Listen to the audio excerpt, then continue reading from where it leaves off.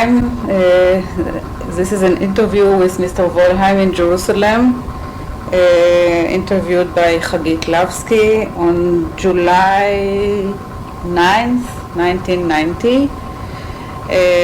Mr. Wollheim, I would like to start with some biographical data about yourself. If you could first tell us about your birthplace and date and about your upbringing and education. Okay. Born in April 1913 in Berlin.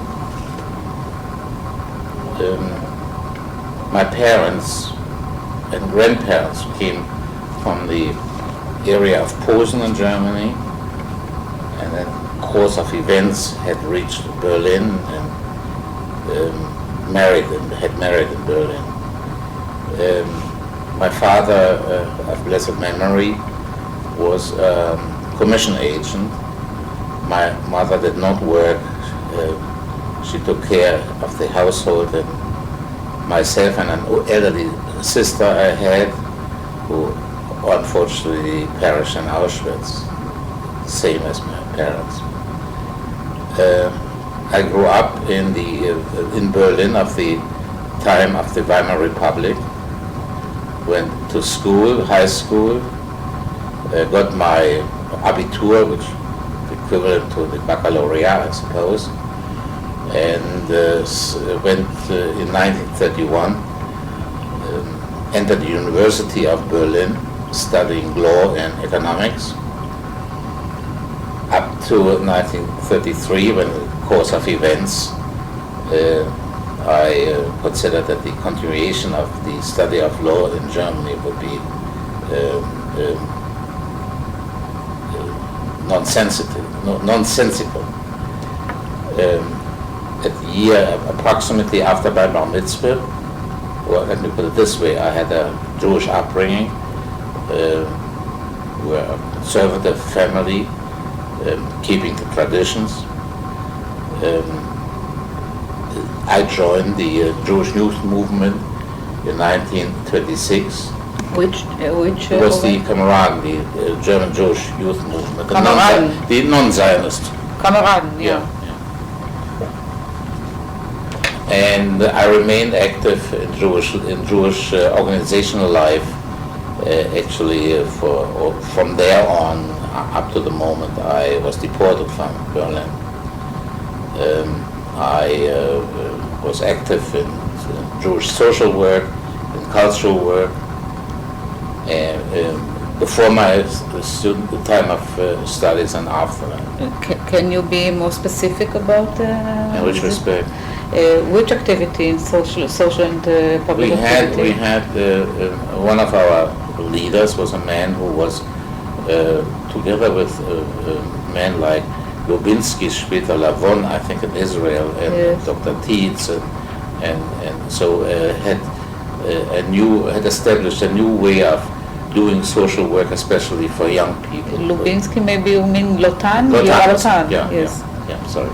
Yeah. So part of our work was to take care of those young people who needed our help, our economic help, and for which the Jewish community was in charge, but also to do social work for them. And this was part of our doing. And in this youth movement, I was active actually till 1935, and by decree of the Gestapo we were dissolved. But I kept my contact with the Jewish community, and as a matter of fact, after the November events, became active in, call it rescue work. That means when people who were be taken into concentration camps returned, we tried to help them to get back to their homes and give them the first medical help when they came through Berlin, especially from the concentration camp of Sachsenhausen, Oranienburg near Berlin. Starting in November, I became active for the project of the so-called Kinderauswanderung. You mean November Kristallnacht? That's right. I don't use the expression Kristallnacht because it's a Nazi label. Yeah. But England at this time offered to take 10,000 children without parents. And I became was in charge of all technical arrangements for these transports. Also traveled with these children transport a couple of times to England, also to Sweden. But all these projects came to an end when the war broke out in September 1939. Let me ask you, did your family still live in Berlin? That's right. And did any of your family or yourself consider the possibility to emigrate? Or? We tried, but especially I would say that after the November events, when it became clear what our spiritual mentor Leo Beck had said, that the historical hour of German Jewry has come to an end, and we all tried to make preparations. That obviously it was too late, because for America we had very late quota numbers, and the way into the other countries was very, very difficult, and I personally felt responsible for my family, for my parents, my sister. I was also married then, and when I started the work for the children transport, I was promised by the heads of the Reichsvertretung, which was in charge of these arrangements, that after the 10,000 children would be rescued, that they would take care of me and would help me to get out. But unfortunately, they couldn't live up to their commitment anymore, because the man, especially who made that commitment, Otto Hirsch himself, was murdered in 1941 in the concentration camp of Mauthausen. So, though I was traveling, as I say, with a special passport between Berlin and London, and also Berlin and Stockholm, but we were under the strict direction to come back in order to continue this work, and so when the war broke out, I was caught in Germany. Yes, and another question connecting this period. Did you have never had any connection with the Zionist movement or some of its... I had connections, because especially in Berlin there was a cooperation between all Jewish groups, youth groups especially, because we believed in cooperation out of our duty to the Jewish cause, irrespective of our philosophical orientation. And I worked actually very closely with the Haluts and the leaders of the Zionist movement. As a matter of fact, in connection with that children transport, I took one group of Halutzim to a center in England, which a place by Lord Balfour's son, I think, had been made available for the Jewish Agency, and they used it as an Aliyah center. Yes. And as I say, I brought a group to that. It was in Whittingham, if I'm not mistaken, near the Firth of Forth. So I had contact, and had very personal contact with the last leader of the Haluts in Germany. He was a good friend of mine, Alfred Selbiger, who unfortunately was murdered in I think in summer 1943 in Berlin.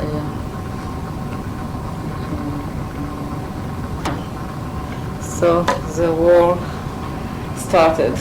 Well, when the war started, I became then we had to finish this work, and for a short time I became, for the Reichsvertretung, I was in charge of vocational training schools. Now it became the Reichsvereinigung? The Reichsvertretung was already, the conversion from Reichsvereinigung to Reichsvertretung occurred already before the beginning of the war. And then, I mean, it was a continuation of the old activities, actually, with emphasis on immigration and also of vocational training. And yes, this work I did even during the war up to, I would say, 1941. By then I realized that I couldn't do anything for Jewish causes anymore, and I then got into the forced labor program in Berlin and was working as a welder and a transport worker. I had learned welding in a vocational training course of the Jewish community in Berlin, which helped me very much and actually saved later my life in Auschwitz. So until when did you work? Now and then, when the war progressed, certainly life in Berlin and Germany became more and more intolerable. I mean, the facts are clear, I don't have to repeat all that. Yeah. But then, and I still was in Berlin when actually the turnaround, I would say, of the war events came after El Alamein and especially after Stalingrad, after the defeat of Hitler's defeat in Stalingrad.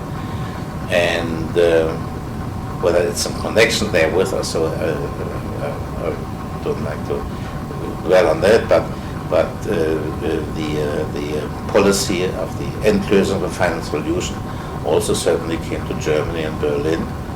And in February and March of 1943, the last Jews were actually, let me interrupt. The deportations to the east started after Yom Kippur 1941, if I'm not mistaken. Yeah, first to Lodz or Litzmannstadt, and then to Riga. And in December 1942, my parents were deported. And it was, they were part of the first transport to Auschwitz. And then in March 1943, I was deported together with my then wife, a child of 3.5 years we had, and my sister. And from then on, I was in Auschwitz from March 1943 to January 1945. And when the Russian armies approached Auschwitz, we were evacuated from Auschwitz on the infamous death march into the interior of Germany, and were then transferred from Auschwitz via Gleiwitz, first to Mauthausen, and then from Mauthausen to Berlin. And so I saw, at least from the cattle train, Berlin again.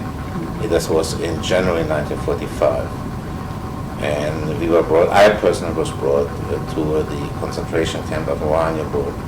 Stayed there till April 1945. You were already alone, I understand this.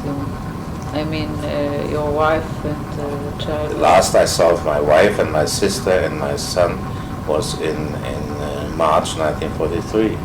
From then on, certainly, which I didn't realize immediately. All this came later that we realized that.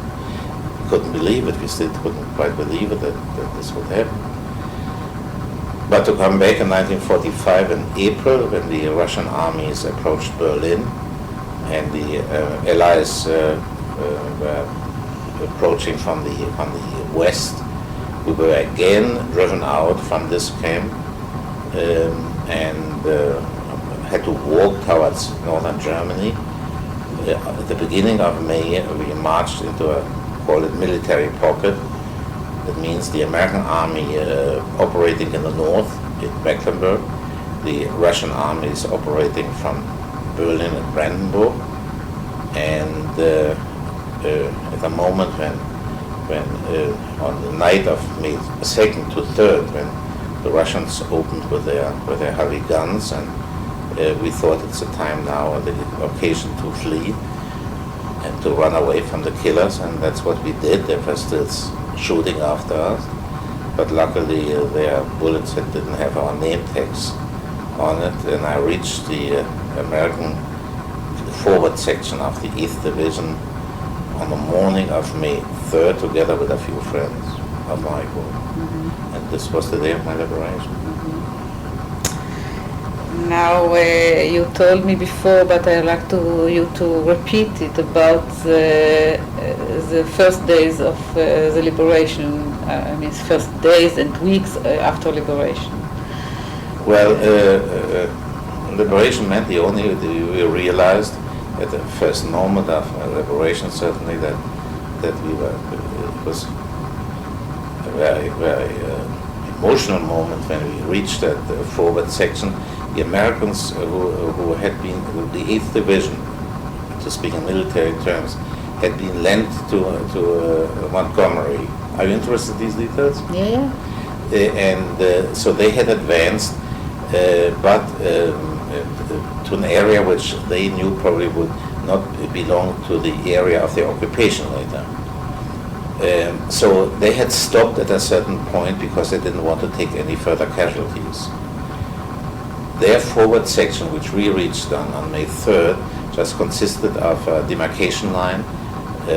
That means they had put the American flag on top of trees of a forest. Yes, I hear you. And so the moment we crossed that line, I remember the first officer I met there. He approached us with a pistol drawn on us because he didn't realize who we were, and my school English was good enough to try to explain to him who we were, and he welcomed us and he told us, "You go wherever you want, you are free, and take whatever you can to make yourself comfortable." Because at the same time, the Germans, especially the uniformed Germans, were eager to try to reach the demarcation line because they were afraid, certainly, to be overruled by the Russians. And there were innumerable refugees, but also mainly the rest of the German army in all kinds of uniforms, Air Force, ordinary army, whatever it was. They were taken into custody, but we were allowed to go where we. And then I was. Told that story a couple of times. We were walking towards a city which was called is the capital of Mecklenburg, Schwerin, which had also a small Jewish community in the good old days. And certainly we realized now that this chapter of the worst chapter was behind us, but still the new problems will be facing us. But at this moment, we didn't realize it completely. We were simply happy to be alive, to be able to walk, and also aware that most probably we were alone because none of our relatives had survived. So we came into the city of Schwerin and made our way to the city, to the town hall. It was very early in the morning. The American army had entered this city just the day before. They had established a military government, but since it was early, they didn't start to work that early. So there was a coming and going. Soldiers still, some with weapons, some without weapons. But you saw already on the way into the city the complete defeat of the German army. There were weapons lying around of all kinds, rifles, machine guns, bazookas, whatever you know. And I had with me a friend who was very sick. He could hardly walk anymore. And I was looking for help, thought that within that American army unit there must be some Jewish chaps or eventually even some members of our former youth movement. So I was waiting and then came some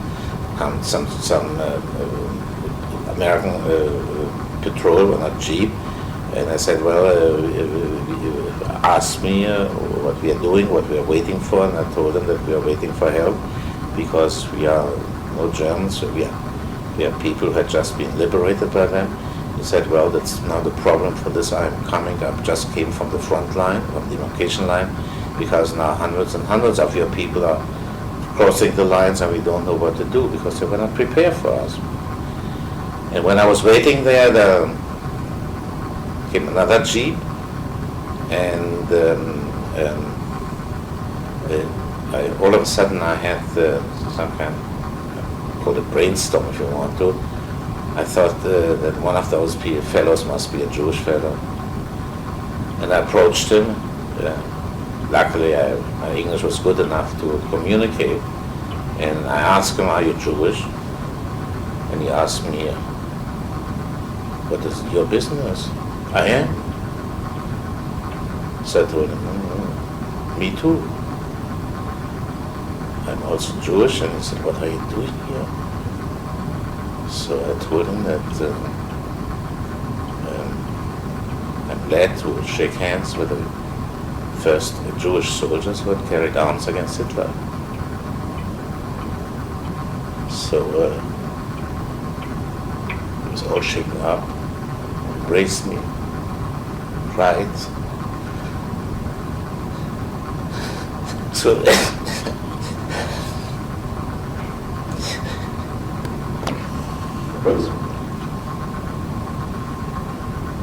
crying, he said, I'm going to be in Sholem Aleichem. In Yiddish, the first soldier that Yeah. you said you saw was of the American army. He was a fellow in the tank corps, and he had seen action all over. But he saw a Jew. All of a sudden, this came. You could have been the Yid. I think Susan shouldn't do that. It's okay, it's okay. I'm sorry for you. No, it's so many years, and you're still, it's gripping you. Of course. So I said, what can I do for you? And he was, I would say, the first unlicensed social worker I met. Because he said, what can we do for you? We have a few Jewish boys in our unit. Is there anything? And I said, yes, I have with me a friend and another fellow. One of them is very sick, needs help. I said, okay, stay here because our chaplain is supposed to be with us, but if not, come back afterwards, which is very early. But I was ashamed to say I have no watch because we had no watch suddenly. So, but then he came and he had brought all kinds of things of their so-called K rations, which they didn't like to see anymore because these were the rations for the emergency. Because K rations they call it, K rations. Yeah, because they had been operating already with cigarettes and chocolate and so on, could buy fresh fruit and fresh vegetables and all these things, and so they didn't need these. They didn't want to see the K ration. For us, it was manna from heaven. Yeah. So. And really, I came back, and then he brought all kind of things, which was great help. Wanted to know where we had found refuge, and I showed them. And so we established contact, and I must say, it was a fellow from Pittsburgh, and it's unforgettable because this is when Did you then have contact with him? Oh yeah. Kept contact with him. And did he stay in Germany for a while? Yeah, he was. Well, he had to. He had to leave soon because, they were still. Though they had, for them, more or less, the war had come to an end, but they were still moving around. But then in this place, I had another interesting. It was in Schwerin. In Schwerin. Yeah. I was still looking for people. To make a contact, I thought also from as I say, from Germany, because after all I've been active in the youth movement and had acquired during that time quite a number of friends, so I thought somebody might be there. Just a moment, you were not alone, you had some friends with you. Yeah. They all were from Germany originally? It so happened, yeah, they were from Germany. One was a fellow who was in camp for almost 5 years because he was taken out of Leipzig with the so-called Polish Aktion. And he had survived Sachsenhausen and Auschwitz and so. Yeah. And then we were short of food and short of everything.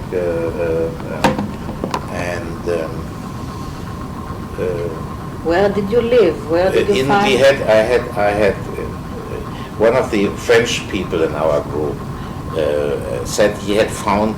He was looking for a bistro. I said, for goodness sake, bistros, that doesn't exist here. This is in Paris, but this is not Paris. So he came back and said, I have found a very nice landlady. He gave me a chance to wash up and to shave and to make myself, because don't forget we were living after we marched out from Sachsenhausen or Oranienburg. We were on the way approximately 10 days. Had slept only in the forest and so on, rain, sunshine, whatever it was. I mean, we didn't look good, and we didn't feel good, and had lived on crumbs of bread. Once only the International Red Cross had penetrated the lines and had given us some help. But otherwise, we were actually at the end of our strength. Yeah. So then. A day later, 2 days later, I found out that in the Supreme Court building of the city, the so-called CIC, the Counterintelligence Corps, had established it. I was told that they are especially Jews from Austria and Germany. Go there and see what you can then approach them. And interesting enough, then in Schwerin there were mostly Austrians and not people from Germany. They were mainly interested in the Nazis, in the local Nazis of Schwerin. And I couldn't help them because I had no idea. I'd never been to Schwerin before. So, but they took my story, and because I told them that I'm looking for some contact, and said, well, why do you come to us? I said, I was active in Jewish affairs. I'm looking for somebody with whom I can communicate, get the message out or so. And then one day later, I was told that I should come back to that Supreme Court building immediately because there was a gentleman, a member of the army who wanted to see me. And when I came, I saw it was for an army or rather elderly man, because he had volunteered, though he was beyond age already, a former lawyer from Frankfurt. So he asked me who I am, I gave him my name. Said, what did you do in Germany? And I told him what I had done, youth movement activity for the Reichsvertretung. And he said, is the name so-and-so, has this any meaning for you? I said, yes. I said, why? He asked. He said, because he was once my youth leader in Berlin. So he said, well... he was your leader? He asked about, he asked me, do you know so-and-so? This said, and I said, tell you, so-and-so is a close friend of mine in New York. I'm not happy to see you here, but I'm a friend of your friend, and my name is so-and-so. Then he said, a former lawyer in Frankfurt, living in New York. I'm now here with the Intelligence Corps for the German generals in custody, which I have to interrogate. I was told, I got a signal, telegram or whatever it was, from the CIC here, I was further down in Mecklenburg, that we have somebody, and therefore I came because of you. So please be available in 2 or 3 days, because then I will come and we will work together a little bit. That's what he did, and one morning my landlady was completely, I mean, she almost fainted when she saw that soldiers at the door, because her husband was a major in the Air Force. And you know, at this time all the Germans were afraid of themselves.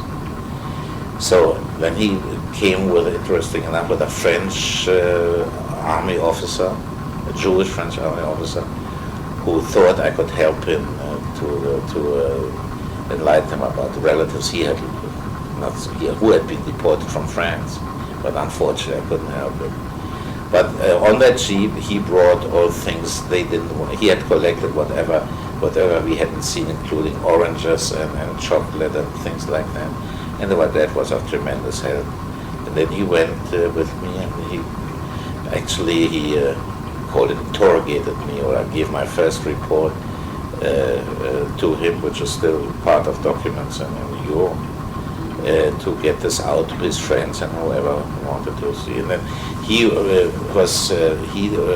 took care of our group from Germany and other parts. How many people did you read? In Schwerin, then we had gotten together. Then I had seen approximately 20, because the first soldier I met had discovered other Jews in a hospital and here and there, and we knew now about them. But the second man, he told us that the area where we were will not remain under Allied occupancy, that it will become a Russian occupational zone under the arrangement of Yalta. Yes. And what I intend to do, I said, I want to get out. But how do you want to get out? I said, give me a uniform, I'll go with you. He said, are you crazy? And he said, I want to get out because I know and I have the feeling there's nobody I don't want to go back to Berlin, because I'm certain I cannot find any of my relatives anymore. So I want to get out. And since with the Americans, let me come to America. Oh, he said it will take a longer time than you expect until you can get out of Germany, because the war is not completely over. Most of us expect to be shipped to Japan in order to finish the business. And first, they have to ship home the troops, so there will be no facilities for civilians. Anyhow, he really was very, very helpful, and then he said, I have seen recently, I made my way from here to Hamburg. There's a place which I saw, which is not badly bombed. It's called Lübeck. Let us see what we could do there, because Lübeck will remain under Allied administration. This is how I got to Lübeck. So you had never previous connections? Well, I had been with the youth movement when I was traveling once to Denmark or to Scandinavia. I had come back by ship via Lübeck, and I'd seen in that town the head of the community, and so there was a banker, and I knew it had an old synagogue. But that was all. This is all I had seen of it. And so I moved to Lübeck, and then in Lübeck, when we were in Lübeck. You moved alone to Lübeck? Or no, with we had a whole bus load. But bus was not what you understand at a bus. It was, wood gas they used in order to drive the buses. Yeah. And with his help, I organized. So most of the group of Schwerin came over. Yeah, both. They didn't originate in Schwerin. They originated from different parts of Europe. Yes, but the group who gathered in Schwerin. All survivors. Approximately 25 or 30 people were there. And they were mostly from German origin. No, not only. Not only. No. This didn't interest them. Oh no. They needed help. From wherever they came. And also we had then some arrangements to make to get into some. I mean, we had no houses or no rooms available, so that was with certain difficulties, and so that was done, and we went into private German apartments where we became subtenants, and he also saw to it that we were safe and sound there. And when I was living then together with one friend I had, as I told you, who was in camp for almost 5 or 6 years, and another young friend who originated from Mr. Kissinger's area in Fürth. We had a radio, and you had a radio. Yeah, that's what you. Should I repeat that? No. It's okay. And we were cut off from the world. There was no telephone. There was no nothing. You were just isolated. No postal service. There was no trains were running. You were absolutely isolated from the world. And we only knew we were in Lübeck. And as a matter of fact, we also the first day when we had to register, the German system of registration. And there I discovered the old synagogue in Lübeck, which had remained somehow intact because it was located next to a museum. And they were afraid if they would burn down the synagogue, the museum would also suffer. So the synagogue was all right. And as a matter of fact, we reopened the synagogue very soon thereafter. The Nazis had used it as a storage house and for a kindergarten. But very soon thereafter, we had our first service there. Yes. We had no sefer, we had no nothing, but we had service. And our people, most of those who came from the East, they knew the prayers by heart. We didn't need books because we didn't have them. But the main thing is, which probably interests you, is that at least we couldn't get a radio. The radio in Hamburg was working, the German radio. And so we heard in the news in order to find out then about the armistice and all these things and the conditions and time and again they mentioned this word Belsen. That in Belsen almost 30,000 people had been, or survivors had been discovered. So we asked the question, where's Belsen? Found out on the map it was just between Hamburg and Hanover. And the senior Jewish chaplain had come there to help, and this had come, but there's still a tremendous demand because most of the people found were still rather sick.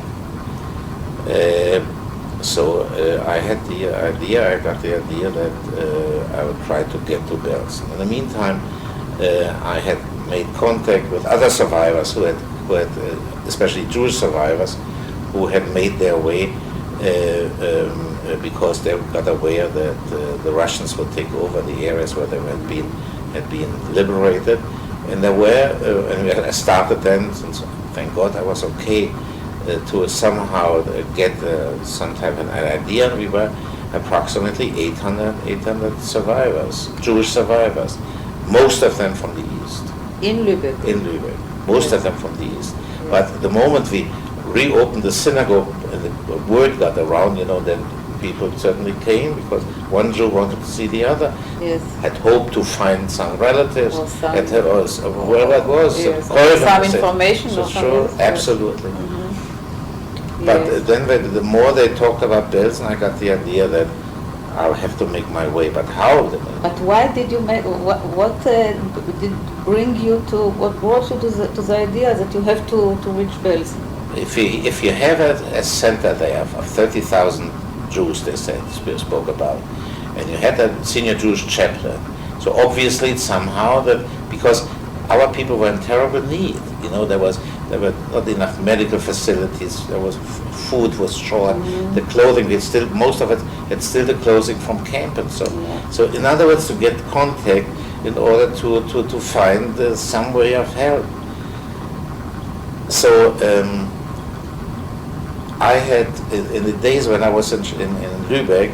When was it about the That was in the June. dates? In June, in May we were liberated in Schwerin, and we were in Schwerin only 4 weeks, 3 or 4 weeks. Uh-huh. It was on the first days we were in Lübeck. That was in June, and with the help of the American soldier who was the lawyer from Frankfurt. I had established a contact with a representative of the International Red Cross in Lübeck. The reason being that under the agreement of the between the head of the Red Cross, Lübeck had been declared open city. It had been bombed once, but then not anymore because via Lübeck, the Allied brought in their special supplies for the prisoners of war and exchanged also the wounded. So that was worked out.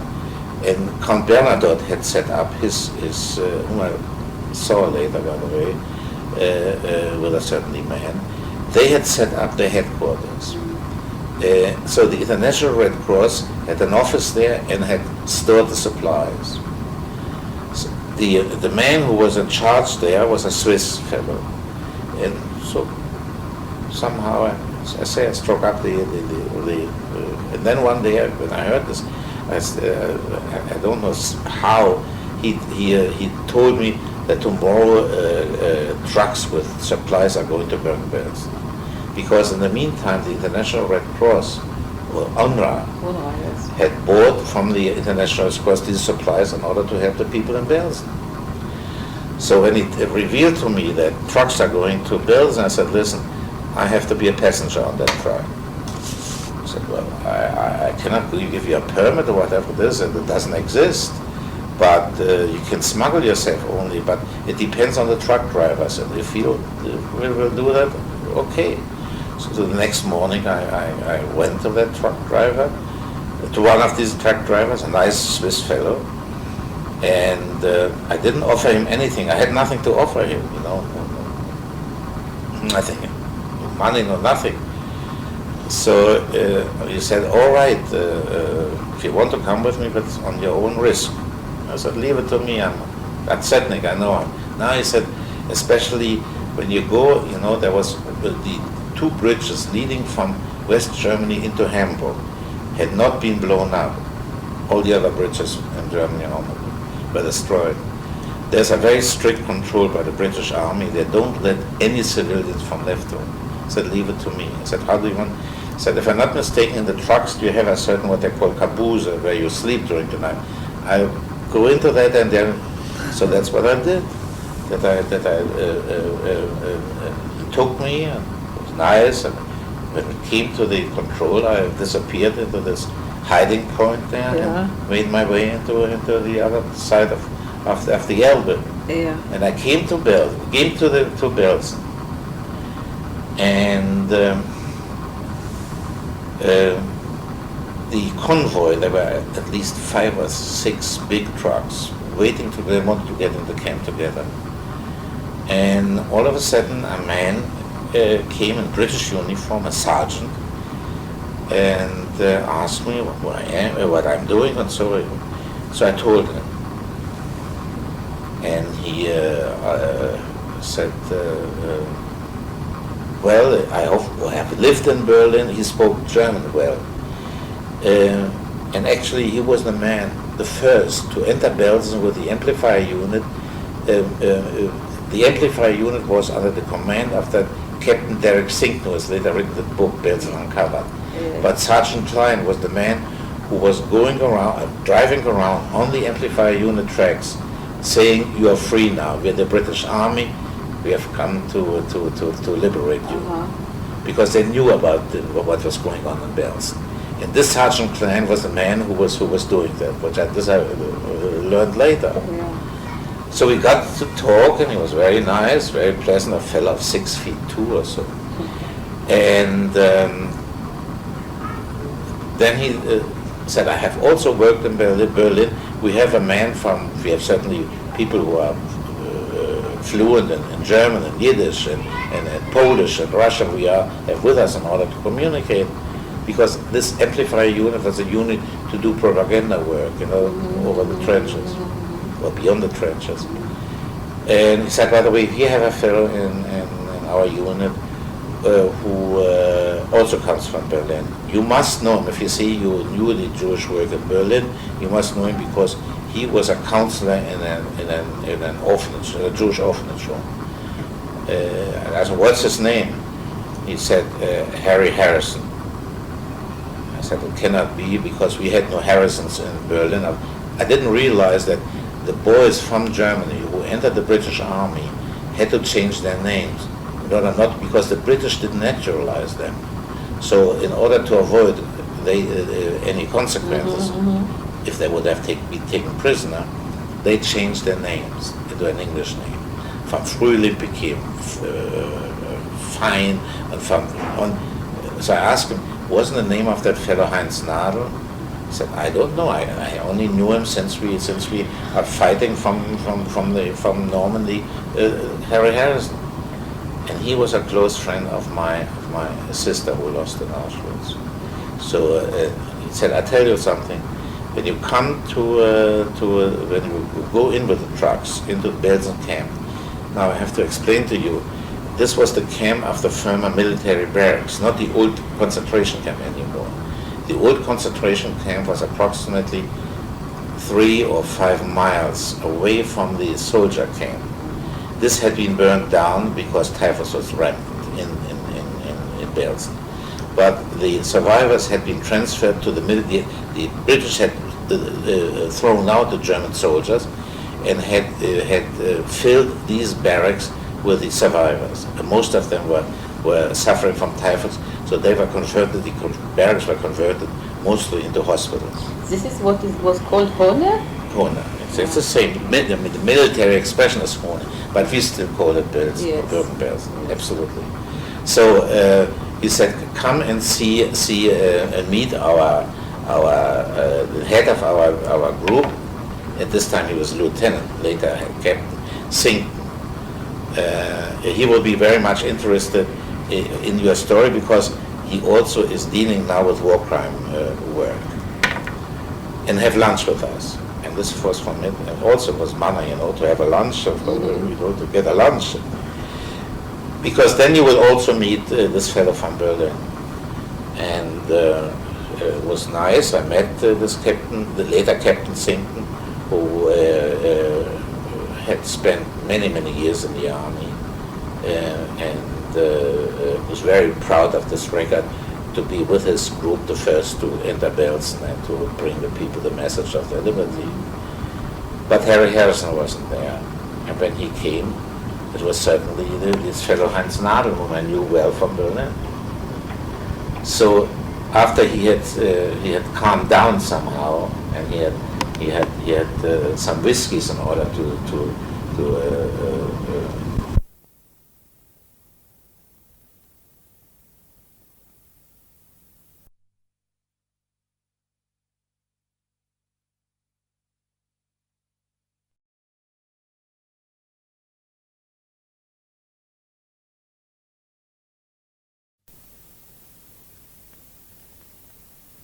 I said, what's going on here? I hear about Chaplin, about Jewish things and so going on here.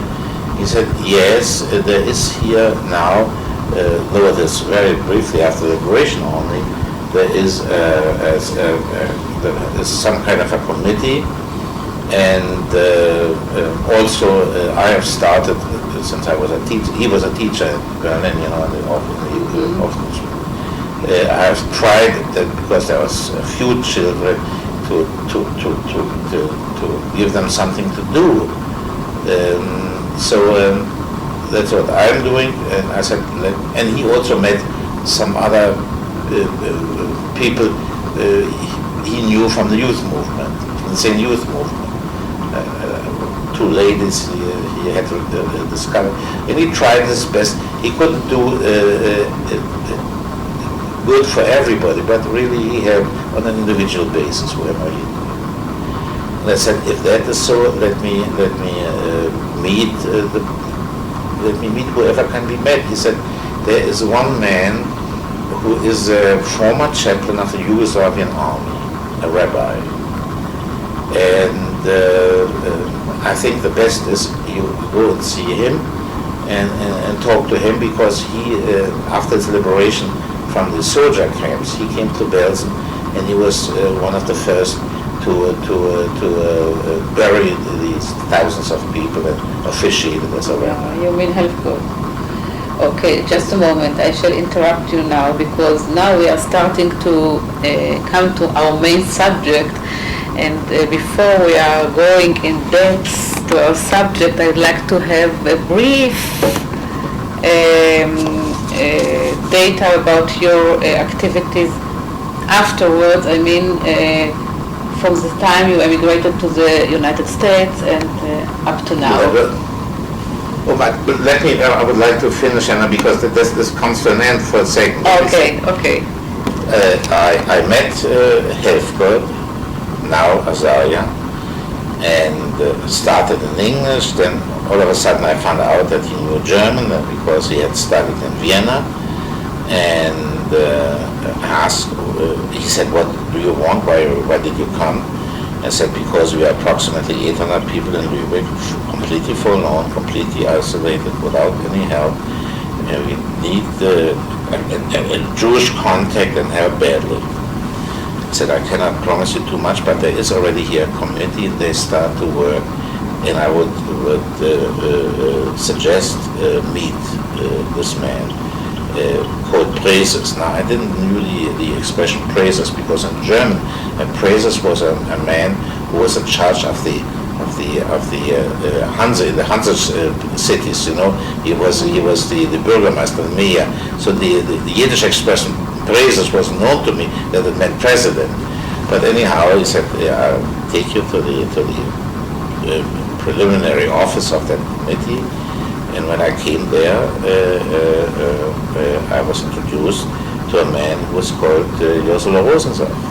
And this is how we met. Yes. And I'll never forget, he still had almost shorn hair. He had a beautifully white, but lily white shirt, he was clean like a whistle. He spoke Yiddish only. He asked me what I want, where I came from. I said, this is it. And he said, listen. Did you communicate in Yiddish? He spoke it, because Yiddish, we all learned in camp Yiddish. Yeah. Any graduate, I would say, of Auschwitz, coming from Germany, at least came to understand Yiddish. Not to speak it, but to understand it. So he said, well, we have the same problem as you have. We have contact certainly with the chaplain and the army, but we are still lost. It's a very difficult existence here based on the rations and so on. But I have a suggestion to make. Let us join hands and we will see what we can do. And that was the beginning of my relationship to him. So now that's okay. We shall come back to this subject again. When did you emigrate to the United States? I immigrated in fall 1951. Yes, and to New York. I came to New York. I had a little bit difficulties because I wasn't admitted immediately, but this had to do with the unfortunate situation in Germany at this time, the Jewish situation in Germany. You probably heard about this area, Auerbach in Munich, and there was a rabbi called Orenstein. And cut a long story short, in the last years of my existence in Germany, in Lübeck, when I became a founding member of the so-called Jewish Trust Corporation, to claim airless property and community property, I had to travel to London regularly, almost every month. And my mentor, I could say my mentor was Leo B.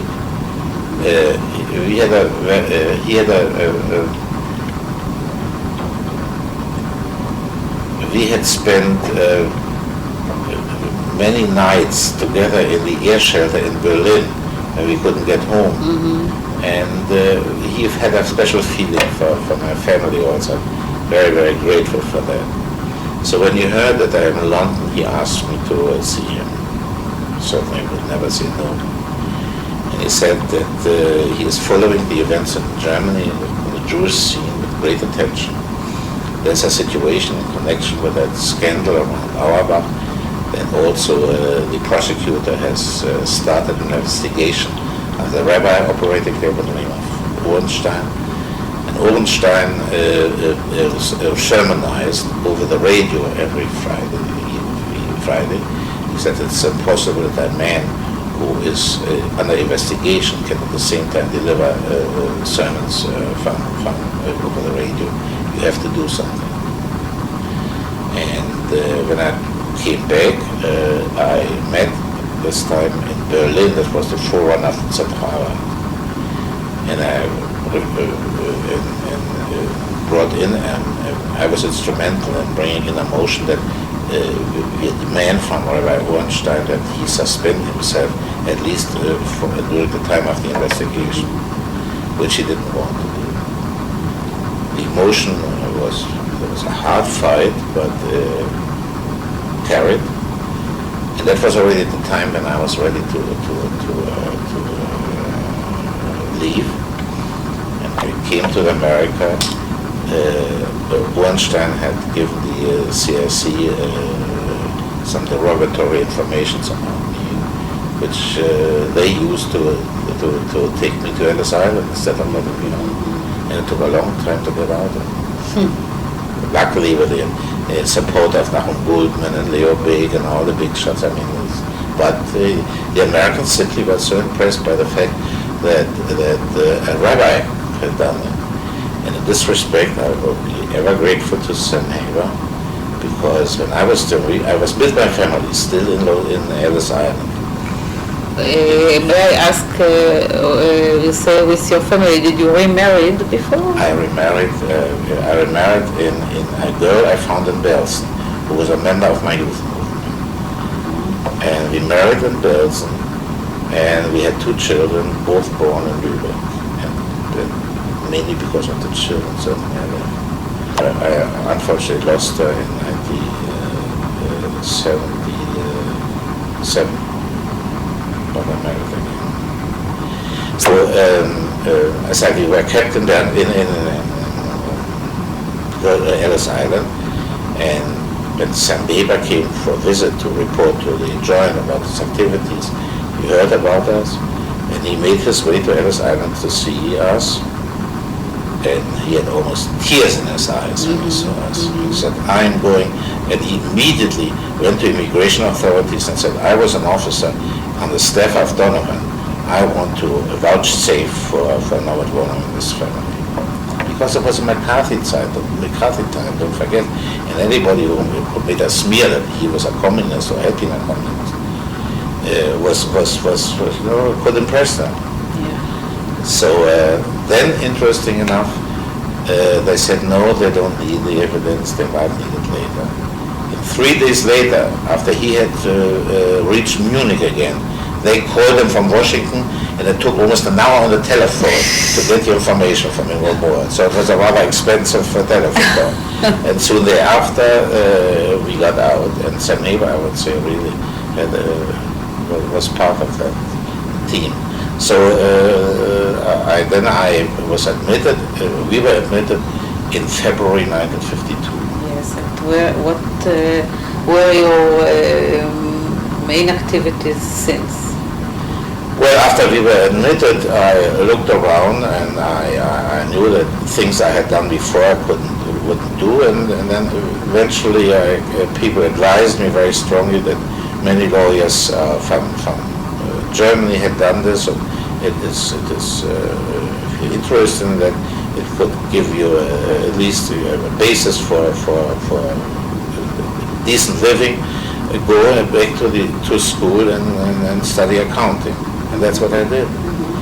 And I went to NYU, to New York University, which was very fair because they gave me almost 124 points you have to have in order to get the bachelor degree.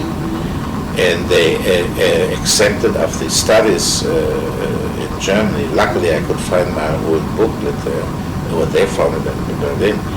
They gave me approximately 54 points in advance.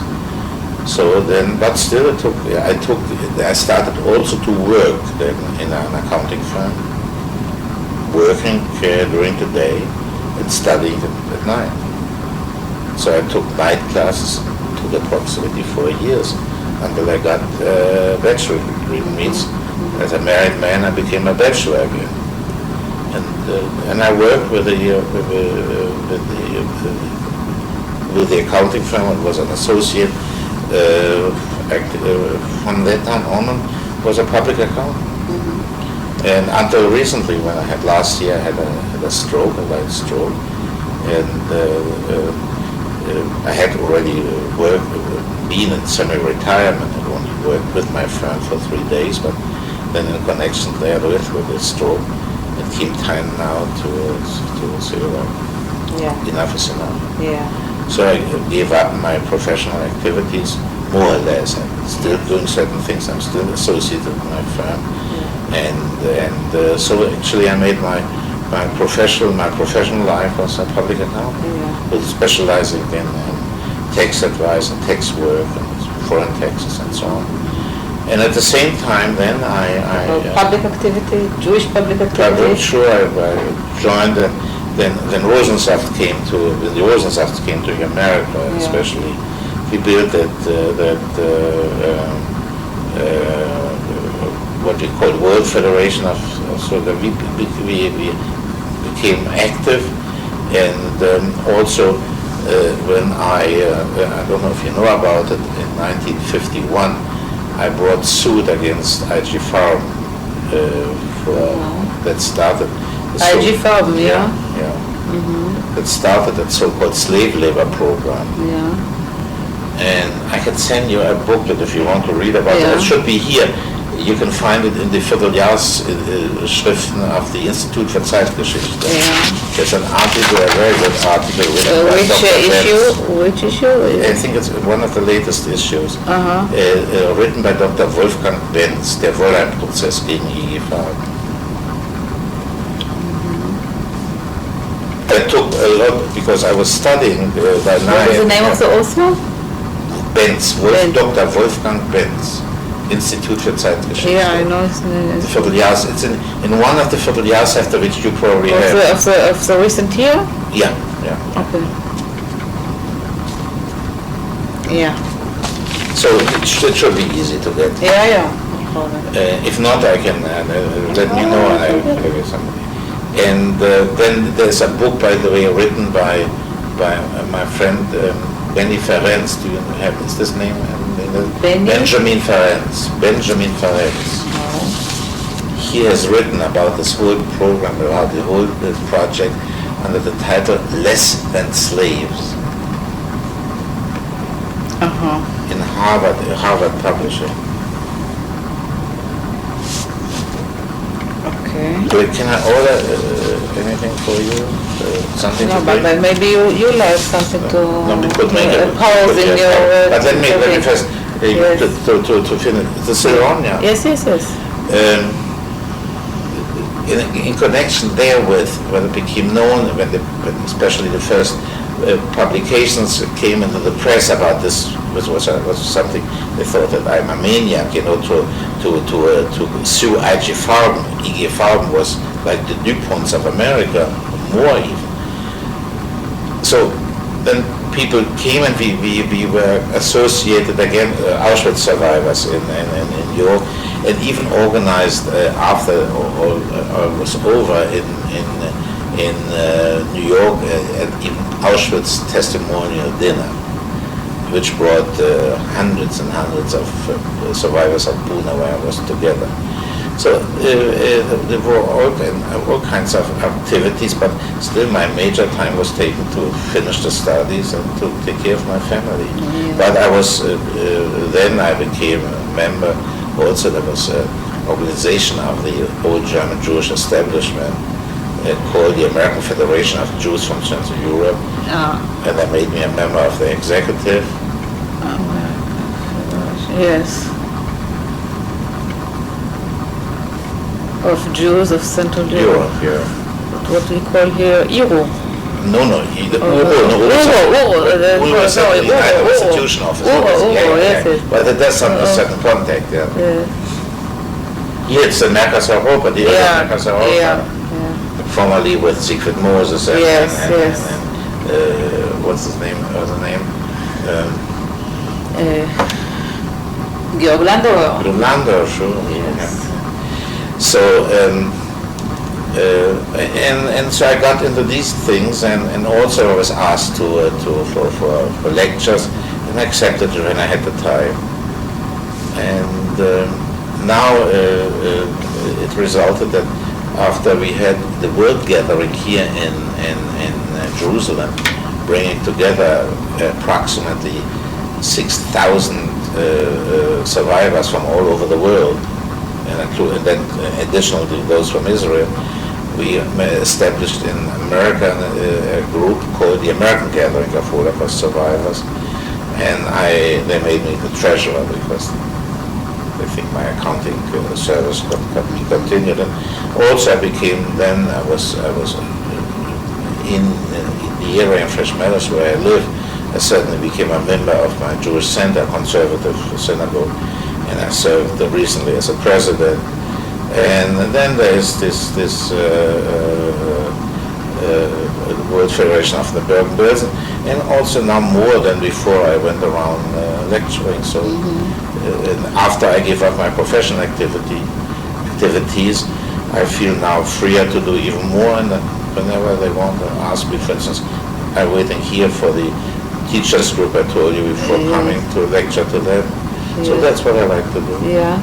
Have you been involved in the Leo Baeck Institute activities? No. With the Leo Baeck Institute, I'm sorry to say, I had a running battle, because for reasons which are not quite clear to me, they had written over the years a lot about Jewish existence and Jewish history in Germany before the Holocaust. They hardly had published anything about the Holocaust. Right. And time and again, I made it known. As a matter of fact, 3 years ago, they asked me when the American Federation elected a new president to be as the major speaker, and I used this to tell our people that, unfortunately, the involvement of organized German Jewry in Holocaust things is not what I would like it to be. Not in America and not here. It's changed recently. Now I'm under the influence of Pauker, and so I think the last few years dedicated parts of the yearbooks to the Nazi rule, and even for the time after the Holocaust. Yes. Now it's right, but all over the years you saw a lot of articles about Rahel van Hagen and Süskind von Trimberg and all this, and Mr. I don't know who wrote pages and pages about the Prussian, because when he was a member of the Prussian, I forgot his name, Hamburg, I think. Yes. He wrote many articles about the role of the Jews in the Weimar Republic, but for instance about people who have given their lives, who really became heroes, and went to Kiddush Hashem, whether that is names like Paul Epstein or Julius Seligson or the wonderful people in the social work, Cora Berliner and Hannah Kaminsky, and so nothing. In London, interesting enough, they named certain homes after them, like Heinrich Stahl, those victims, in America and here. Yeah, right. Yeah. So I'm not active. No, I'm certainly a member. I'm paying my dues. I'm getting the books. I'm reading it. I'm interested in that. But as I say, I'm not happy about the, call it the first part of their history, that they have stayed so completely away from anything doing with Holocaust history. This is the one on the one side. The other side is that many people here against the Leo Baeck Institute, which had neglected the Zionist point of view too, but this was even earlier changed. Oh yeah, because after all, I mean, Lacour had a certain influence, if I'm not mistaken. It took also a lot of years until they dedicated more time. Let me tell you off the record, I don't like to put it on the record. Yeah, okay. Let's go back to the main issue. Yeah. What have you? Can you give some more general information about the Jews in the British zone? I mean, have you some general idea or information? Then or now? Then. Well, about let's say, communities, how many, or names of communities in the towns on the one hand, and camps, except of Bergen-Belsen on the other hand. Well, don't forget, it was fluctuating. The Jews were constantly moving on. Yeah. When it had settled a little bit, we had certainly as a central camp, Bergen-Belsen, which was also centrally located geographically between Hamburg and Hanover, and another camp north of Lübeck in Neustadt, Neustadt. Yeah. That was this camp was a mixed camp,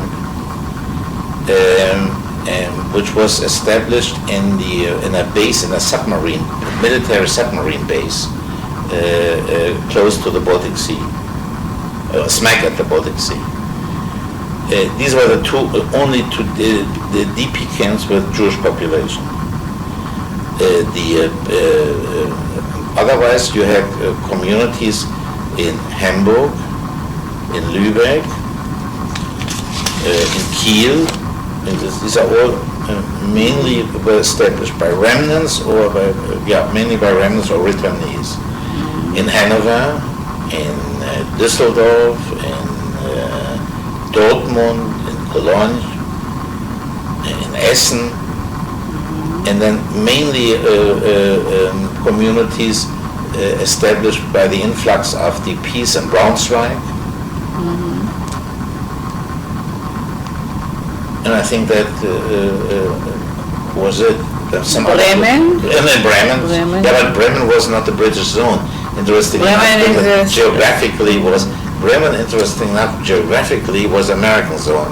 Bremen and Bremerhaven, because the Americans needed the naval base there. Yeah, but Bremen actually, in Jewish terms, was part of our organization all the time, on personal grounds and also geographical grounds.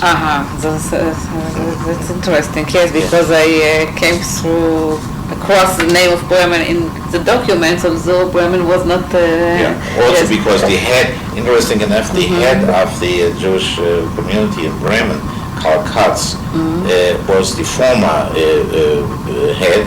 He had a good luck. He was with his wife and his daughter was deported from Bremen to Terezin because he was a World War I veteran with the decoration of the Iron First Class. Yes. So they brought him to Terezin. Luckily, he was not deported from there to the east. He was able to return. He's, I think, the only family which was intact I have met after the war, and became a very, very close friend of us. He even was of my son. He was the Sunday or something. Yeah.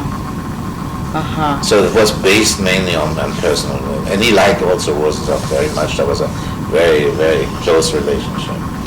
Yes, and most of the communities, as you mentioned, were rebuilt by survivors in the towns or returnees of German origin? No, it was a mixture. Don't forget that on the day of liberation, you found only those Jews who had been married in so-called privileged mixed marriage. In other words, people who had non-Jewish wives with non-Jewish children who had not been divorced, who had not allowed to be divorced. These were the first. And they very often started already, because all of a sudden it was fashionable to be Jewish, So, and I don't say it facetiously, because some of them were very good Jews. These were the first, but the first on the day of liberation. And then came people who had lived in underground. Came returned, and then people returned from Terezin or survivors. But in many of those places, also people who had never lived in Germany settled, because especially the group originally from Poland, Jewish the survivors from Poland, cum grano salis, I would say the majority, had decided not to go back to Poland to live there. Yes. And especially after Kielce pogroms, Yes. they made up their mind that Poland was for them just one big cemetery. They do not want to resettle there. Yes, but they came usually to the DP camps. No. They came to the DP camp. Sure, especially when the influx came after Kielce pogrom, with the help of the Bricha. But many who had been liberated in Germany decided they don't want to live in a camp. They want to, for instance, in Hamburg we had quite a number of people from the east who settled there.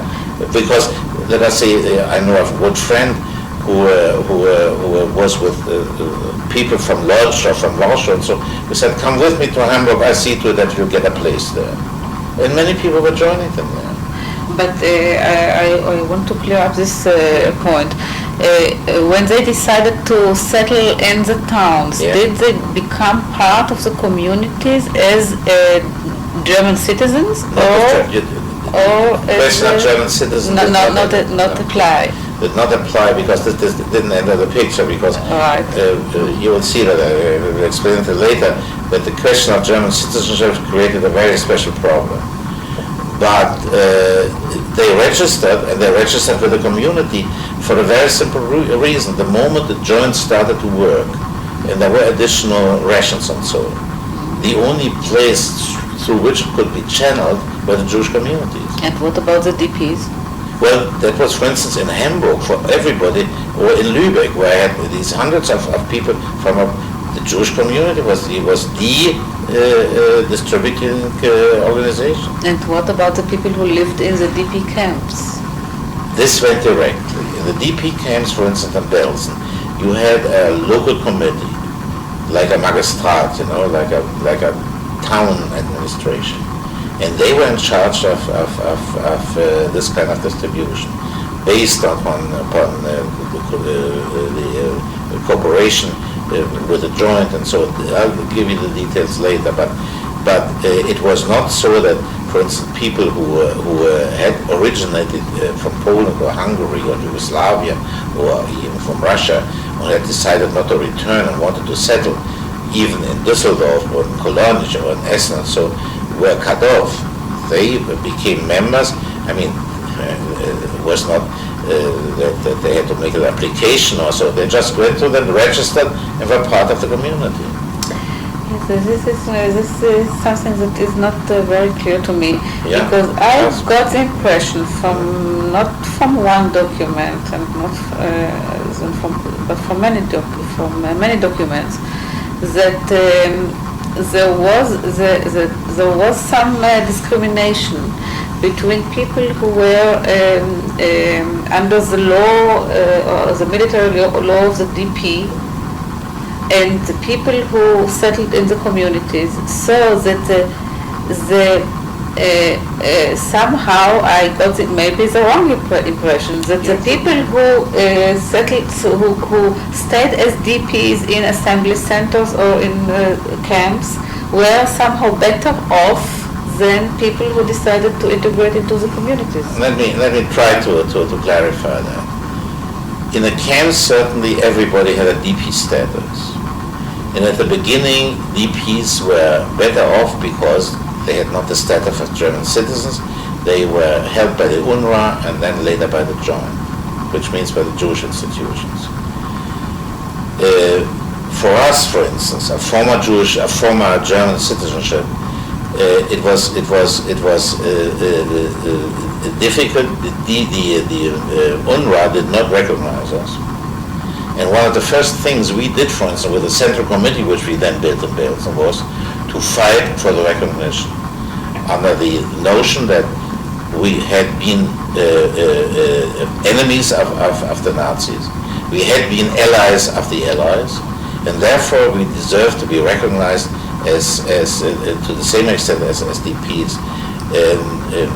I can give you you will find in the article in the Belsen book, you find, for instance, something where I describe it very, very clearly, that when I came to the Unran, and the fellow told me that I cannot be, I have to go to the German Bürgermeister to be cared for. In other words, have to live on German food stamps. And he wouldn't, because he said, you know, when I explained to him this, he couldn't, he was sympathetic, but he said the rules and regulations of UNRWA don't allow him to do so. Later that was changed. I think there was a Dutch delegate that was brought in a motion at the United Nations, and then the practice was changed. In other words, that the Jewish persecuted, at least the Jewish persecuted.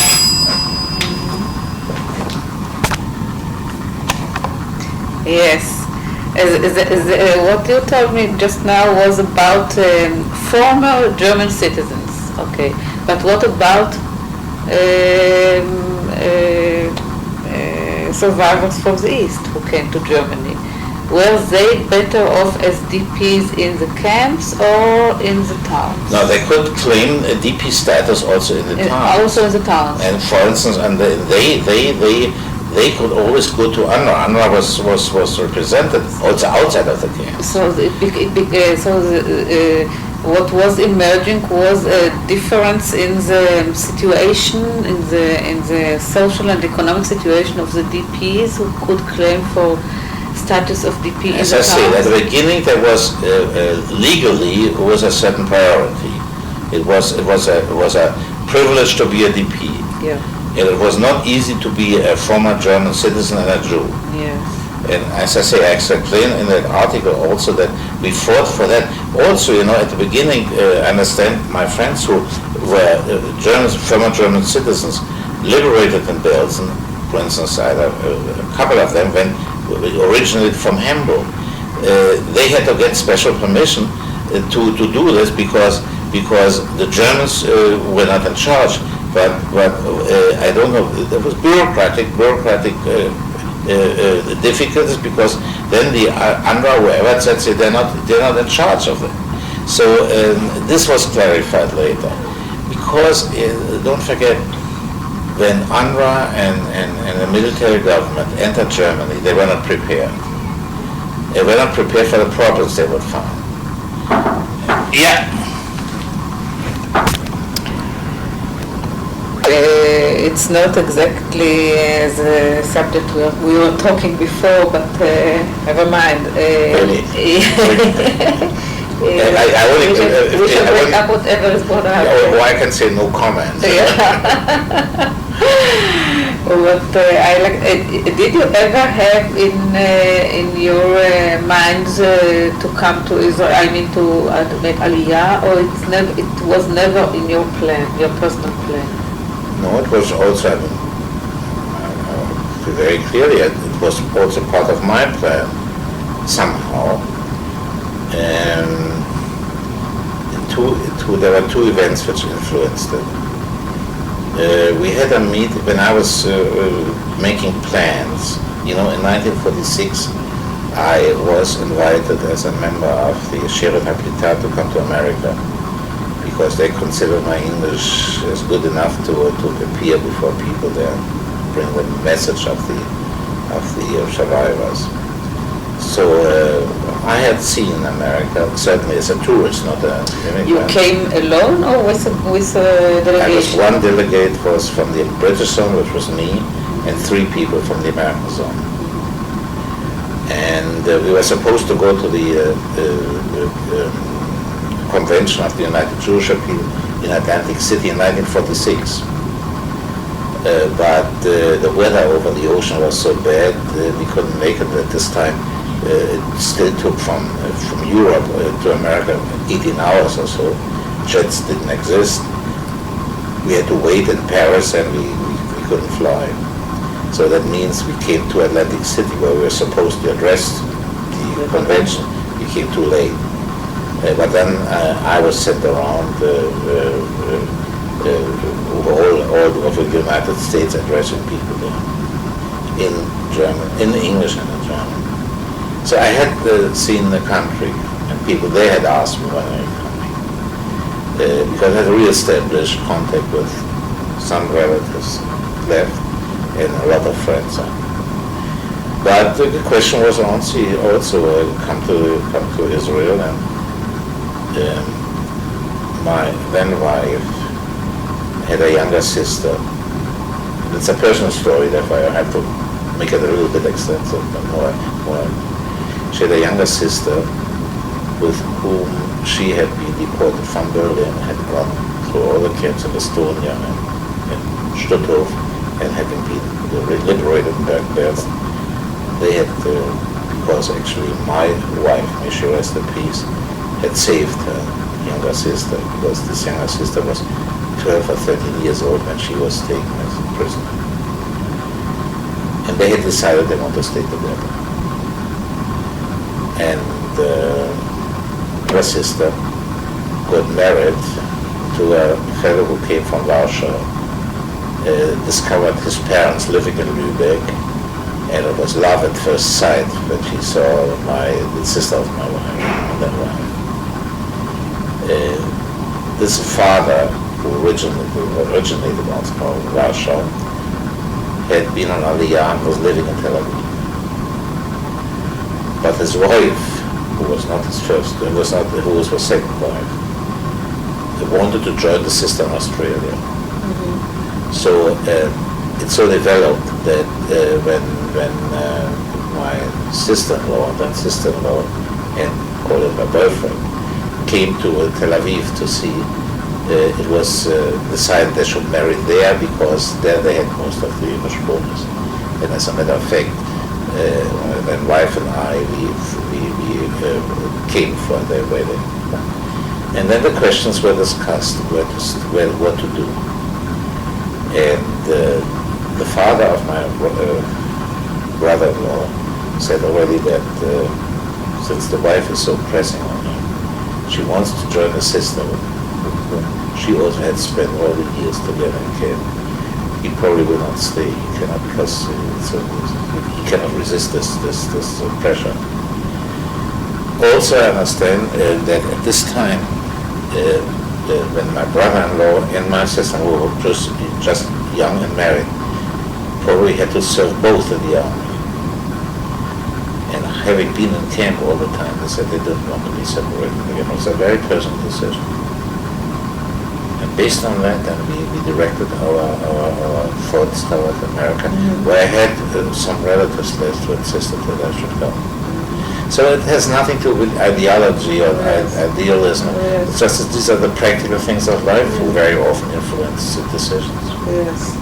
That's why it's so important to have this personal story, because usually we lose the sight of the personal stories, and which is the accumulation of all these private stories. Absolutely, because very often, you know, just these things, and especially this cannot be overlooked, especially in the world of politics or let us say even idealism, where you know this I see that very often, where brothers or sisters have lived together and have survived together.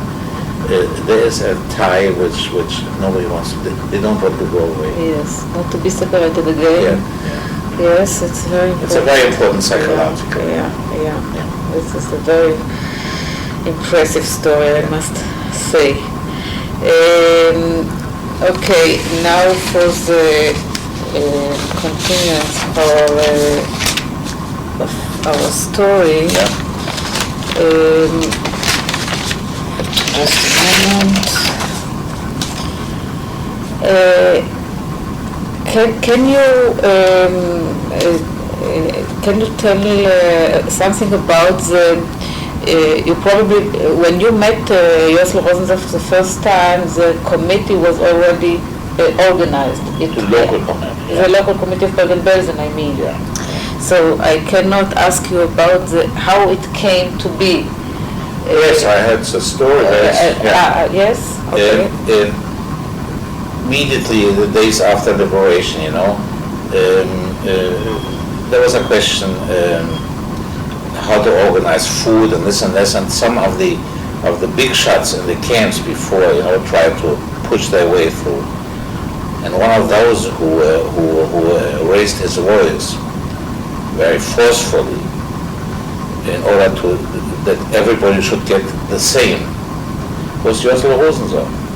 And he luckily was in Belsen liberated together with a whole group of his Haverim from Bendin. He was originating from Bendin, which I understand was an overwhelmingly Jewish city before, Jewish town before Hitler. And he had been active in Jewish life, politics on small and sports. And so they called some kind of a meeting and established a call it provisionary committee, whatever it is. And when I saw him, he was already called the spokesman. But it was still at the beginning. Everything was raw. Don't forget that at the beginning, even when I came, burials were still going on. People still died like flies, couldn't be saved, in spite of all attempts by the British Army and by the medical corps, especially by that wonderful man, Brigadier General Renews, who was a very close friend of ours and did his very best, and including the help which came from England. But in certain cases, unfortunately, people go beyond. So then, when we met, he said to me, and this is how it started. He said, "Try to be here in a week, because we'll have a special meeting where we try to organize it. Really, because not only in Belgium but also trying." Because we are getting certain people come from this place or that place. So let us see that we can broaden our activities so that really we can speak in with our voice. And again, it was this problem, how to cross the bridges, but how to get there. In the meantime, I was able in Lübeck to organize a car for myself, which was with the help of some Jewish members of the British Army. So this was always you had to know somebody to get something, and also don't forget German authorities had slowly started to work again, and with them we were dealing in a different way. We were also the liberators, and we were they were the defeated, and we were the victors. So I was able to get when I had a car, there was a problem with tires. I don't know who had tires at this time in Germany, but anyhow I managed. It was a DKW, DKW. DKW, yeah. And luckily I had a license, a driver's license already, old time from former years. So and I had intended to go to that meeting. 3 days before, people, I had a room with my two friends in a private house at this time. Later, I moved to the former villa of the head of the Jewish community in Lübeck, who unfortunately passed away in Lübeck and had not come back. But at this time, I still lived in a private room, and most of the DPs who were not living in private rooms had been accommodated in a barracks, in some German barracks. And somebody came running and said, "Norbert, there's a truck, and on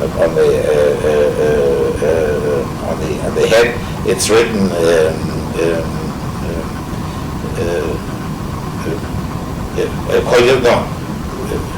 what was written? Am Yisrael Chai." In Hebrew, it's a military track. They want to speak to somebody, and we said, "Norbert is our spokesman, so be prepared, they will come." And certainly they came. And who was in that? That was number one, Leonard Cohen, who was the head of was the delegate of the Central British Fund. Yeah. And the head of the equivalent of the Joint was the Jewish Relief Unit, yes, originating in England. Yeah. And he came and was on a fact-finding tour. And the second there was Jacob Trobe, who was the representative of the American Joints. And they went around and had heard that there are Jews in Lübeck, so they came to Lübeck. and they were interviewing me.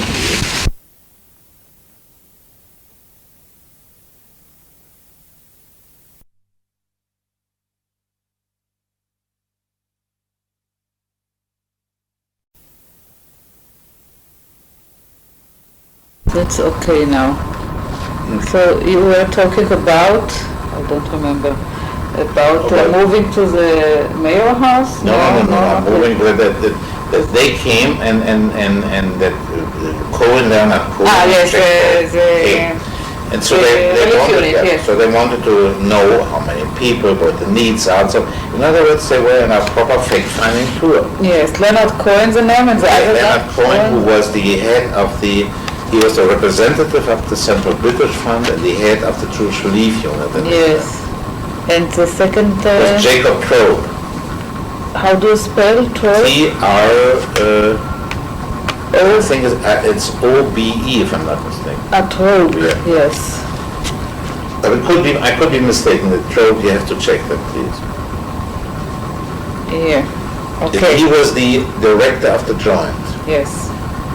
So he took all the facts and he said that next day they are going back to Belsen. So I said, listen, I have a suggestion. I also want to go to Belsen. Since you have all military permissions, let me join you and you will then vouchsafe for me when we pass the bridge, which still was a very substantial hurdle in Hamburg. They went to Hamburg. They, I will never forget, they had certainly all the privileges of the Allied troops, so they were staying overnight at the Atlantic Hotel, which was one of the leading, if not the leading hotel in Hamburg. And I met with them the next morning, and then we really had a convoy going to Belsen. And it worked at the bridge, because they said that these are people who have in our service. And we came to Belsen, and there was a meeting with them, with the first members of that local committee, and interesting enough, also there was a delegate of the nuncios of the non-Jews inhabitants of the country? No, sure, because at this time Jews and non-Jews were living in Belsen. But he was a high clergyman. I mean, his cross was oversized, I remember that. But he participated. Can you mention the names of the people? Not of the non-Jews, of the Jews. Well, this was the people who later were also a member of the committee. Yeah, that was so. It was Rosensaft and then I met for the first time. She was at this time Dr. Bilko. Yes. And there was a fellow like Laufer. Yes. Laufer was later the Secretary General. And who else? David Rosenthal, I think. Yeah. Lavsky, maybe? Lavsky, I suppose, yeah. And Treffmann. Yes. These all were from the beginning. They are almost from the first hour. Mm-hmm. Yeah. And yes, I follow you. Then we all were sitting there and talking about our needs, what the situation is, and also partly about the treatment by the bureaucracy and so on. And Hadassah, interesting enough, she realized that my Yiddish was weak, addressed me in German, and when the representative of the nuncio spoke in French, she translated it, so she was also speaking in French. So I said, for goodness sake, I didn't know anything about her background. But when this meeting was over, then Yossel said to me, and it was not the second time, and asked me to come for coffee to the Chavot Bimko, which was his future wife. And she had the privilege to live in a so-called canteen. The furnishing consisted of 2 army chairs, a table, a bed, and some kind of a toilet set, that was all. So, but it was already Heimish because and we started to got to know each other. We started to talk, and all of a sudden we were deep into German literature. Stefan Zweig and Werfel and Thomas Mann and so. What was her upbringing? So because she's a well-educated lady who but I didn't know what to speak Hebrew because I think she's a graduate of some Hebrew gymnasium, and she studied since she couldn't study in Germany anymore, studied in France and became a doctor of dentistry in Nancy, made her doctorate there. And so this is how she acquired her French. And her German was her school German, which was very good, grammatically and so. And this is how our friendship started. And then Josel said we developed certain plans what to do, how to get people together. I mean, what I call an Arbeitsprogramm, a working program. And he said, be here again in 2 weeks because a delegation is coming. And so I made my way. Then I had already, with the help of the Belgian administration, of the British administration, we got certain special permits also in English that we should be able to pass. Even there was, you won't forget, it was still, what did they call it in English? My goodness, I forgot the name. Because you couldn't move after 8 o'clock or so, you know. There was curfew. So I got also permission to move with my car because I had still a German registration number. And made my way again, and then was informed that this is a delegation in group. A special committee which was sent by Truman, by President Truman, to investigate the situation. This is the Harrison delegation? That was the Harrison delegation. And there I met for the first time a man who did a wonderful job, and we were very, very close with him, was Dr. Schwartz, Joseph Schwartz, who was the European director of the Joint. Yes. And in this, and also Herbert Katzky, for whom I gave the material just a couple of months ago for the Joint.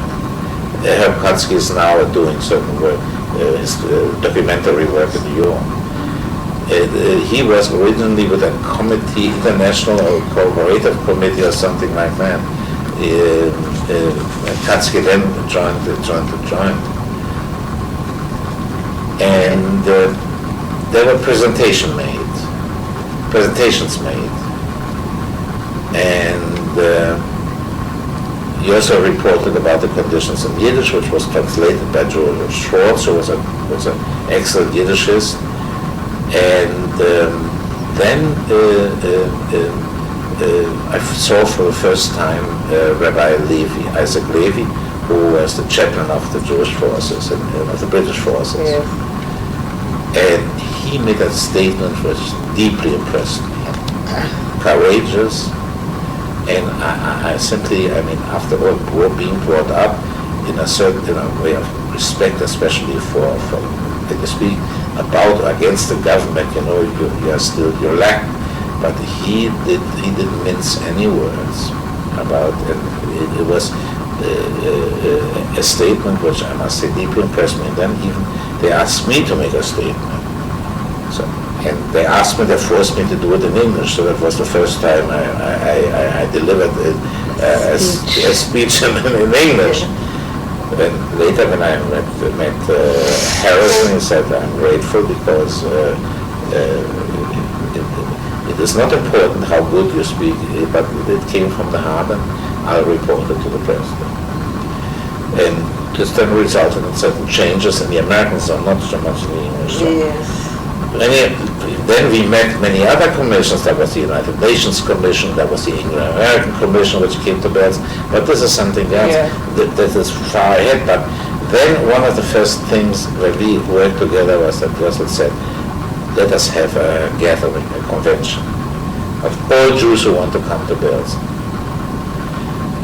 because we in order to make our I mean, he had the sixth sense for what is required without knowing the Western world. That's amazing. But he said, I think we should organize a congress, and then we will elect a proper central committee for the people in the British Zone, whoever wants to work with us.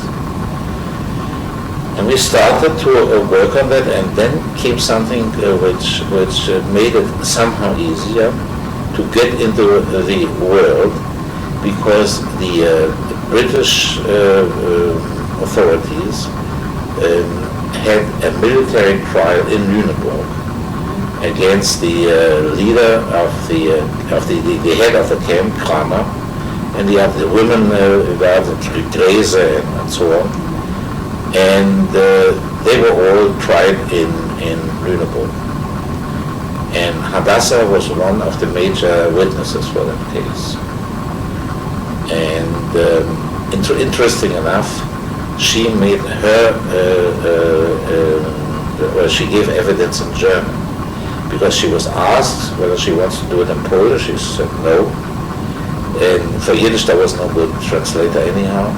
So she said, she explained it to us later, she wants to have these gangsters, they should hear in their language what she has to say. So that was some Jews, you know, some overzealous Jews took exception to that. She said, no, I wanted them to hear my voice. And it was very impressive, because I think these days the press was full. Did you attend the I did, no. But the press, somebody else attended, but the press was full and said the Polish doctor, Dr. Bimko, made the statements. So still it was difficult to get into the press, you know, with the idea these people were Jews. But the byproduct of this event was that journalists came, and that the World Jewish Congress was admitted officially as an observer. And there came a man who was the secretary of the European section, a man with whom we worked later very closely, Alex Easterman. Yeah. He was a he was a journalist working for the Manchester, I think the Manchester Guardian or something. And very helpful man. And then there was a fellow who was also a Yiddish, a man who spoke English and Yiddish, well, Goldschmidt. So when these journalists were anyhow in Lüneburg, yes, covering when the commission came, Joe Schwartz or whoever was the helper sorted that the journalists came over and there was some kind of press conference. So that was the first time that really, in connection with all that, some report was given to the world what the conditions were. Was still, I mean, the rations, the level of rations was rather slow. Still, there was no help coming through. Neither from the Jewish communities nor from, because it was the immediate aftermath of the world and of the war, and it was very difficult to renormalize the condition. Yeah, so just a moment for about the conditions.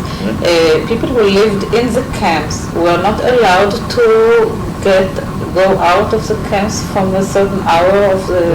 No. I mean, they were free to go out. This we wouldn't have tolerated. I mean, we said from the beginning, even if you come with certain regulations, we would not tolerate regulations which would interfere with our human rights. One of the rights was certainly a free movement. Free movement was really operated. Oh yeah. We would not have for the military conditions, of course. Sure, yes, that's this was the general condition. But you know that, and people, Now, also, as I said, the preparation of this was for the Congress. Yes. You know, was what kind of experience did we have? But then, certain people helped Jewish members of UNRWA, so though they were not allowed to, but they did. And the British, and you also never asked the army for something. We are liberated, and he was very constant and very proud of this. We don't ask for permission because the Germans have to, because they are defeated. We were not defeated. So we started to organize it, and the British military authorities didn't like that. Just a moment. You were the only person from any community outside the Bergen-Belsen camp? Among the organizers? At the beginning, yes. Yeah. At the beginning, yes, I would say so. So all the other people were from the camp? From the camp, yes. Yeah. That changed now within a year when we had the second Congress in Bad Harzburg, where everybody, in the meantime I had work, to get these people together, but don't forget, in August 45 there wasn't even the time to run around and to go around and to visit communities and so.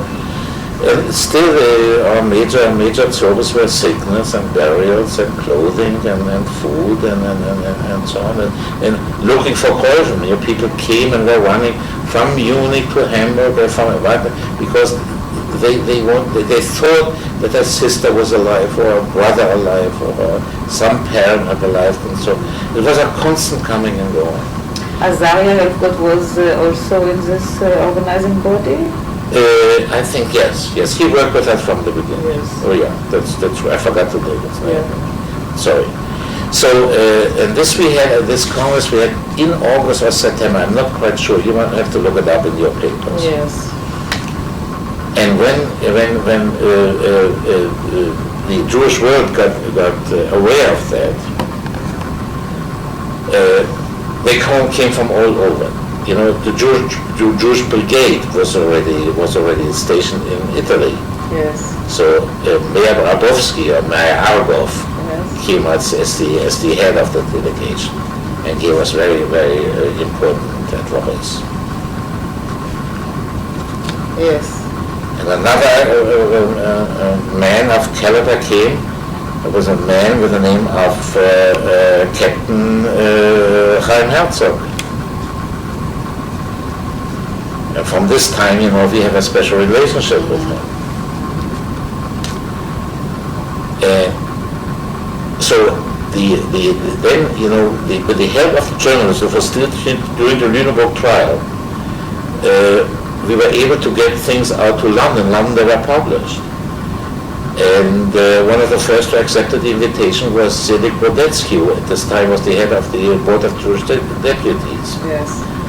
The World Jewish Congress also wanted to participate, and they sent Sidney Silverman, who was the member of Parliament. Sidney Silverman. Oh yeah, Sidney Silverman, please. And Brodetsky, yes. It's only for the typist that I write it down. Yeah, sure. Yes. And also at this time there was the head of the military government in Belsen was a rather young Colonel Johnson, I think was his name. He was a typical project of the British arrogant high society.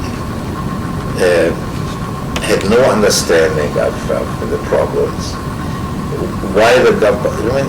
They made many mistakes. They placed a man who couldn't understand the DPs. There are stories I could tell you. But you also treated him and so. But he thought that the DPs are just another form of soldiers who have to listen to his command and would accept everything at face value, which we didn't. So at the beginning, as I say, they were flabbergasted. We dare to organize a convention or a gathering without their okay, and then when it started to publish them, say Brodetsky, after all, was a man with a statue in England, would come. Then they all of a sudden changed their policy and they wanted to help. And this Congress was one of the unforgettable get-togethers because after all everything was new. and it was held in, they had a tent theater at Belsen. And at the opening, Grabowski spoke. And, you know, Jewish Brigade, he brought the house down. And he spoke Yiddish very well, wonderful Russian Yiddish. And Silverman spoke. He didn't speak Yiddish, so I was the translator for him. And this was in the opening. And what we had also on that evening, believe it as now it comes back to me somehow, we had the first appearance of the so-called Katzentheater. Samifeder. They played, and certainly at the end, you know, with the hymn, which was some that people were persecuted and they were hiding and they were fighting.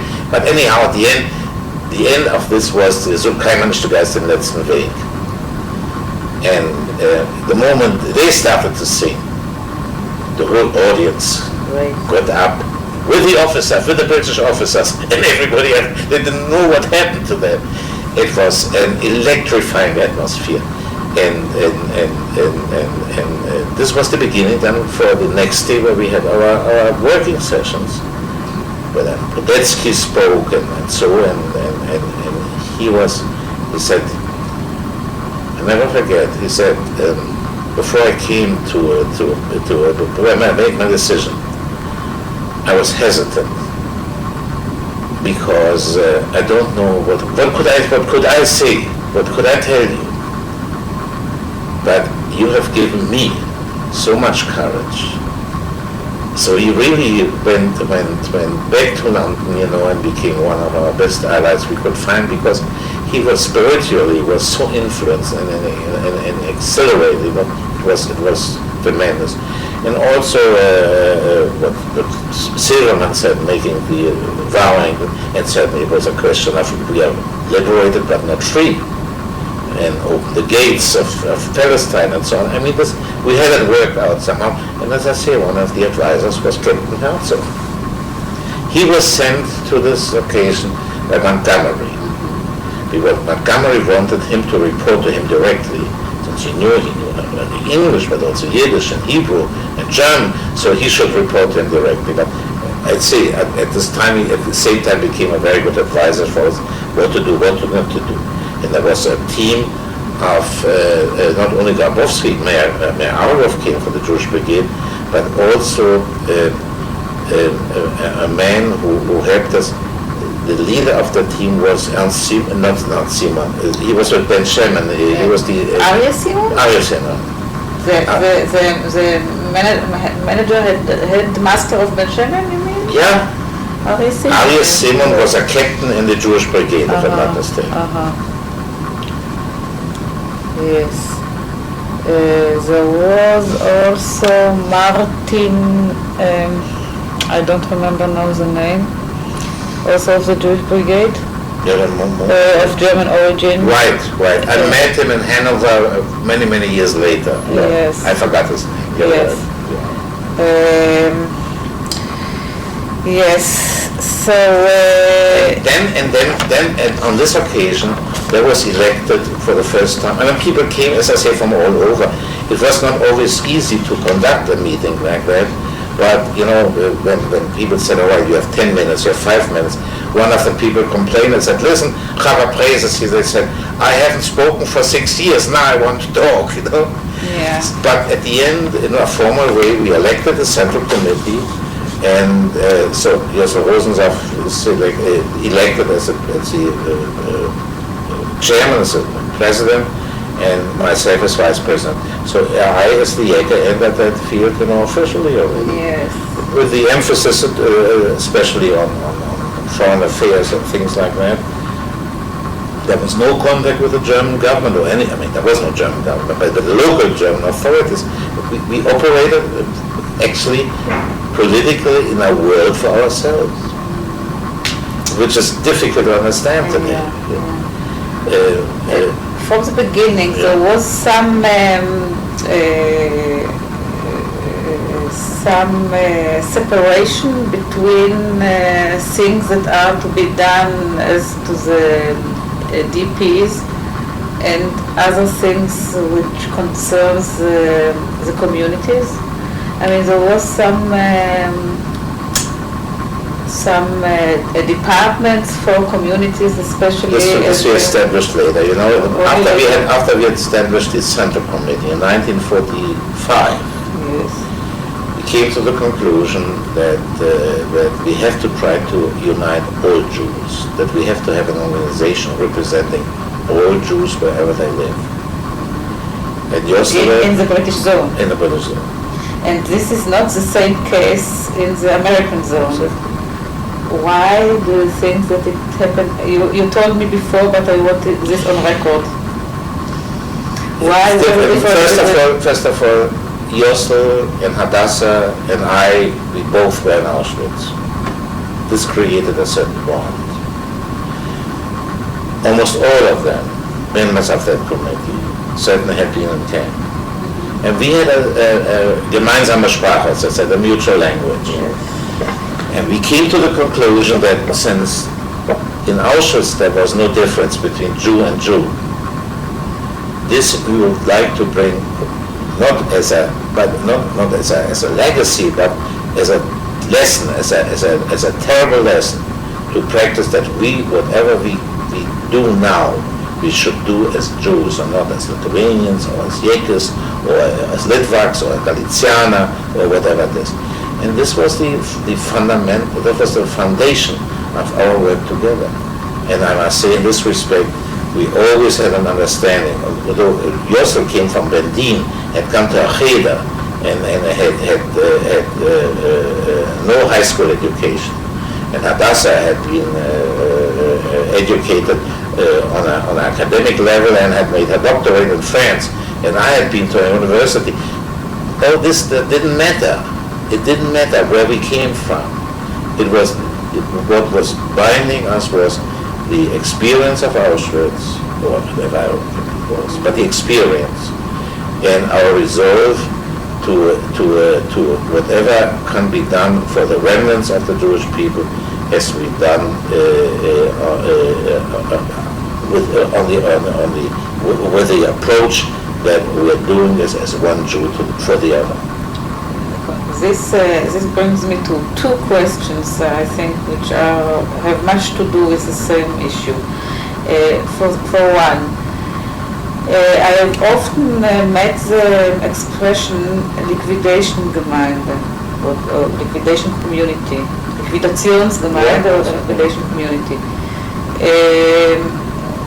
As much as I could understand the term, it means that the Gemeinde, the community, was actually meant to be only for the time being until Jewish life will find a place out of Germany. I was one of the adherents to that. Could you explain more explicitly what was the philosophy?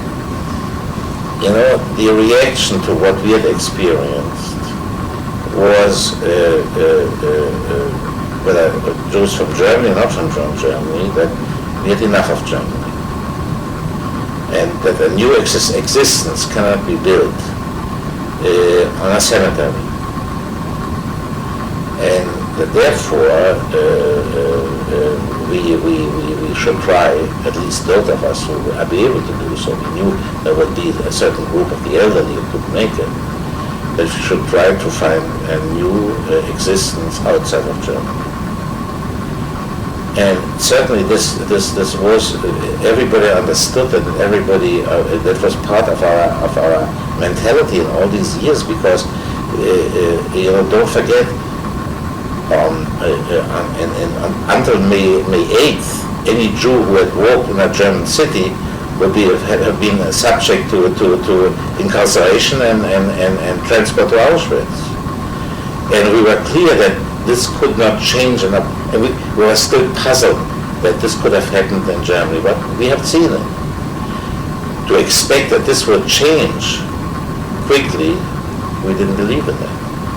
Because the fact that the Germans had done what they had done, and that Hitler had been able really to drag them into his net, and even convince the professors and the intelligentsia and whatever it is, and to bring them to so they made pretend that they never knew about it. But anyhow, especially after he was successful in France and had taken Verdun within 1 week, I understand. My father, blessed memory, was fighting in Verdun and I never could take it. But he was successful. He was a great hero, and I remember still when he came back from France, from the military operations in France. Even some of his opponents gave in and said, "This man cannot be stopped. He is successful." So, based upon that, we said if this was possible to bring the people who had lived in the center of European civilization to that stage where they gave him their voice and their soul and whatever it is, that they were fighting to the very end, even in the streets of Berlin, that when that they were keeping us as their prisoners, even in the hour of utter defeat. We said, well, under those conditions, what can we expect? And this was very, I mean, not only the philosophy, it was part of our system. Yes, but this was common to you, all of also who were victims in the concentration camps and to survivors. Yes, but I must say. What about the people who didn't, who somehow survived and not as survived without being victims in the concentration camps? Because most of the Jews, I would say at this time, with the exception of a few, certainly saw this utter defeat. And nobody who hasn't seen the destruction of the German cities at this time, and whatever went with that, can have any idea today how it looked at this time. So the expectation was that it would take not only decades, but I don't know how long, to ever restore any normality. So the expectation certainly was not only by the people who were DPs, but widely also amongst German Jews of my age, to call it quits and to start a new life somewhere else.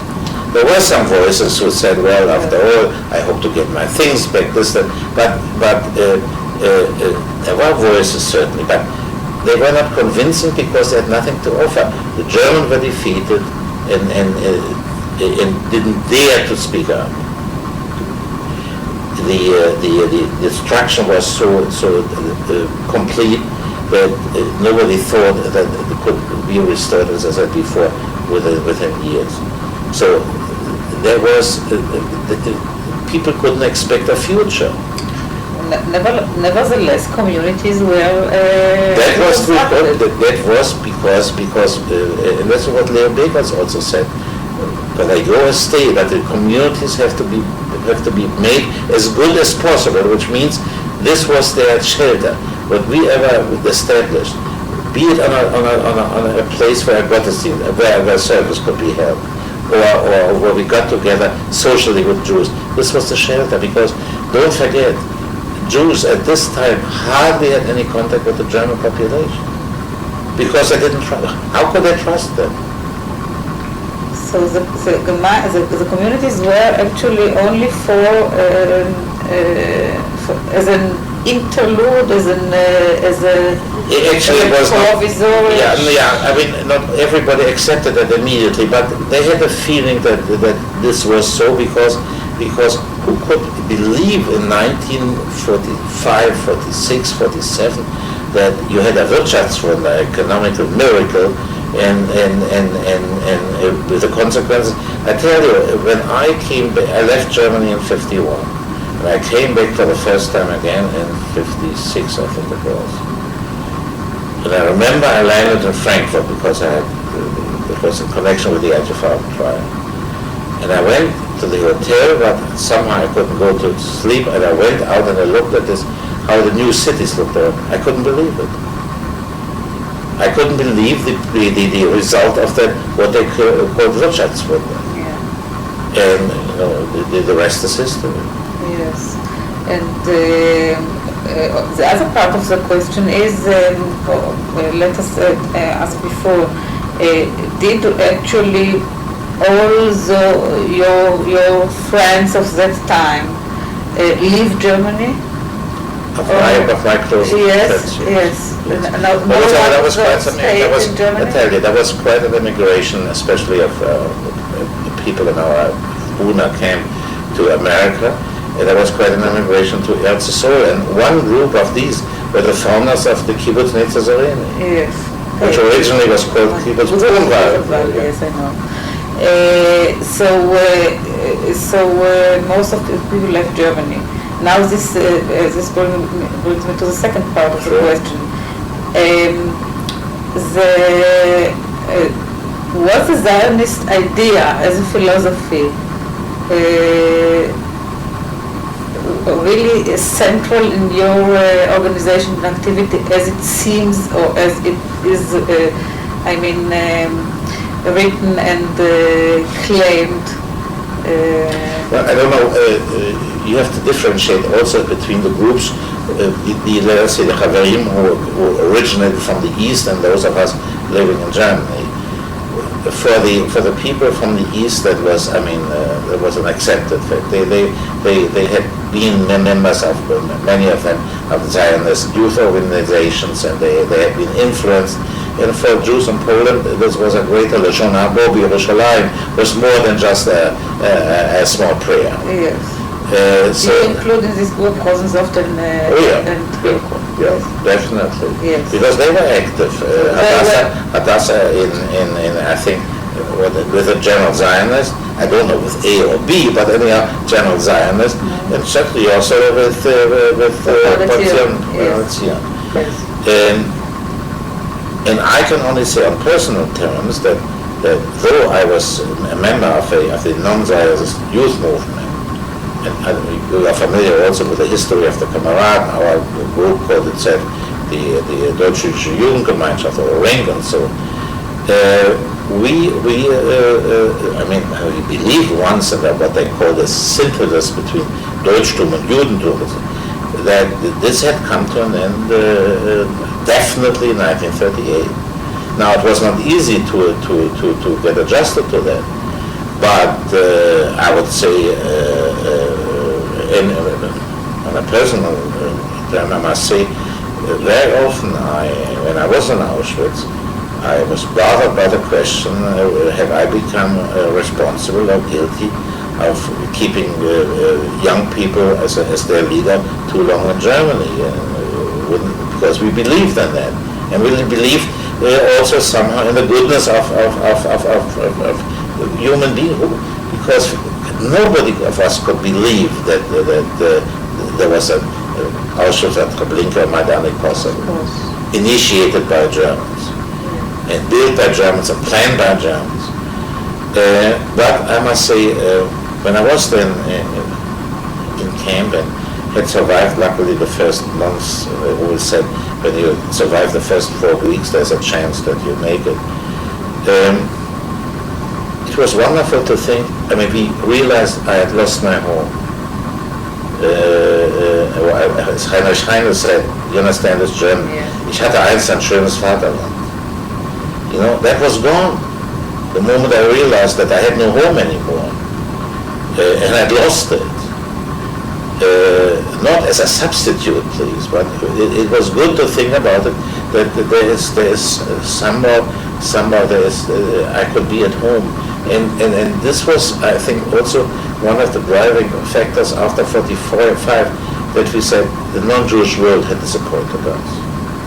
But the Jewish world, thank God, is still there. And the Jewish world will not disappoint us. It will not let us down. So this unification between all parts of survivors after the war was, in a way, the Zionist Yeah, now I would also say in that, spirit. I could say it in a if you want to, let me be a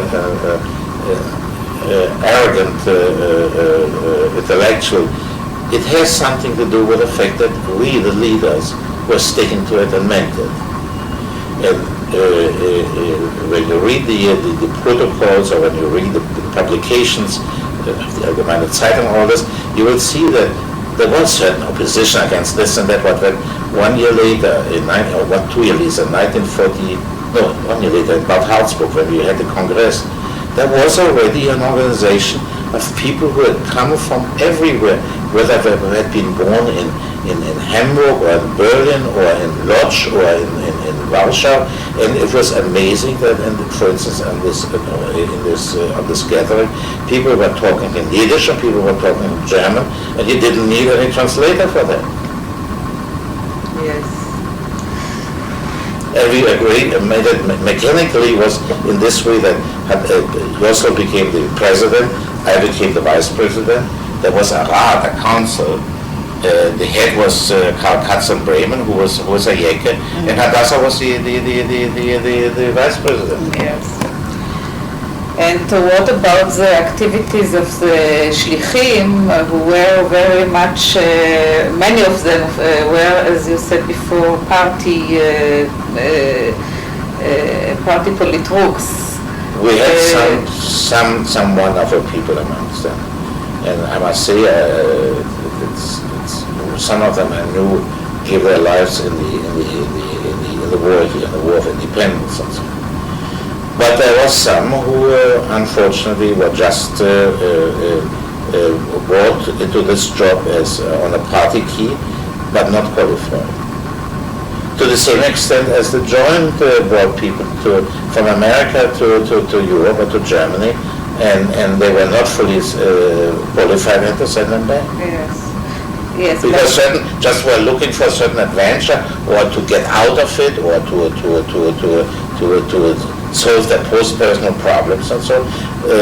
I mean, the Jewish agency was more careful, but as I say, they were trying to do the same what they had done in Iraq and so on, where things were completely organized on a party level. Yes. How many were Pai, how many were Charutnikas, how many Mapam, this.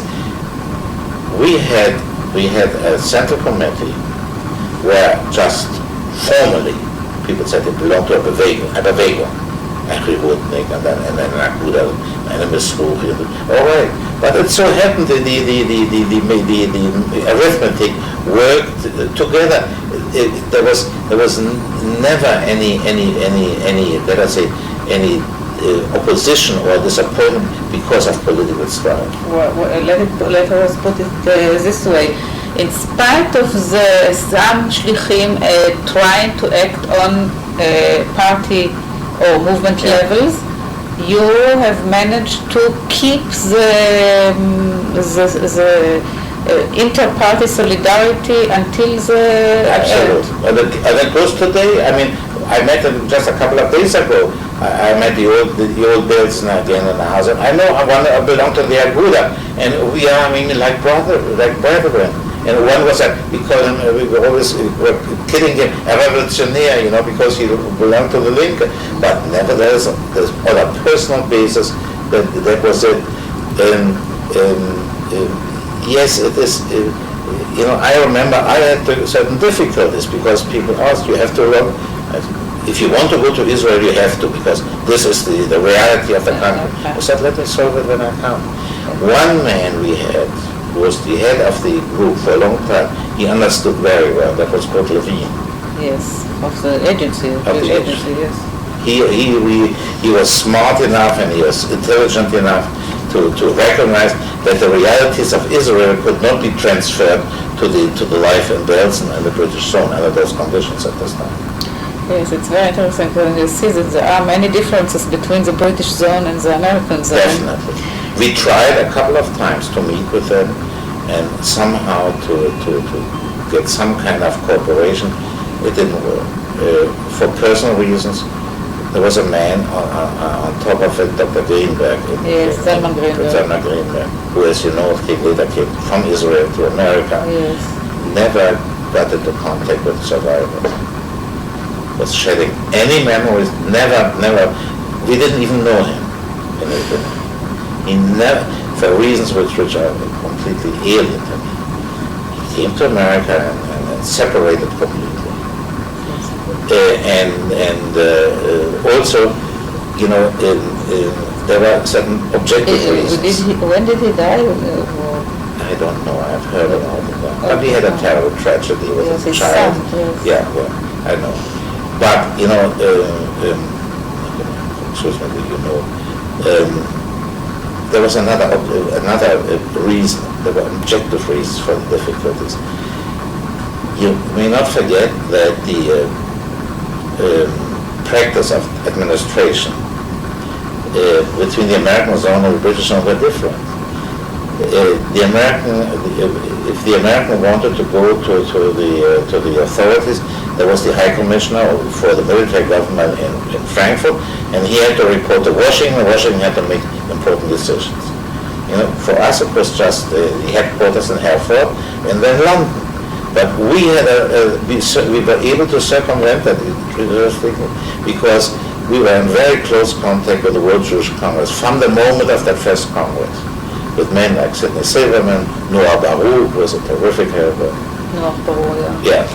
You find it in my book. I eulogized him somehow. So, and you know, terrible. The people in London, especially Baru, could be reached by day and night, and very often Yosso did it. And very often I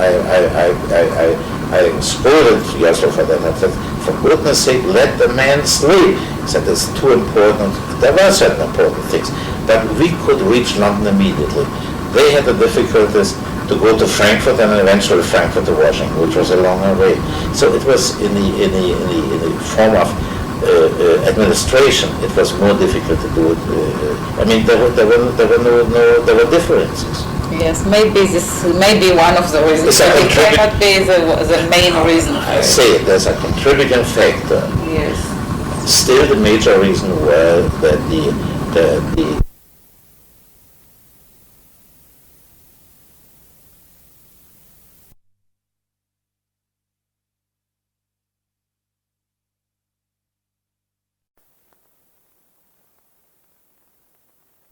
now. Okay, this is the second interview with Mr. Norbert Wollheim. The date is July the 12th, 1990 in Jerusalem. We were discussing the differences between the types of organization of the Jewish community or the Jewish population in the British zone in comparison with the American zone, and you had some quite good reasons good explanations to understand it. You said that there was a difference between the dimensions of the American zone and the British zone, and you said also there were the personality of Yosef Rosensaft and his good relations with yourself and in general his personality. And you were also pointing to the fact that the British regime was different from the American regime. I would like you to elaborate this last point a little bit. Well, first, if I may make a remark, it was not a regime, it was an administration. Yeah, administration, because the word regime has a certain connotation which might not be appropriate. Right. Well, the differences I try to explain to you between the American and British zone, between Jewish life in the British and the American zone, was caused by a couple of factors. Number one, that the American zone at a certain time had between 250 or 300,000 Jews who had come from all over Europe and had made their way into the American zone because it was easier to do certain things because, don't forget, especially at the time when Britain had still the mandate over Palestine, many events in Palestine had repercussions in amongst the soldiers and amongst the British administration. I remember once when Yossel and I went to London, as we did very often, and saw our friends in London. We complained, especially to our friends of the World Congress, with whom we worked very closely, that in the military papers in the British zone, the reports about goings on in Palestine, especially after certain acts of the Irgun Zionomy, led to a rather anti-Semitic and anti-Jewish press campaign. And in this connection, at one time we even saw the British Minister of Defense, I think at this time it was Mr. Higgs, if I'm mistaken, and we asked him to see to it that we should not suffer for things in Palestine because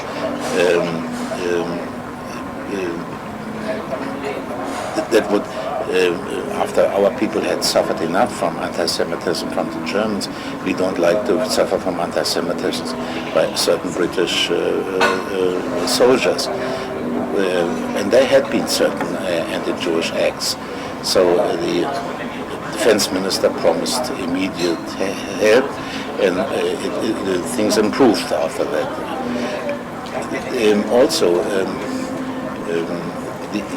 The makeup of the administration in the American zone and the British zone was different because of the mentality, of the different mentality of the Americans and the British.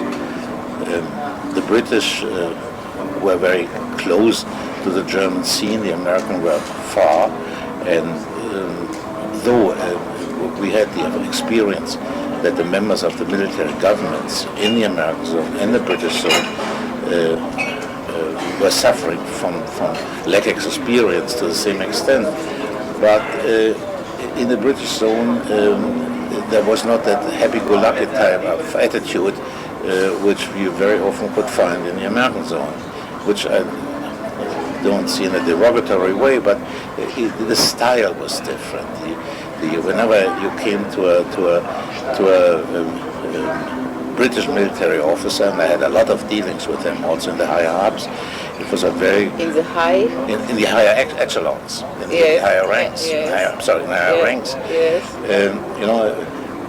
After a certain while, when you knew him, there was a more personal relationship, but they were very business-like and very bureaucratic, and sticking to the letters of the law, and always came if they had to refuse some of your requests that they have to go through channels and so on. The Americans were not of that same type. They were willing, as far as I have heard, to decide certain things on the spot without asking and washing about details. In the Jewish field, I would say certainly our ideology, if I may say so, and our political aims were the same. We wanted to leave Germany. We wanted to bring people back to normal life as soon as possible. We were united in that slogan. We were liberated but not free. We also were united in the idea that we are not going to continue to seek a future in Germany. And there was a very strong, call it, Jewish nationalism, but love for Zion, which was still aftermath of the experience in the camps, because we all had lost our homes, whether the Jews came from Poland or from Russia or from Germany. So all this united us. But in organizational terms, we never really were able to set up a central committee for Germany. We were dreaming once about this, not only for personal reasons, but also try to explain to you also for these basic differences in administrative practice. So, but we were on very friendly terms with the people. As a matter of fact, in 1945 or 46, Dr. Rosensaft and I, we made a special tour to the American zone to establish contact, not only with the then Jewish advisor to General Eisenhower, Rabbi Nadich, but also we then saw the then head of the American committee, Dr. Greenberg, and we met with the other leaders, and we were graciously treated and nicely received. But real mutual political action, I would say, did not result from that. When was this? That was in 1945, 45 already. We had, I still remember, we had a very special problem in 1948 when where we were burdened with that problem of exodus. The British. 1947. 1940 or 40, wasn't it 48? No, it was 47. I have to look. But anyhow, it lasted for several months. So no, but then, I mean, when they came to Hamburg, it was already, I think, early in 48, if I'm not mistaken. But we can check that easily. But we were burdened with that responsibility. Exodus, if I may mention it, created a tremendous crisis. Because certainly our people were emotionally involved in that. Question was time and again, what can we do, and action has to be taken. And our responsibility was to try to keep the people calm. That was not easy, because it was easier certainly to lash out and to cry out than to say, well, let us try to solve this problem.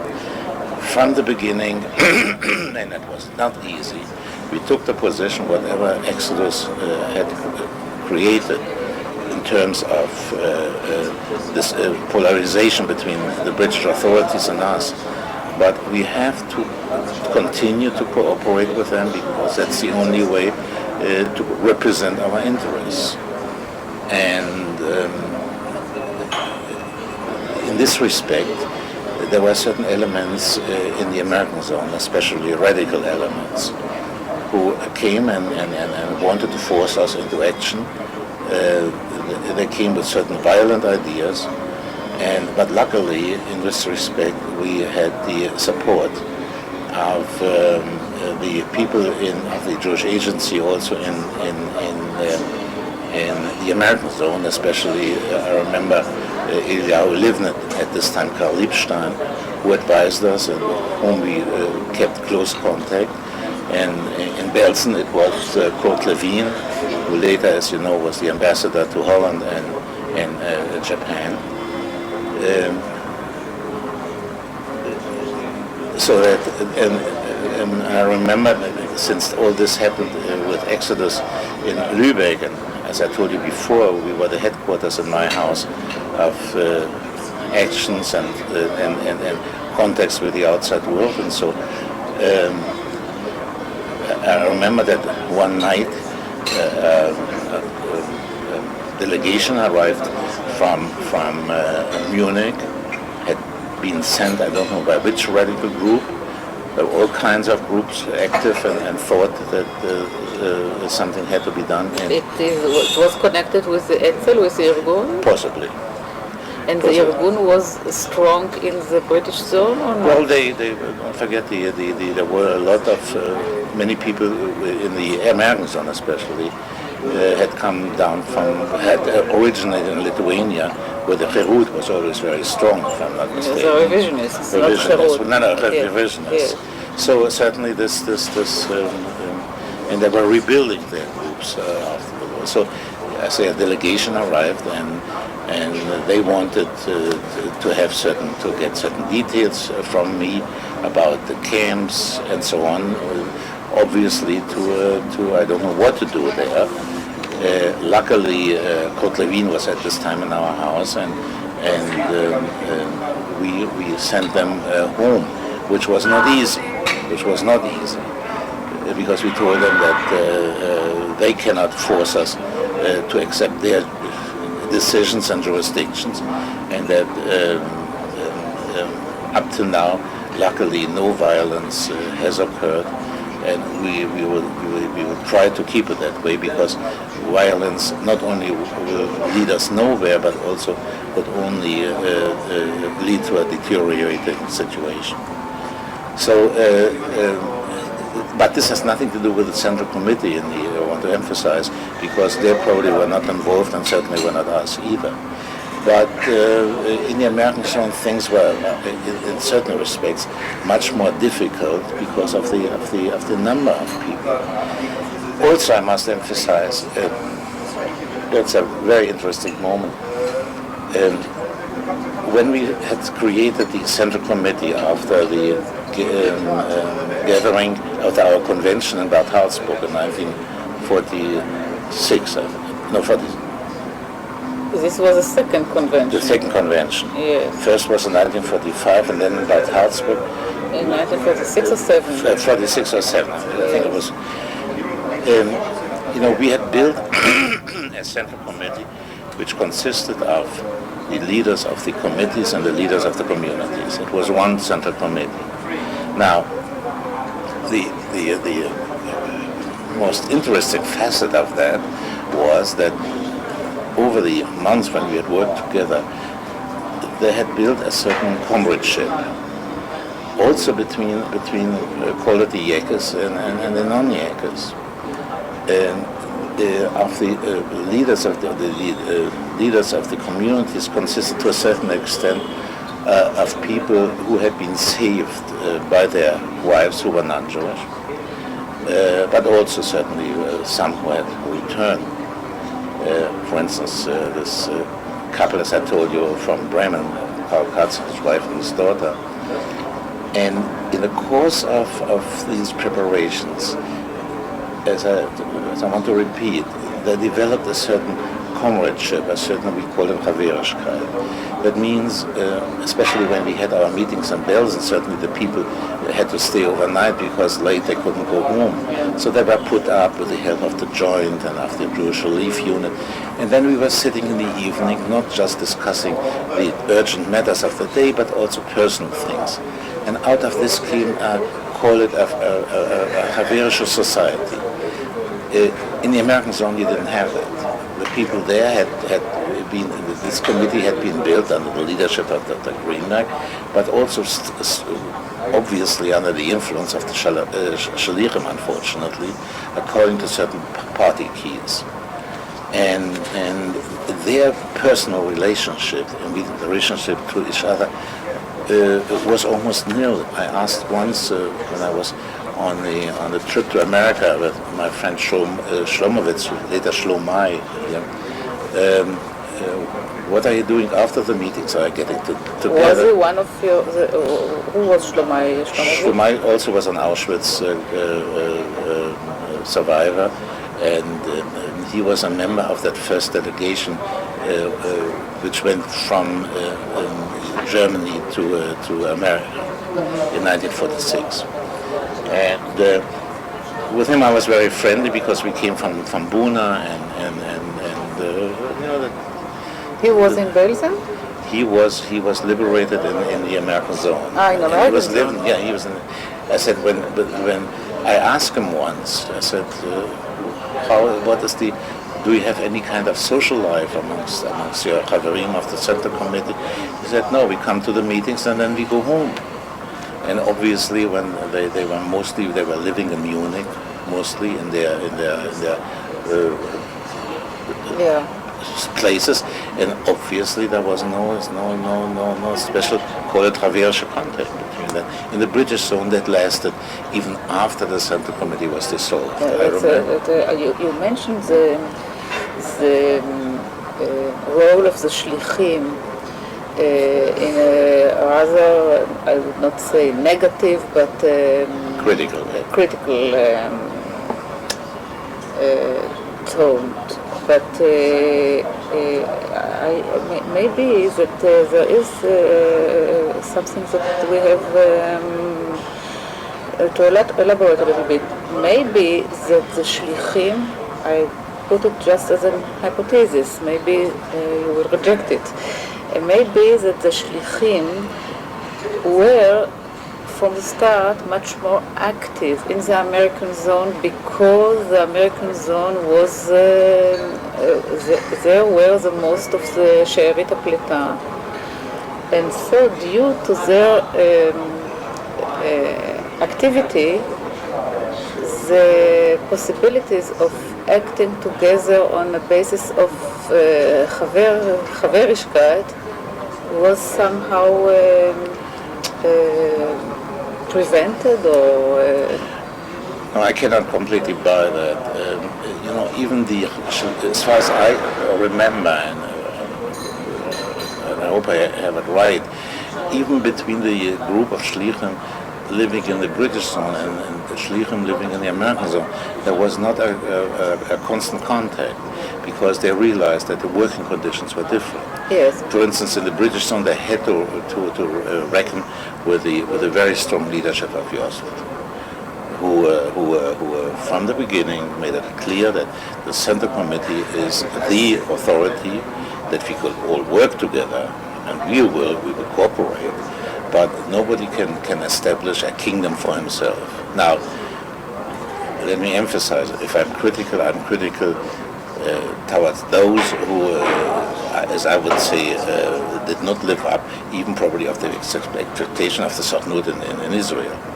There were excellent, there were people who were excellent, and with him we had a very close relationship and understanding, which lasted over the time. There's no doubt. I mean, just to mention some names like Kurt Levine or Dan Levine, and also one of I think a relative of Rabbi Breuer who was a representative of the Aguda, who I think unfortunately was killed in action later. And so we had some wonderful people with whom we had really good, and we saw them. I was in Lübeck. They liked to come because in Lübeck, they could get away a little bit from the camp life, and we had a good time together in discussions and whatever it was. I don't think that the structure of the team. The Sochnut had, and also the joint had anything to do with it. It was, if I hope I'm able to convey that message, is that a very specific and special attitude or atmosphere, so a very special atmosphere which went out from Belsen, which was a center of re-established Jewish life with a strong leadership. And also the people in the zone, in the cities, whether that was Hamburg or Kiel or Lübeck or Cologne or Dortmund, looked to Belsen for help in Jewish matters, whether that was a moil or it was help for the high holidays or for the distribution of additional food and so. That was Belsen, the center. And also what was important for us, what we established was that the Center Committee, when we had our regular meetings, to that meeting, all the representatives were invited and came and had a not a vote, but had a voice, whether that was the Shalichim from Israel or it was the representative of the joint, Sam Dalab or Sam Haber or whoever, or the Jewish relief unit, which originated from England, or Hayas, and so we were all sitting together. We had differences of opinion, but in the long run, at the end, we always came to a certain agreement. That was. So therefore, I would be careful. Yes, so there was not they did not try, not the shlichim and not the joint and not the relief unit. They did not try to patronize in any kinds your... That's a very good question, and I'll try to answer it carefully. Certainly, some of the people, especially those from America also, thought that they would come now to the poor brethren from the forlorn brethren from the camps, and they will teach them a lesson. But they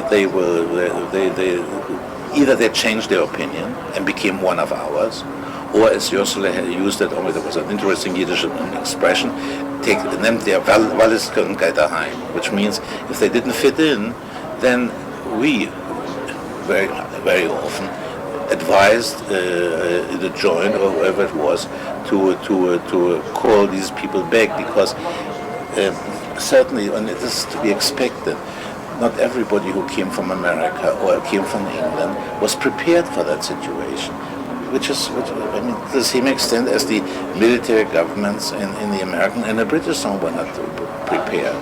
I remember that I came once for a visit to Frankfurt, and Sam Haber, my friend Sam Haber, was there, and he said, "Please do me a favor. A new group of joint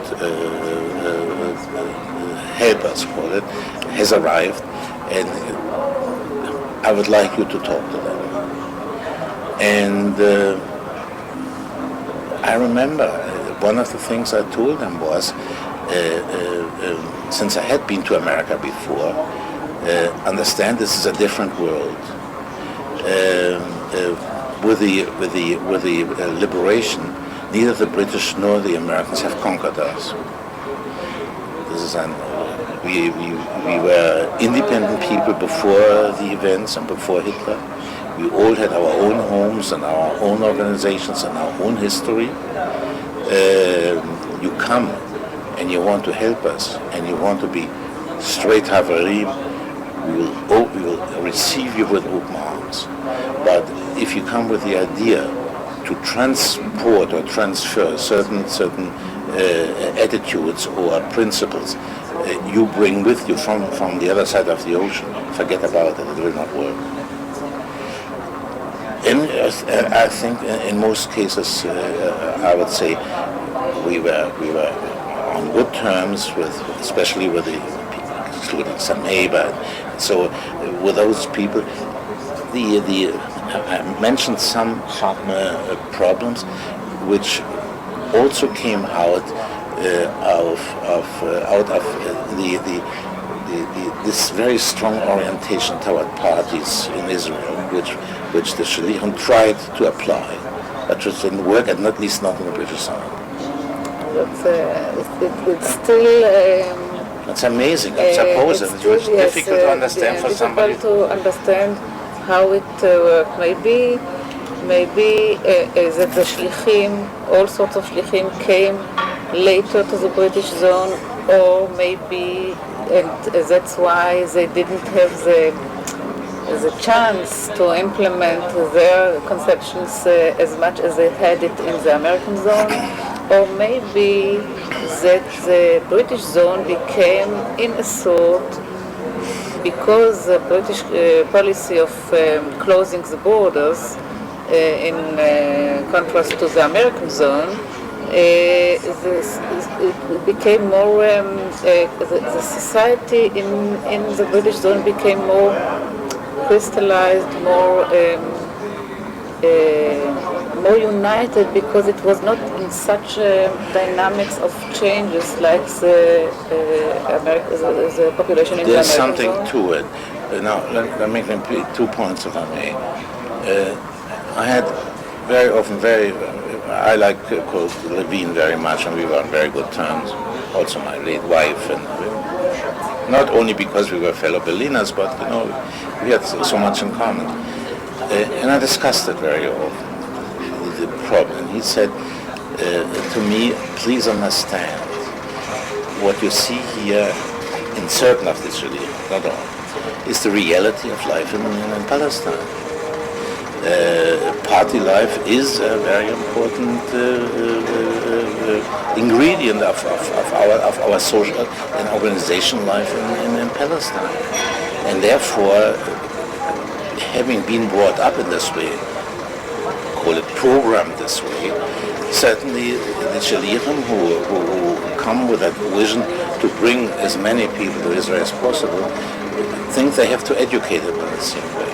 Now, don't forget, there were certainly also in Belz kibbutzim, Hanoah and Mapai kibbutz and all this. But that was blended into the general life. It was not independent. It was not uncooperative.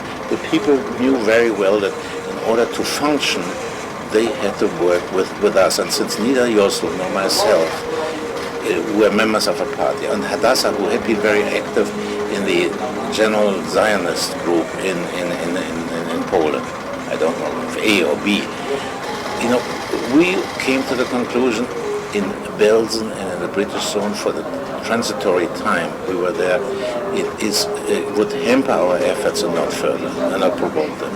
Now, the best example how this proved to be a success was the time of Exodus.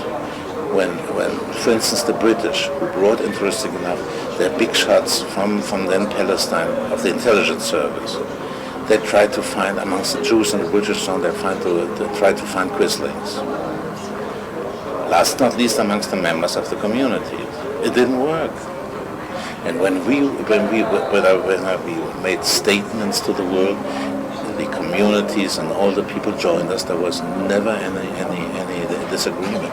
When we decided for one day just to put out black flags, including the head of the community in Hamburg, who was an old German Jew of a wonderful quality.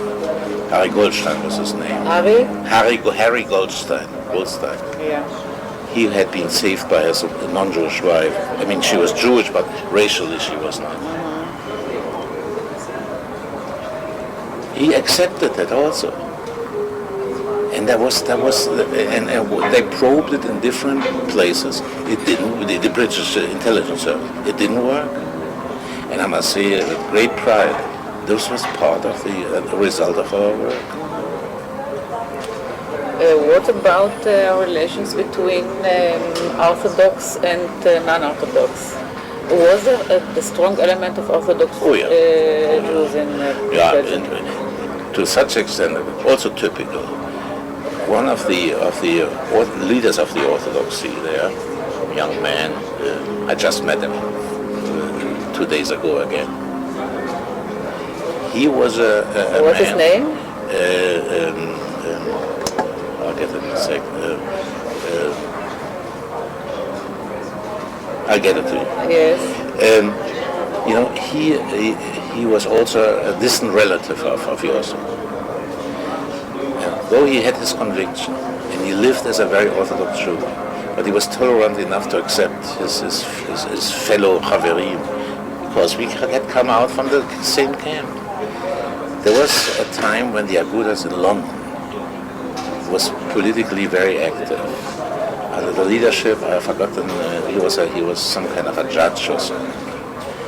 And he tried to make his influence felt and offered financial support to the group of the Agudas in Belsen. And so, Ephraim Londner was his name. Ephraim Londner. Yeah.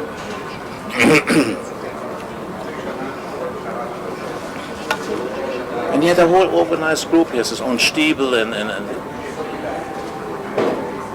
the people from London did not prevail. Not with money and not with promises of I don't know what kind of support, because, as I say, the cooperation on personal terms, but also with the idea that unity is so important in order to solve a problem, was stronger than anything else.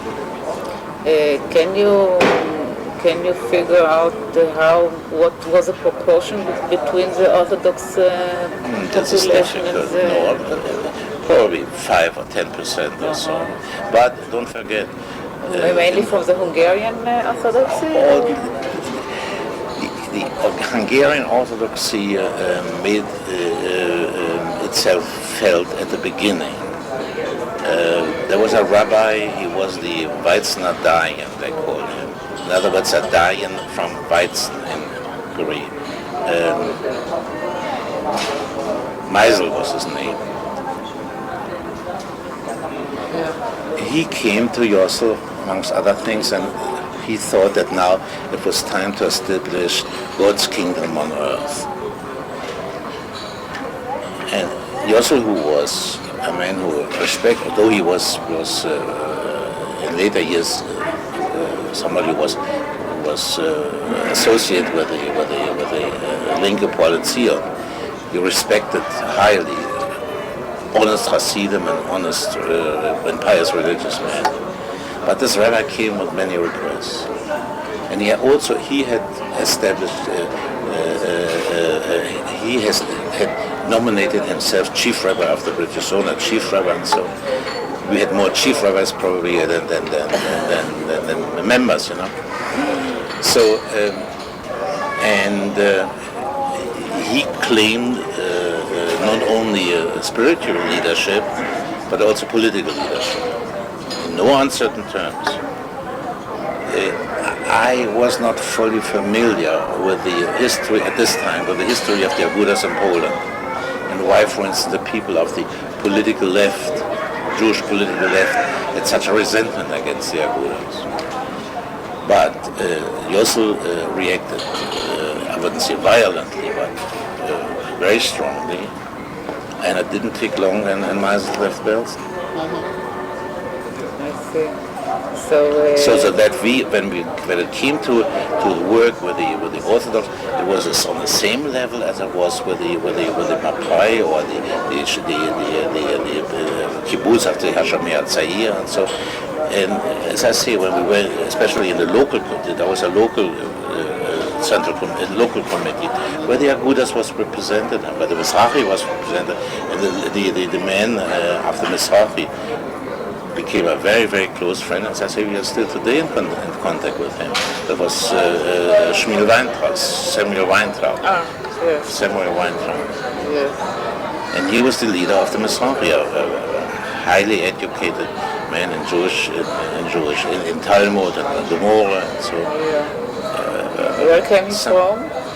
He came from Byzachin in Poland. I cannot spell it. Byzachin. Byzachin? Yeah, Byzachin in Poland. Yeah. He came also for his group, for the Mizrahi group, with his requests. But as I say, we were all sitting together, and it was a matter, of course, that when he made Hasna, we all had to be there. And when there was a special occasion, whether it was a birthday or a Hasna, and later a bris, we had to be there. Everybody had to be there. I remember when my son was born in 1948, and we had the birth in Lübeck. Not only a whole contingent came from Belsen, but also people came from far away, from Cologne and from Düsseldorf and from all over. It was a matter, of course. And if somebody really couldn't make it, there was a why, and it was a question. Hopefully nothing special has happened, and so it was one. Yes, I can say it again. One big family, including the Mizrahi, and including this fellow, this Chava of the Aguda. So the committee, the central committee, was really in charge of, let's say, even all these disputes and the struggles. Even struggles always end up in some financial. The unterste Schur is always a financial aspect. I mean, let's say I know about many stories in the American zone that Orthodox Jews demanded mikveh or I don't know whatever, which did not seem so important in the scale of preference to other people who thought that maybe that gathering wood for the winter is much more important to heat, to see to it that there will be heating in the winter is much more important than to build a mikveh. So these decisions actually were the point in which you could see how things worked. Well, I'm familiar with that mikveh business, but that was also typical for Yossel and his friends. The people wanted a mikveh, they thought it was important for them, he saw to that they get a mikveh. And means were made available. But there was also a certain attitude, which is, if I may tell you that story. I started already to come to Belsen for 1 or 2 or 3 days over the weekend. One Sunday when I came and Jossel called me and said, Jeke, and I was the first to have a car, a small, they called it a Tutschke, a small DKW. So he said, Jeke, you come just in time. Today we will have an anti-mikveh chasna. Anti-mikveh chasna? Yeah, anti-mikveh chasna, what then? A fellow with whom I had worked in Lübeck, who originated from Lodz, found his girlfriend from Lodz in Belgium. And they had decided to leave for Belgium because they had found relatives in Belgium. But they wanted to leave as a married couple. The chief rabbi's emergency council from London had sent a rabbi, I don't like to mention his name, who was not very efficient, but also one who wanted to establish God's kings on earth. And so the date of the Chasna was set. His girlfriend, interesting enough, was one of the nurses who worked under Hadassah Rosensaft in the hospital. And so, since they had no parents, he had no parents, she had no parents left, Hadassah became the substitute, the mother substituted. At this time we had nothing for a chasna, so what was used for tablecloth was some white linen from the hospital. Food was, I don't know from where it came, but anyhow, this was the first chasna in the camp. Why anti-mikveh chasna? The rabbi who was at this time present of the chief rabbi's emergency council was asked to give Chopra Kedusha. And he said yes, under the condition that she goes into the mikveh. But we had no mikveh. It was not finished. It wasn't finished. He said then they have to wait. But they didn't want to wait because they wanted to go to Belgium. The uncle was waiting already and they were eager, and that enough of camp life, they wanted to go to Belgium. I said, how long should we wait? Don't forget, you had to get construction workers and so on to get a mikveh finished. So who knows how long it will take? He said that the rabbi said, under no conditions he will not give Rabbi Kedusha. So Yossel was Yossel. He said, under these conditions, I know that any kosher Yid can give Rabbi Kedusha. So if you don't want to do it, I'll do it. And he called the date and he organized it together with Hadassah to have it in one of these barracks there, to have people, whoever was there was invited. He didn't send out invitations, printed invitations. People came, and that's the feeling to have a chasna again, and especially in Belgium, that gave it a special flair, a special atmosphere. So, and also in my Tutschke, we brought people from other barracks that we couldn't walk well. Anyhow, there came high officers, there came the chaplain, the Jewish chaplain of the Polish army stationed at this time in Meppen. So terrific. In the last moment, when this rabbi saw that that Yossel had gone ahead, he changed his mind. He said he will give Chopra Kedusha under one condition. And he wrote to and this is a historical document. He wrote to Hadassah as the mother in place of the real mother and said the following: that he had considered carefully his attitude after thorough investigation and checking the halacha and all this. He has decided he will give Chopra Kedusha under one condition, that she, Hadassah, will see to it that these two will not cohabitate with each other. And he said, I was added the sentence, and you, Dr. Bimko, you will be kept responsible for seeing to it that this shouldn't happen, that they live like husband and wife, until she has gone into the mikveh. So there was a big laugh, certainly. We people from the camps. So everybody got together, and when we saw that he eventually came and decided to give reproduction, we called it the Interviewee.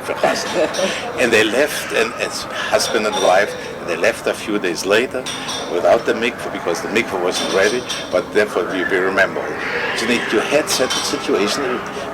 People from outside simply became crazy, absolutely crazy. Or one of these, there was another rabbi who was sent from England, from the Pre-Forest Emergency Council, and we somehow got into our hands a report where he said it's important to send chamushim and so, and also send kosher, for kosher slaughtering, send knives, that's a special expression. In other words, send the equipment for kosher slaughtering. There was no there were no cows available, People don't know where to take the meat from. But they were so much interested. The major thing was a mikveh and the equipment for kosher slaughtering. But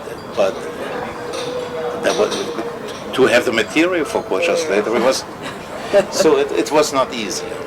Yes. But we had a good life about it, thank God. So you see this difference of mentality, which later I understood somehow why. Because people, and please I don't say it in a derogatory way, for people who had come from the normal outside, including all the experience they had in England during the Blitz and during the wartime, but coming from the outside, people had difficulties to fully understand this. And we had difficulties, and this is so up to today, to fully convey our message. So therefore, those who had gone through all this, certainly and this is my explanation, they have a special time when I meet somebody from today, and I had it just in these days when I had the convention. You meet and he said he was in Auschwitz. So, he's an Eigner. This was the expression. It's a different, I wouldn't say a different human being, but we know what was what, and why we are happy, for instance, to have reestablished our lives and have found our way back in the society. But still, with that feeling, we both have faced the Malachamovas so often, and that made us what we are. Yeah, it's very impressive. Okay, we shall now proceed to. May I see if the room upstairs, because okay. Yes. And I want to give you also. Yes. Okay. We can proceed now. Yeah, sure. I would like to proceed from the general aspects to more specific questions about Lübeck, about the population. First of all, what was the composition of the community in Lübeck? Well, you speak about the time after 45. Yes, of course. Because don't forget, Lübeck had a very not old... the history. No, I don't speak about the history of we Lübeck. found in the old ghetto near Lübeck, there was a cemetery, and we found there stones going back even to the 17th century of people who had gone to Sweden or returned from Sweden. So it was a very old community, which certainly also had perished. The members of that community had been deported either to Riga or to Terezin, including the head of the Jewish community, who was a banker. He had built a nice house for himself where he had hoped to live out his years, and this didn't happen. So he was deported to Theresienstadt with his wife. They never came back, had no children. So then I was encouraged by, as soon as I got to know the people of the administration there, I got encouraged to take it over for Jews, and that's what we did, because after it had been, this place had been confiscated by the Nazis. Some Nazis, or whoever it was, had moved in, and we found them in this building, and I didn't hesitate to ask them to make them to move, and then not I, so but we had some kind of a kibbutz there. Some fellow Jews I had found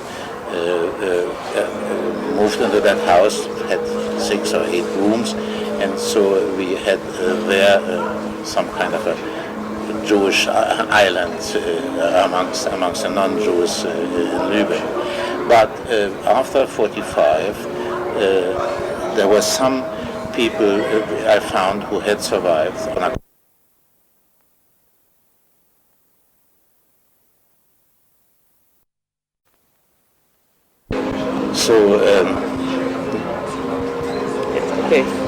So a few had survived Riga and Theresienstadt and had come back, but very few. Of the original people in Lübeck. Of the people who lived, the Jews who had lived in Lübeck, up to the final solution. But the majority of Jews found at this time certainly were people from the East, from Poland, from Russia, from Hungary. Can you be?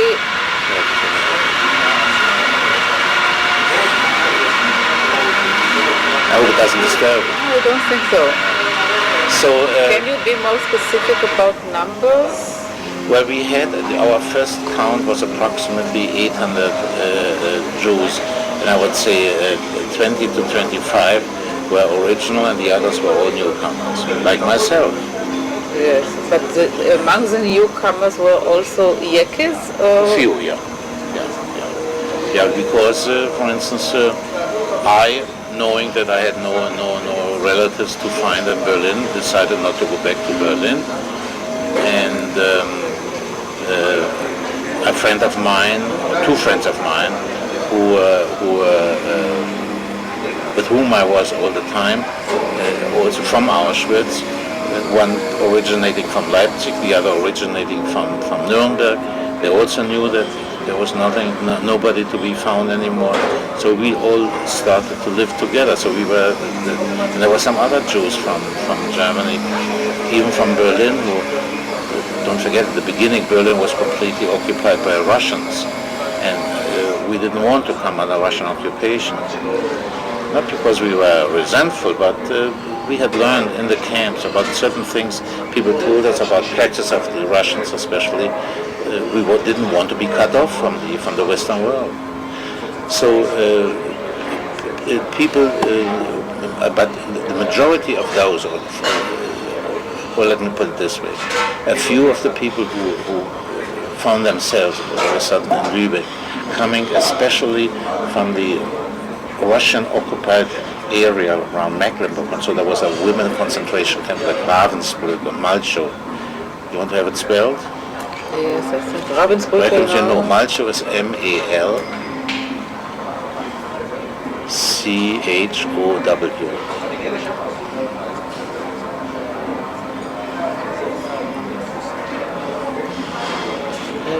They had gone away from the Russian zone, partly because for the Russian soldiers there was no difference between Jews and non-Jews, and they wanted not to get involved.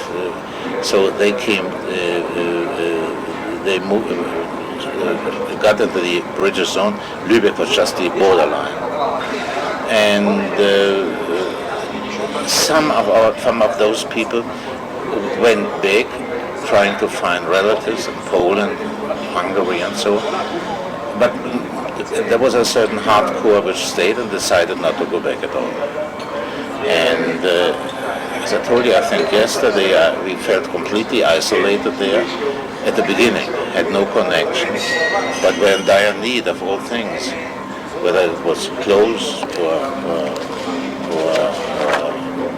thank you, or just a moment, I should stop. Yes. So somehow I don't know how, but I went around and made contacts with these people, and then we decided to re-establish a Jewish entity. Some wanted to call it committee. I insisted to call it Gemeinde again, because I realized since there was a Gemeinde once, it would be right to re-establish it, especially when you were dealing with the authorities. So we had a membership, and we had it in the place of the former synagogue, which was not completely destroyed, as I told you, I think, before. And we saw to it that the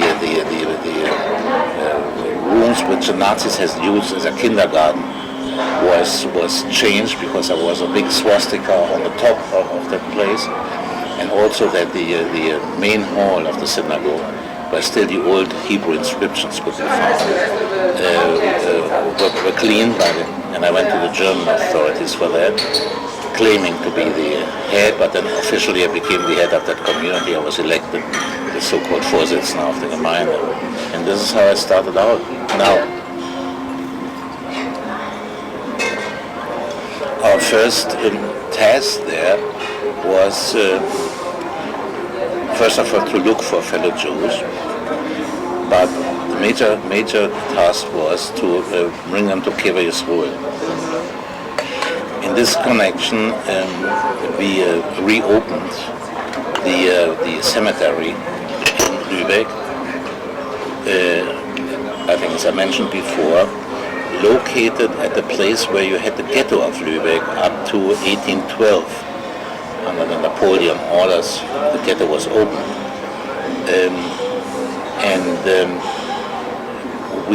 We found, and we were, I don't know how, but word spread around that there's a Jewish community again, so we were informed, and I also made contact with the local authorities, British and German. So we were informed when people had died who said they were Jews. People were still dying in these days. And so we opened a special field in the cemetery of Lübeck, or Meusling, for the survivors, which still exists today as a few weeks. And when we opened the hall on the cemetery, we still found old equipment for Tare and also even top hats, silk top hats, and the prayer books, because there was a man who had a keeper, a kind of a housekeeper, who had lived on the cemetery in a building, in a small building. He was a gardener. He was a very, very special man, a simple man, but a wonderful man. He took care of the cemetery even at the time when he was paid by nobody to do it. During the war, when Lübeck had an air raid in which a Jewish couple was killed, he saw to it to bring these people on hand-driven carts to the cemetery, and he buried them there. And he was still there, and when you asked for any, they were famous, for instance, the hierarchy of the Karlobas was started in Lübeck actually, and his grave was in good shape, and people came later from all over to visit, and that cemetery was in rather good shape. And it had a very special flair, with atmosphere, when you saw the old stones going back to 1600 so-and-so or 1700 so-and-so, especially later when the French came, they wanted to study that because it was part of Jewish history.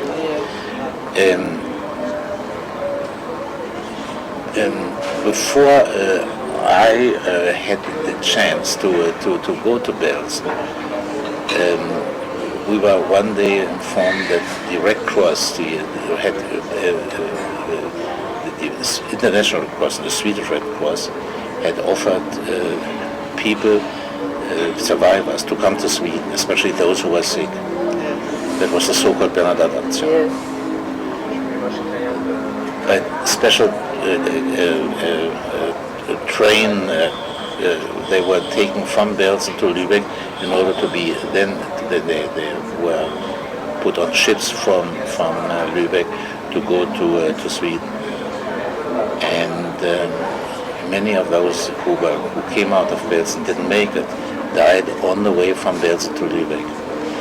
And every day, that was the beginning of our work, we brought people out of these hospitals to Kiva Yisroel.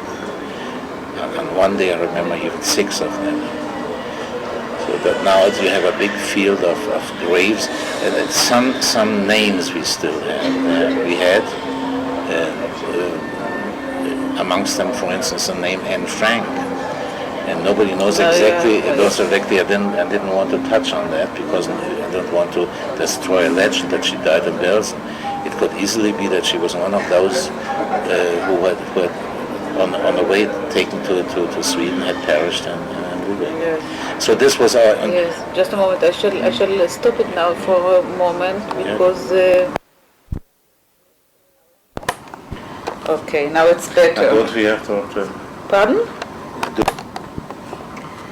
Now we may continue our conversation. So we were talking about people of Lübeck, and now I like to ask about the conditions of living there. Where did actually people live?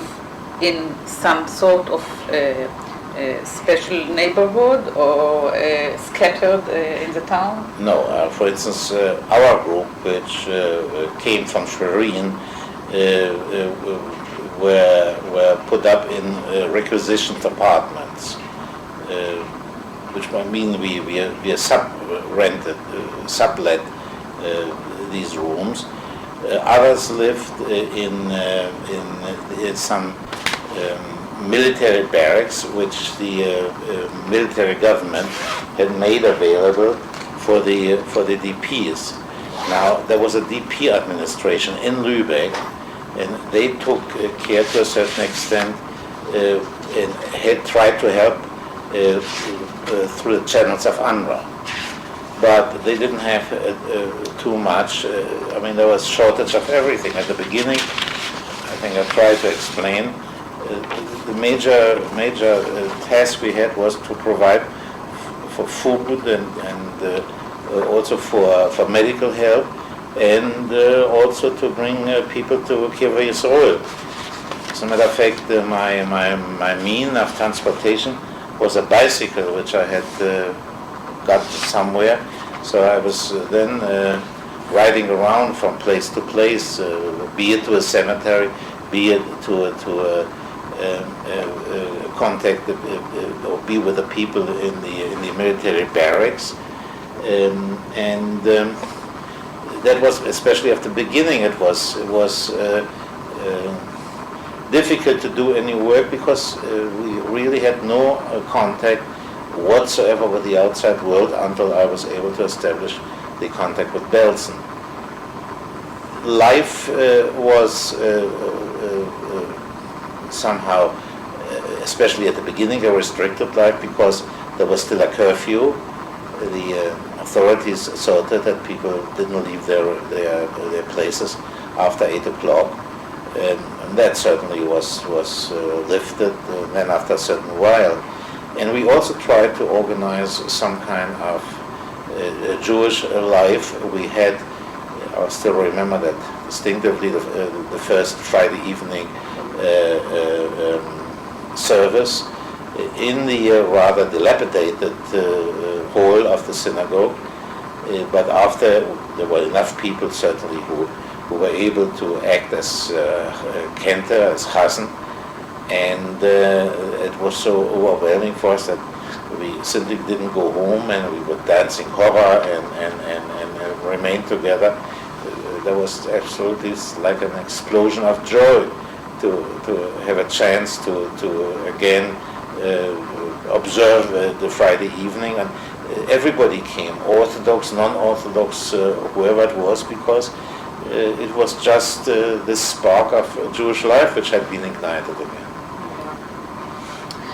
There were children among the... No, we had no children. No children at all, and No. then there were... then started that with chasnas and so. But interesting enough, for this, this was one of the things also we did in Belsen, established a rabbinate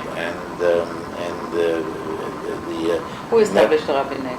the Central Committee. The Central Committee, yes. Yeah, but we had a terrible problem with the Aguna, most of us had lost either the husbands or the wives, and people got together again, got to know each other, and intended to marry, but first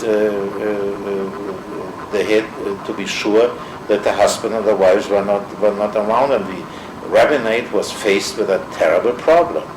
Now, that's also an interesting facet. The rabbis who were sent from England, they interpreted the halacha that it can't be done without giving testimony. That means there has to be one or two witnesses who can verify the death of the spouse or husband. Now, who could testify to the death in the gas chambers? This is something the halacha, there was no provision in the halacha for that. So the rabbinate wrestled with that, and interesting enough, our rabbis, there were some rabbis amongst our survivors. One became also a member of our committee, Lavsky was his name. Lavsky, yeah. And they understood very well, and they tried to find a solution. We applied even certainly to the chief rabbinate in London, and in order to get a way out, because it was a very basic and fundamental problem.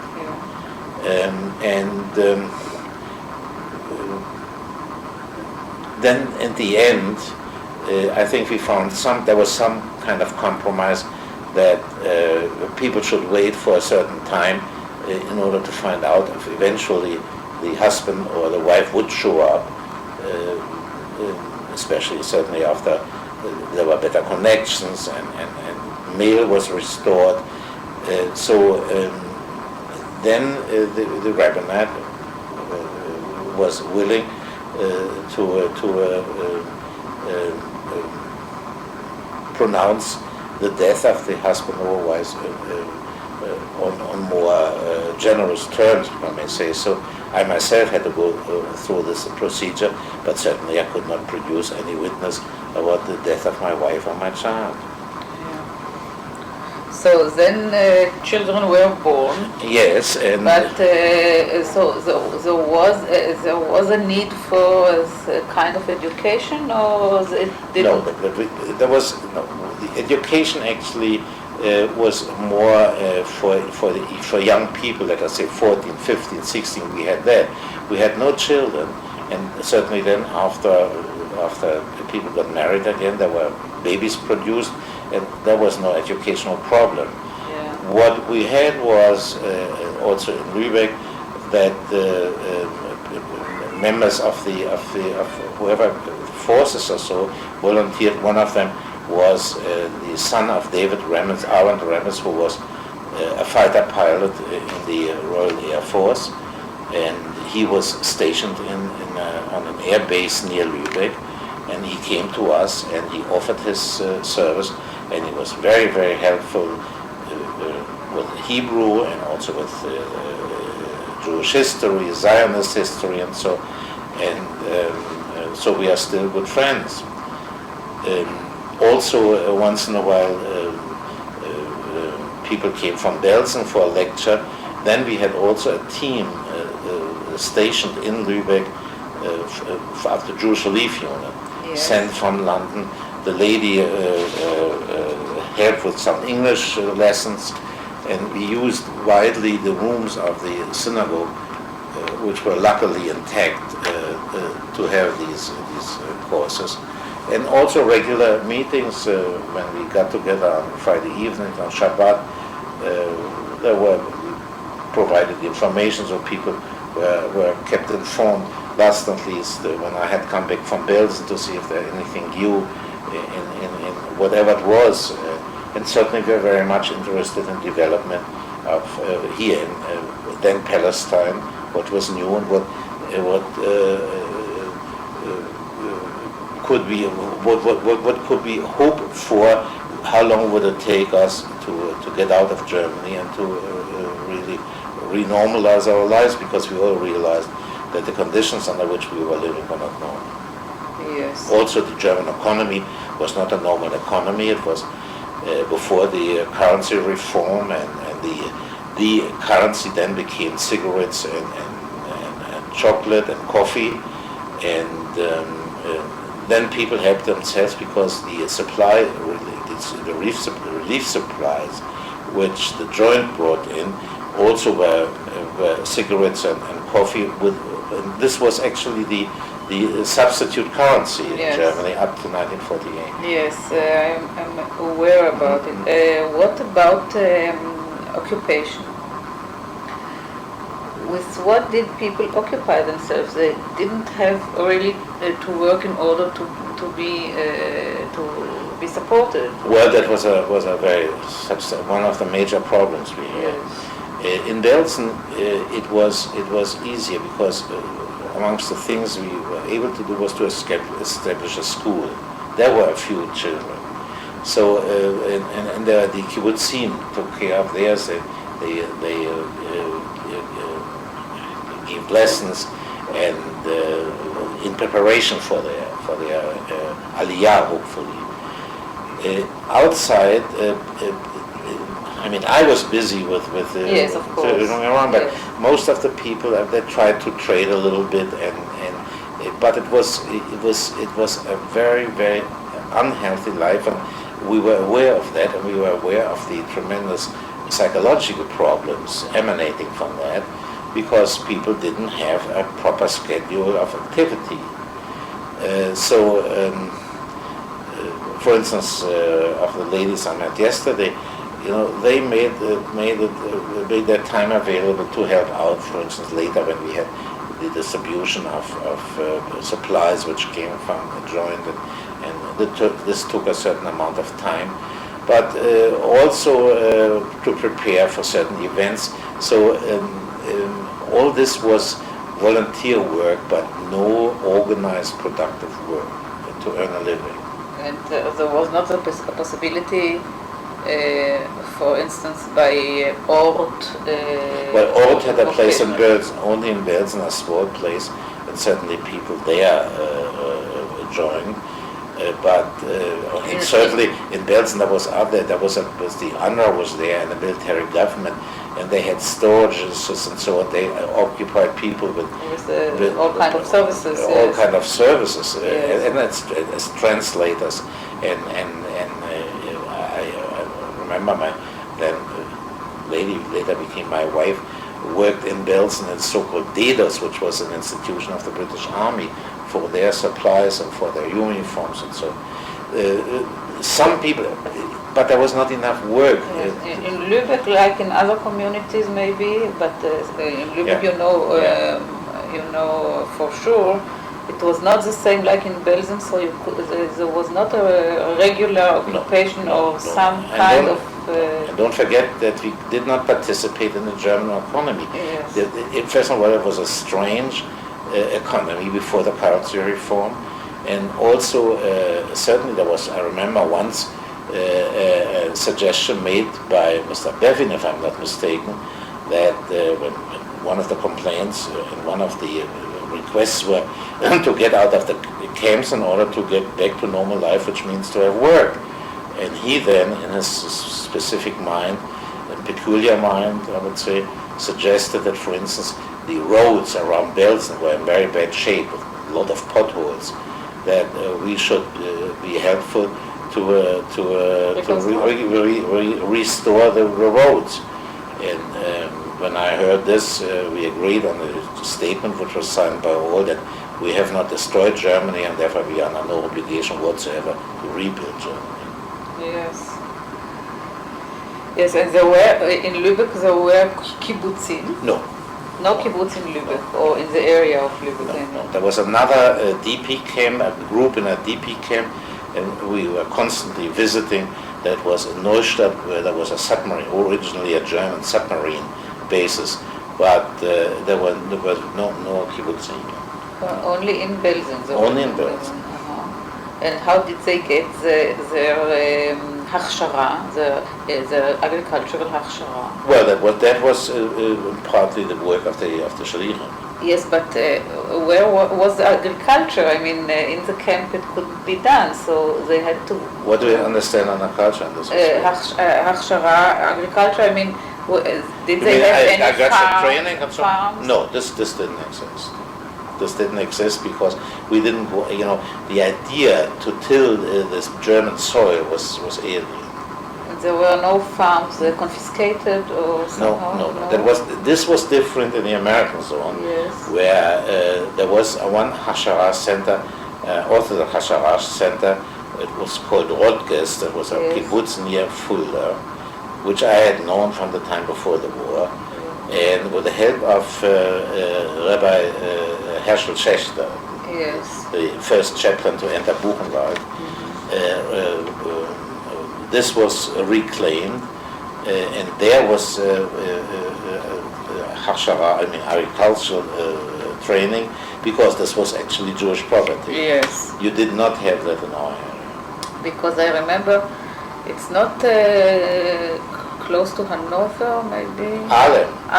Yes. Yes, I'm familiar with Alem, but Alem had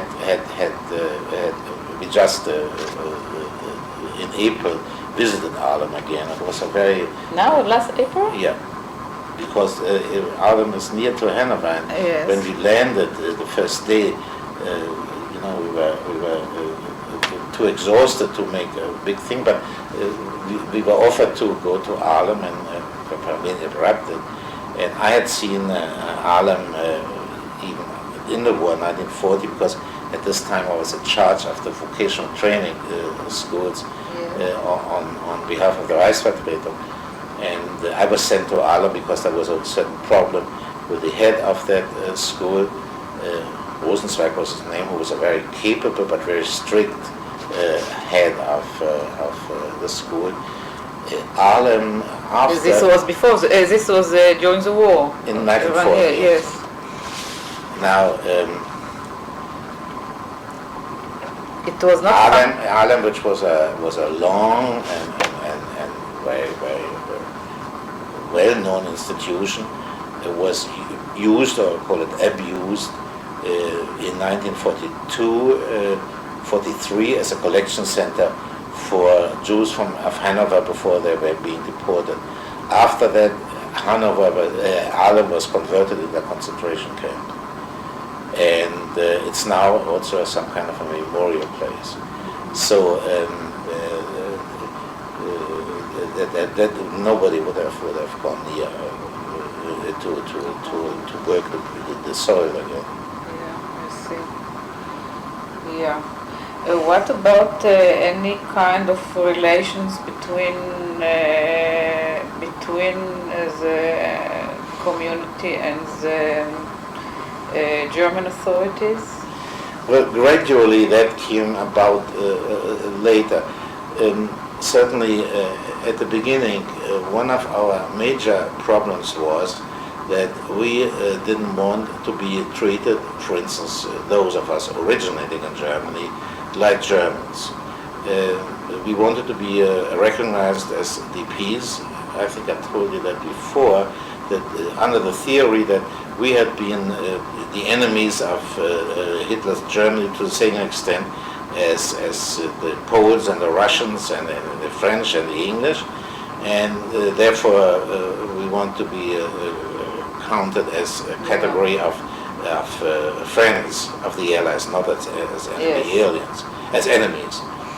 It took a certain time, but this was one of the achievements of Belsen, where we could work it out in unity, because there was no since we had mutual interest, and there was not a special German community and a special DP community.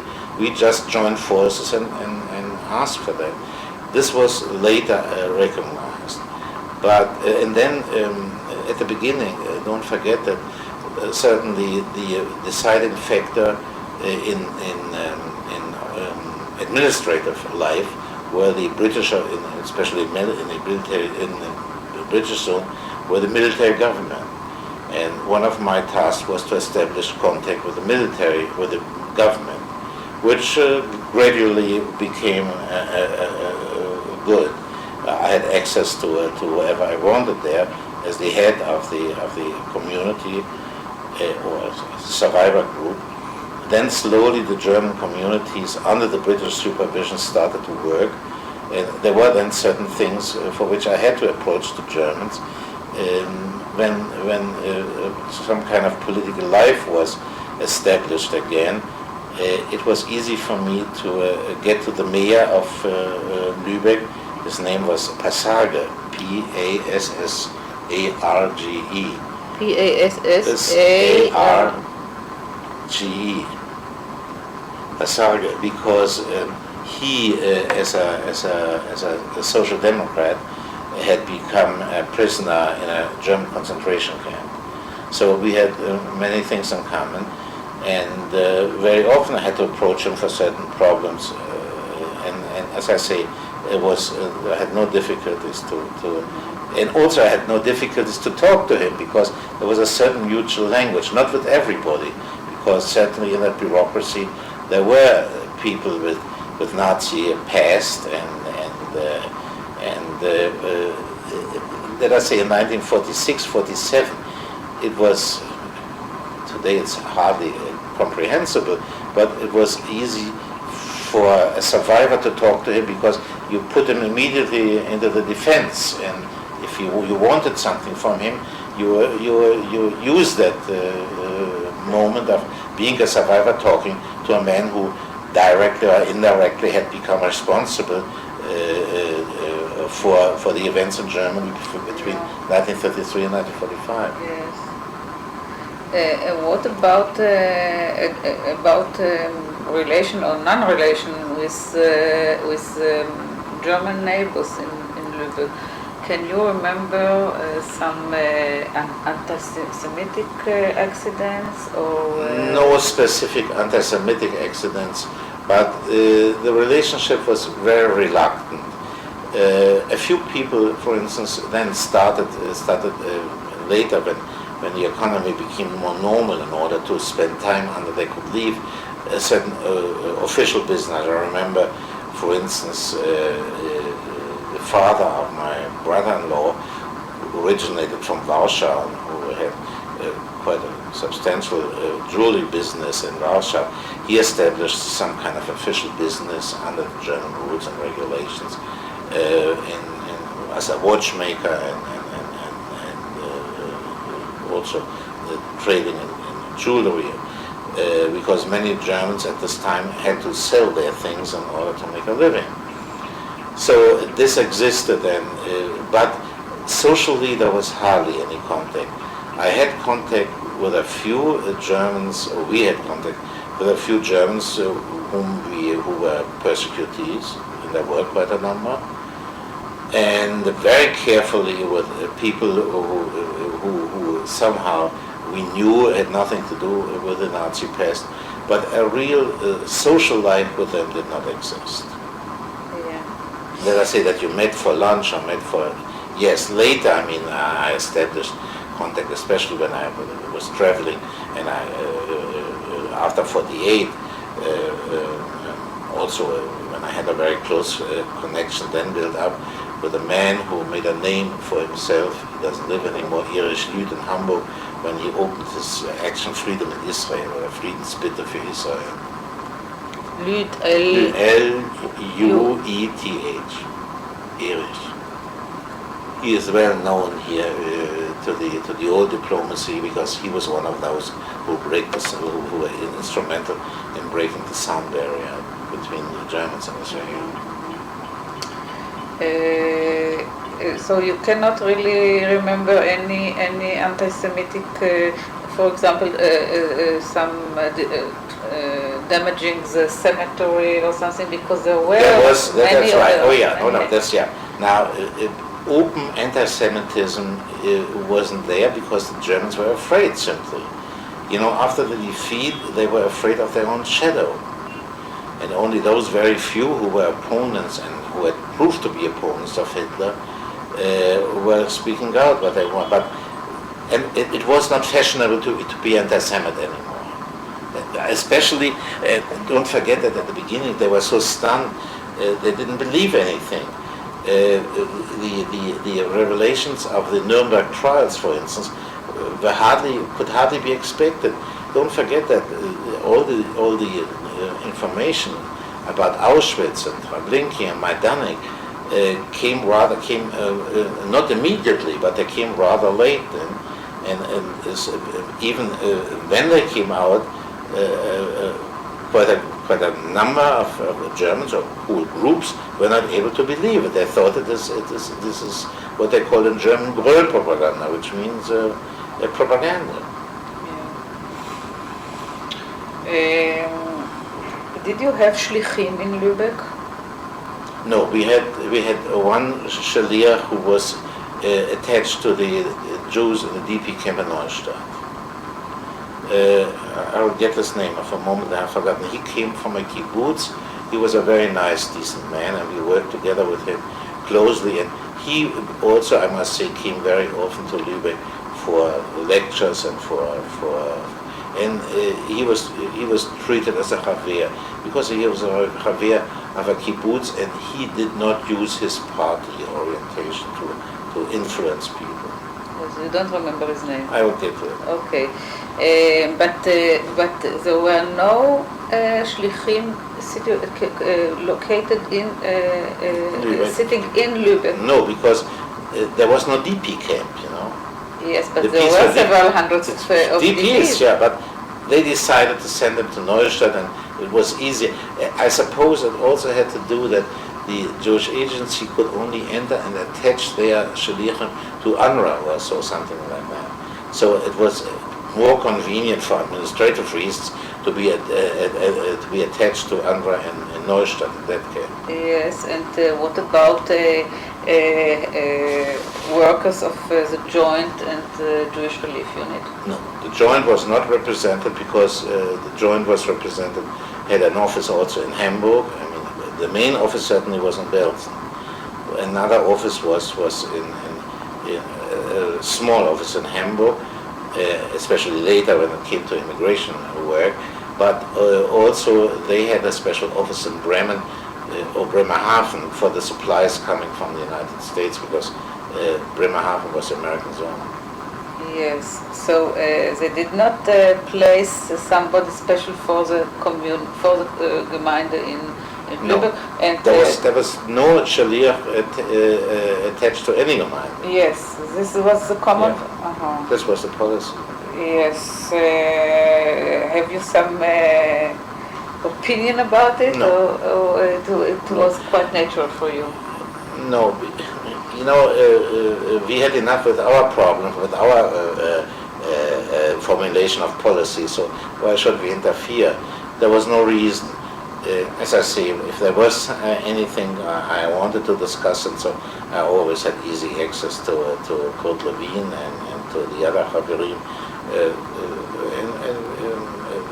They, when they, let us say, they were invited very often, like Levine, certainly Isabellina, it was easy on the German language to speak to the people. They invited him, they made evenings and so. But you know, I suppose the idea might have been also that the DPs, the DP camps, were the reservoir of future Olim, but the cities were not. This is a point I would like to elaborate a little bit, because I understood from what you said before that almost all the people who re-established themselves in Lübeck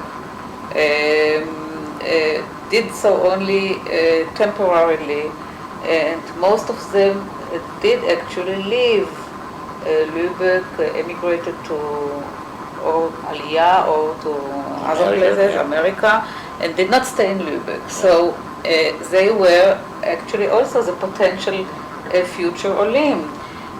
So they saw themselves only temporarily in Lübeck and not for good, and why so?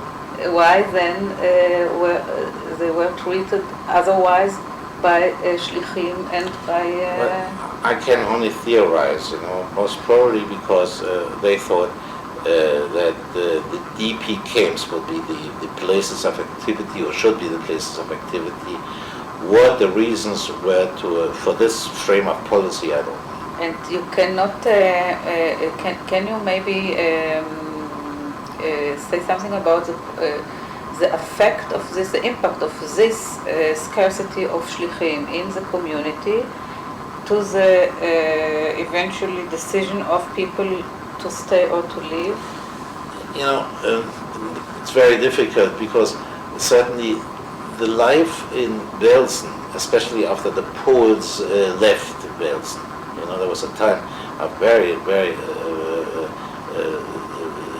difficult and ugly incidents with the non-Jewish Poles, and it was also, I would say, the major success of Rosensaft to have Belsen declared a Jewish camp by the British authorities. But this was a life like in a Jewish city. To live in Lübeck or Hamburg and so was not life in a Jewish city. So therefore, people, for instance, could go into the cinemas, and so this was open for everybody. In Belsen there was certainly a theater, but it came once a week or so. Was a change in the things. So it was different. Why the Shalichim were just stationed in Belsen mainly and in Neustadt, I can't tell. What the reasons were. Yes, I understand that you cannot tell the reasons, but what was the impact? What was the impact of this policy or this? Well, I would say the loyalty to Zionism, or to later to Israel, also of the people in the cities, did not depend on the activity of the Shalichim, in my judgment. People either had it or they did not have it. The propaganda or whatever it is didn't affect, or had no special effect. There were everybody, when you heard the news in the morning or so, the first question was what happened to in Palestine, especially don't forget in these days before the British left. I mean, there was the same deep interest as it was in the camps. You didn't sense any kind of delegitimation of by the Zionist Jewish agencies, authorities, to the fact that people decided to live because I would say the man for instance, the head of the community in Köln with the name of Goldsmith, or in Düsseldorf with the name of Dreyfus, or in Hanover with the name of Norbert, or in Hamburg with the name of Goldstein, or in Kiel with Salomon. They had the same good personal relationship, let us say, with Kurt Lewin than the people in the camp. You mentioned just now names of heads of communities. Can you please give some information about about every one of them? Well, the head of the community, if you want to call it now, the head of the community in Köln was a man with the name of Norbert Goldschmidt. Yes. He was also of German origin? Yeah, all of them. All of them? Yeah. Born, German origin means born and reared. Yes. In Düsseldorf it was Julius Dreyfus.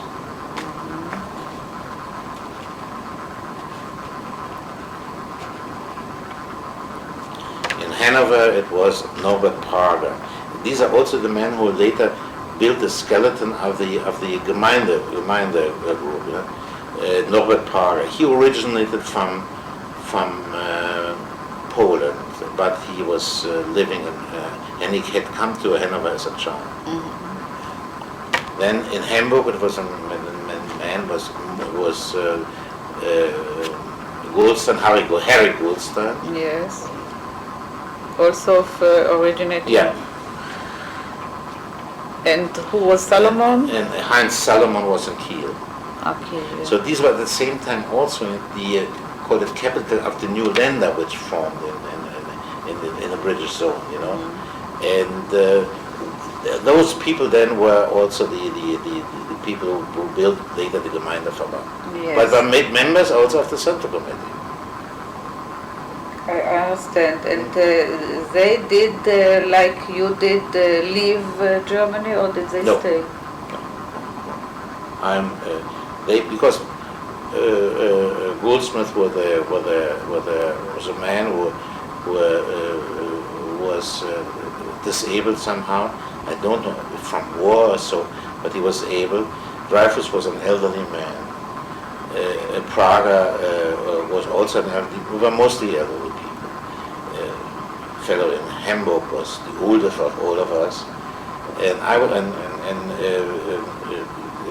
my friend Solomon in Kiel had returned from Theresienstadt as a sick man. So even if they had ideas and intentions to leave, they objectively they couldn't. And none of them is still around. No. I understand. No, I'm the only survivor of that period. Yes, you are younger. A Chuchi.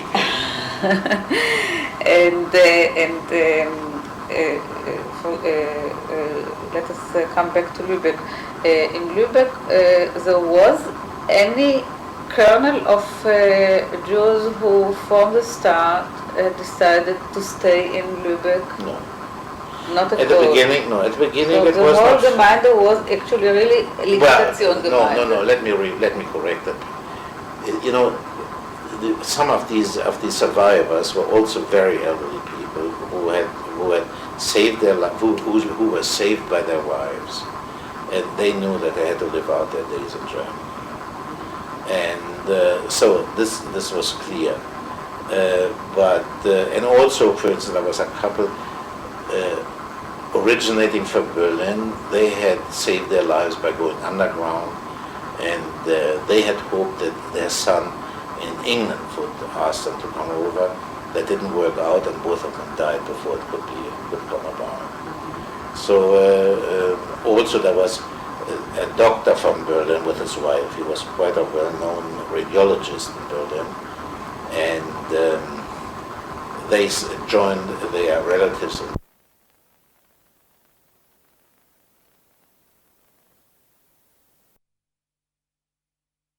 Is it working? Yes, I shall try it if it's okay. Okay.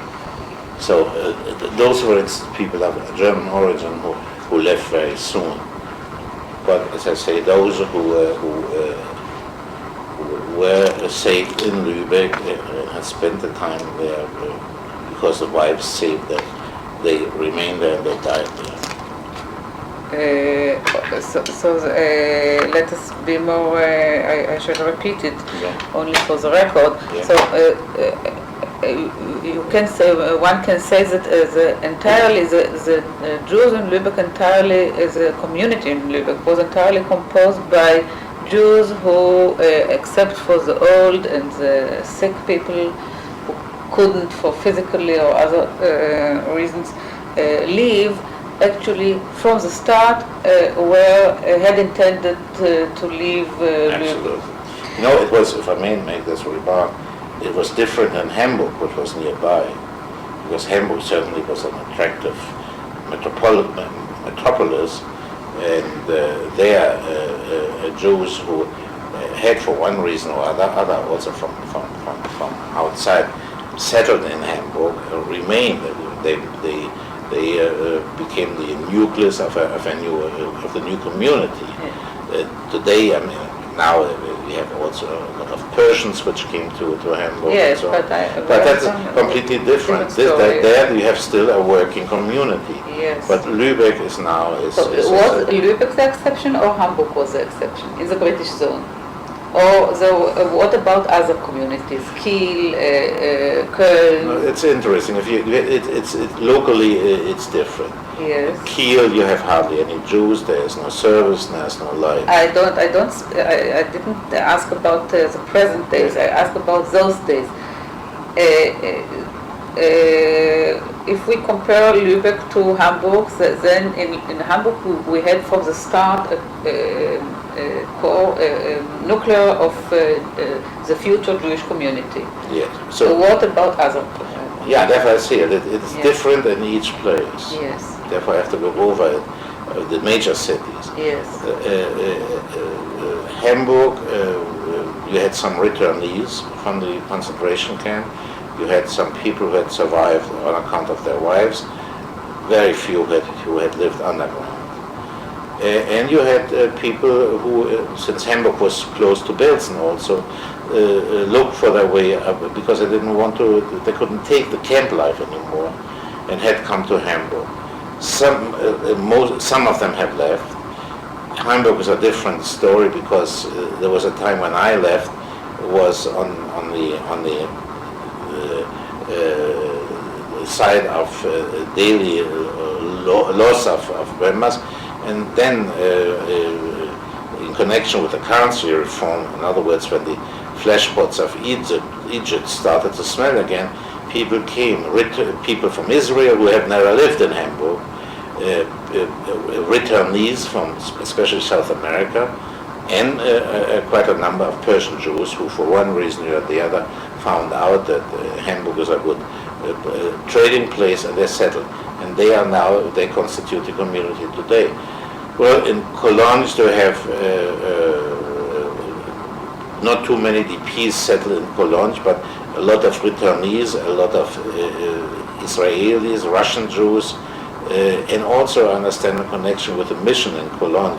Some Israelis who came at this time somehow stayed on. In Düsseldorf is almost the same. In Hanover, where I was recently, there was a committee and a community working together.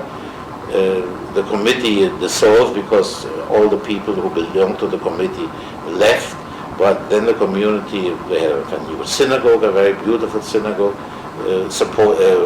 constructed and erected with the support of the city, and a tremendous influx of Israeli. I must say, when I was in Hanover in April, I heard more Hebrew there than I have heard at any place outside of Israel.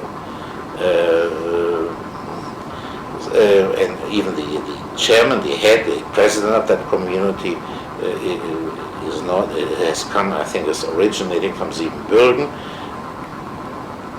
Those who are living there now feel more or less settled, but that's another problem in the life of the German community. And in Hamburg, we talked about it,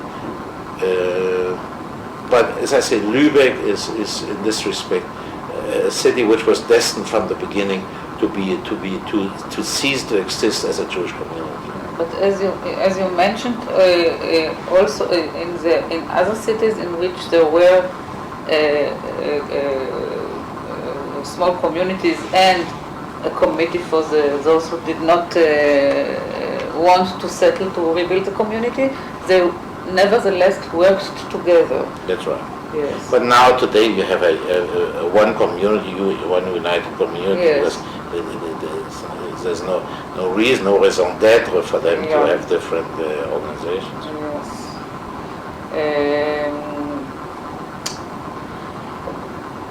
So I think that now what we have still left, if you are not too tired, and not too exhausted by all my questions, and definitely not. They're invigorating, so don't worry. I'd like to ask you to tell me a little bit about persons who were working with you, not only to mention their names, but to tell me a little bit more about their activities, if you know about what they did later, and maybe if they are still around if I can locate them. Let us begin with the people who were with you in the community in Lübeck, in the committee in Lübeck. No, there's hardly. There's one fellow left, and I met him again in Belsen 4 weeks ago, but since he knows my attitude and disagreed about his activity in Lübeck, I don't think he is material for an interview. He's still living there.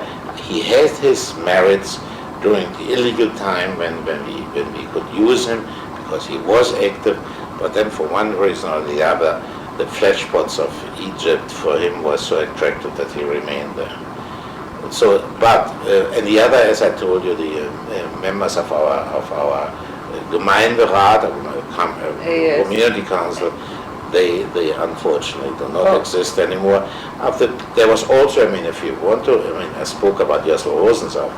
I spoke about Hadassah Rosensaft, who luckily is still around and living in New York. Yes. The representative, for instance, of the Mizrahi, Shmuel Weintraub, Sam Weintraub, he is living in Chicago now, still active in the Mizrahi movement. Have you connection with him? Oh yeah.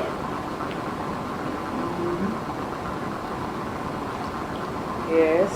Then there was, I think we talked briefly about it, a man who was a member of our committee, Rabbi Helfgott, now Azaria, living in Savion. Yes.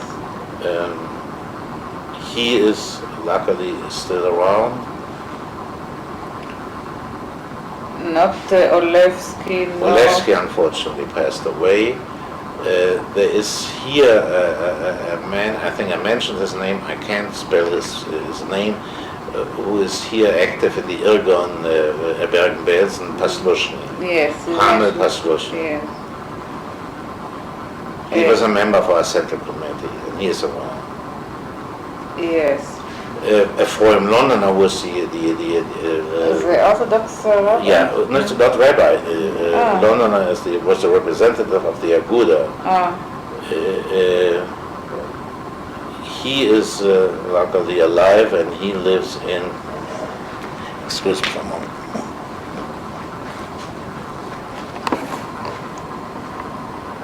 The people of the other people of the Jewish Relief Unit. Can you remember names? Yeah, but I see in this respect, Hefgott will serve you better than I. I see. And what about? Okay, I know the names of people from the joint. But Sarah was the head of the team in Bills for most of the time. Yeah. Sarah Eckstein.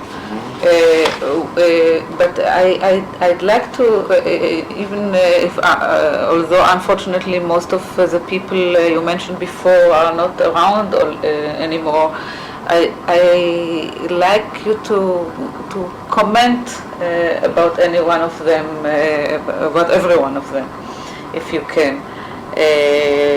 People like Olevsky, for example. Olevsky was one of ours, he was a Katzetnik, he was together with us in Auschwitz, and he came from a family of rabbis in Poland, and he was one of the members of the first Yiddish paper we had. Now, this is something I didn't mention. Unsere Stimme. Unsere Stimme. There were 3 members. One was Pavel Trettmann, who lived in Montreal and unfortunately passed away 2 years ago. He came out of the revisionist movement in Warsaw, went underground as a Pole, and was liberated as a Pole, and had difficulties to come back to Hebrew and Yiddish after the war, but then it happened. The other editor was David Rosenthal, who now lives in Philadelphia. Yes. And for many years he was associated professionally with the Histadrut campaign in Philadelphia.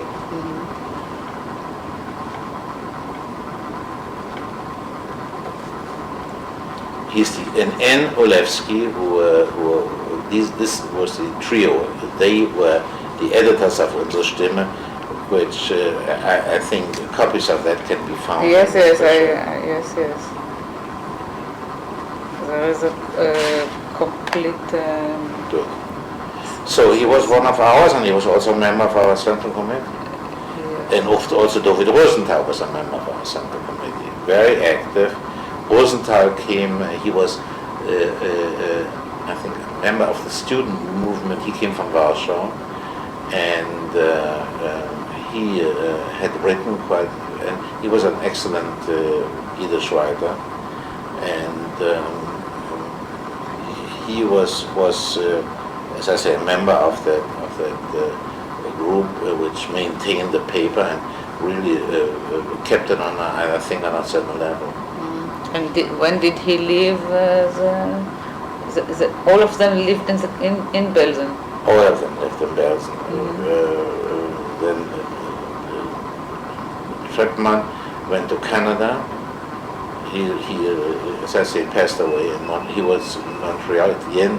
Before he retired, he was the head of the Jewish library in Montreal, of the Sadie Bronfman library, because he knew Yiddish and Hebrew and Polish and Russian and French, and he had attained a very good reputation in Montreal in Jewish life. He's very active in this and also then in the work of the Workmen's Circle.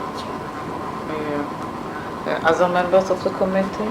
Well, people like ex officio. I mean, I told you about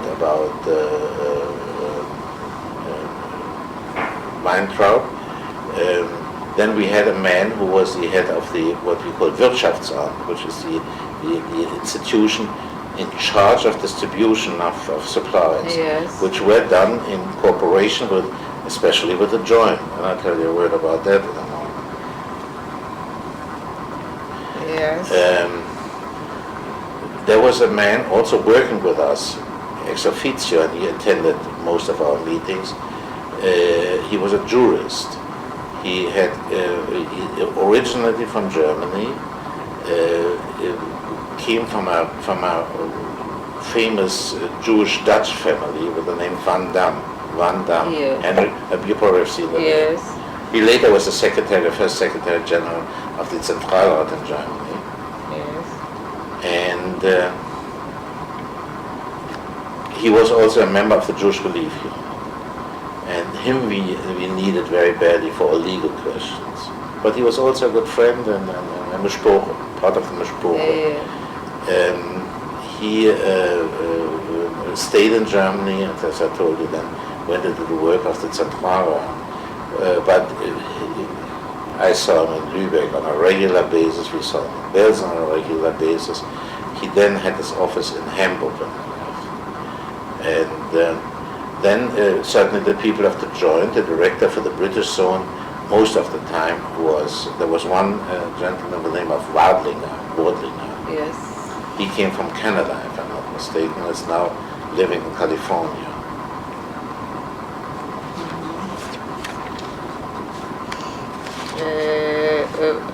What about Sam Dello? Yeah, I'm coming. Yes.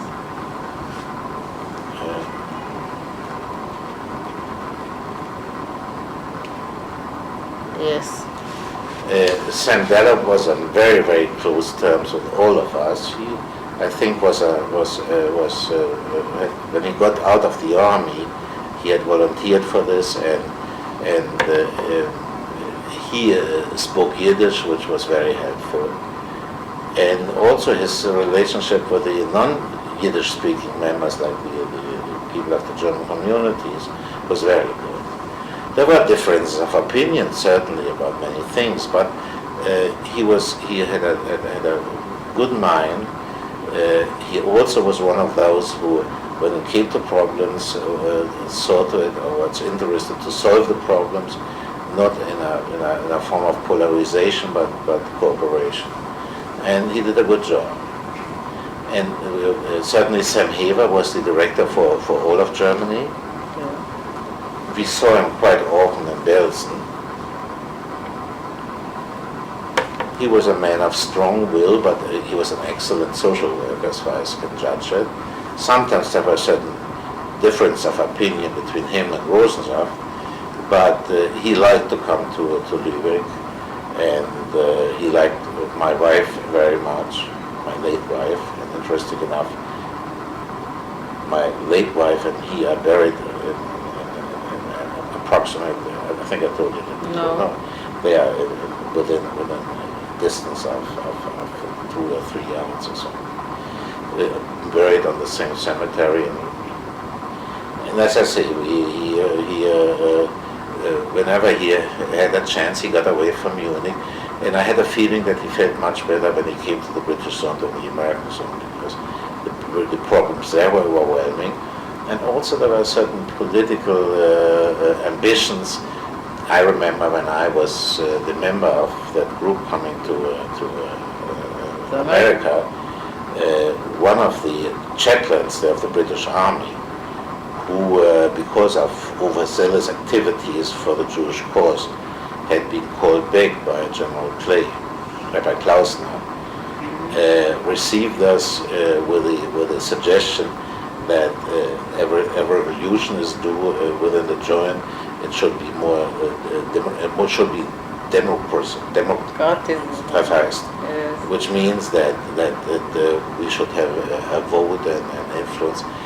It was an absurd idea. I didn't agree with that. I didn't follow them, and the result was that I got onto very good terms with the then head of the United Jewish Appeal, Eddie Warburg. But we had these, and then in Munich we were constantly exposed to these political groups who certainly looked for influence and for action and for success. So I had a feeling that Sam Haber liked it more in the British zone, where we was not exposed to any kind of political influence.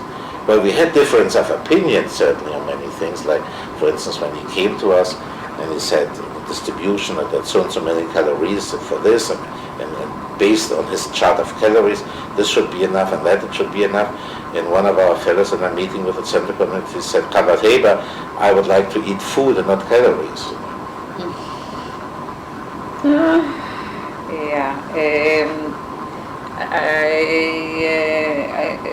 I know that yes. Yeah, now I'm looking also for. There was another jurist who was a member of the relief unit. He originated from Czechoslovakia. He used to live after the war in Vienna. I don't know if he's still around. Weiss is his name, Dr. George Weiss. Yes. He, like Van Damme, was very instrumental to lay the first foundations for our work concerning restitution and identification with the authorities, the British authorities and also the German authorities. Who else was there? Well, there was for a certain time the relief unit had their headquarters close to the military headquarters of the British Army that was in Herford. It is a very nice, beautiful area of Germany. Was Mrs. Henriques of London. Yes, this is a very known name. Yeah, she came from Henriques, a famous name of Sephardic origin. She was not. She even, if I'm not mistaken, had studied in Germany and Breslau at a certain time. Yeah. She also had a little bit that attitude of let us teach them, but this could be overcome. And then she very soon after the big events, she moved back to London, where whenever I had a chance and I came to London, I visited with her. Her husband was a very special. He was not a magistrate. He was a famous judge for juveniles. But he stayed in London. He didn't. She had a headquarters in Hereford for a certain time, but very soon then left for London again, where she was then instrumental in running the operations of the Jewish Relief Unit from London. What about Colonel Robert Salomon, who was the advisor for Robert Salomon was the advisor. He was. But he was not stationed no, in no. in the Buddhism. Solomon, that was, I think, mainly on the influence of our Havarim of the World Jewish Congress and the Board of Deputies, was appointed to be the Jewish advisor to the interesting enough, the man who was in charge of Germany was called the secretary of the Duchess of Lancaster. Of Yes. Lancaster. Yes. And Mr. Hind, if I'm not mistaken, was the Minister for Germany. Yes. We saw him regularly when we came to London, and we worked together with Colonel Salomon. As a matter of fact, he appointed me to be the official spokesman for Jews living in the cities, with access to the British authorities. You came on a regularly basis to London? Not at the beginning, but later, for instance, when things with the restitution and unification became more prevalent, and I became one of the founding members of the Jewish Trust Corporation, established under law of the protocol of the occupational powers. As I said, which was also authorized to claim community and heirless property. Then we came, I would say almost once. I went once a month to London. Before, when we went Rosensaft and I, or Rosensaft independently, but mostly we went together. On certain problems when the occasion required it, or when the World Congress, with whom we worked very closely, invited us for special occasions and so on. Then we saw the people there, the head of the European section of the World Congress at this time was Lady Redding, a man with whom we worked very closely. He was the secretary, I think, of the European section was Dr. Baru, and then we saw certainly Sidney Silverman and Morris Orbach, and Alex Easterman. These were the people, the men we were dealing with. So Salomon. Yeah, and Salomon also, yeah, who gave us good advice on certain things because he was aware of the attitude of the British government and what could be done, what could not be done, what ought to be done if we wanted to change certain things. So we were actually in regular contact. Yes, but he did not only very rarely came to. Did he come to the zone? I remember him for one occasion when we had the anniversary of the liberation. Then he actually was also traveling through the British zone for a fact-finding tour. But then we mainly saw him in London. Because he was, don't forget, quite a famous lawyer in England, and had obtained a high rank during the war in the British intelligence service. Yes. Yes.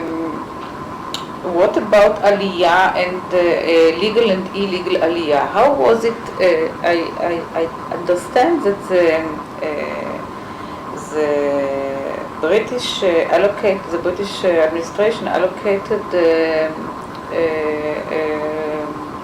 certificates according to the Aliyah policy, especially for the British zone. Maybe more in proportion than to the American zone. This I don't know. This you don't know. I know only I mean, there were a couple of political facets to that. There was a time, for instance, when a request came or an offer came to take children, without parents, to England. To England, yes. And our people resisted that, and especially, we agreed with the Havarim of the Sochnut that we rather wait for the opportunity to take them directly to those who wanted to go to Palestine or Israel than to make a detour via England. there was a very involved discussion. Yes. There was, And, you no, know, don't forget there was that- no difference of opinion about it?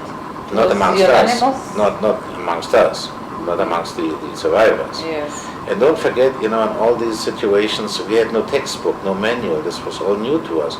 And actually, none of us was really trained in these problems. So we had to use our seichel, and, you know, we really felt the responsibility was very heavy on us in certain situations. We had good advice at the same time, because it so happened that a man who did a lot for us was in Germany at this time, Adler Uhl, I don't know your name. Yes. Whom I still knew from my pre-Hitler days in Berlin, Yes. and who was very happy to see me the first time when I met him after the war. It was a very, very emotional get-together. I had seen him, I mean, he had to flee more or less from Berlin because of the special situation with a man named Kareski, I don't know if you know. Kareski, yes. Very shady figure. Yes. And but Adler Uhl always said that Kareski, with all the bad he did, he saved his life actually, because then he had to get out on time. Yes. And certainly, when he came back, he all of a sudden was in the uniform of not a person's soldier, but of a servant. And that was, I say, very emotional when we saw each other again in Frankfurt. He gave us terrific advice because, first of all, he spoke Yiddish and German, and he was deeply involved in the problems of the Jewry in Germany up to the moment he left. And he had a wonderful, he was a brilliant mind. Yeah. And just when this discussion was raging, he was there and gave us advice. And then at the end we decided the people who were in there was a special... About the children, yes? Yeah, children were accommodated in a special home, and especially Hadassah saw that they had special treatment. And, I think in this respect, a good job was done. But the decision then was that we would not accept the offer of children to go to England. We'd rather wait, and then certainly, first of all, Hadassah took a group of children to Palestine before, and then certainly we saw that they also were. Yes.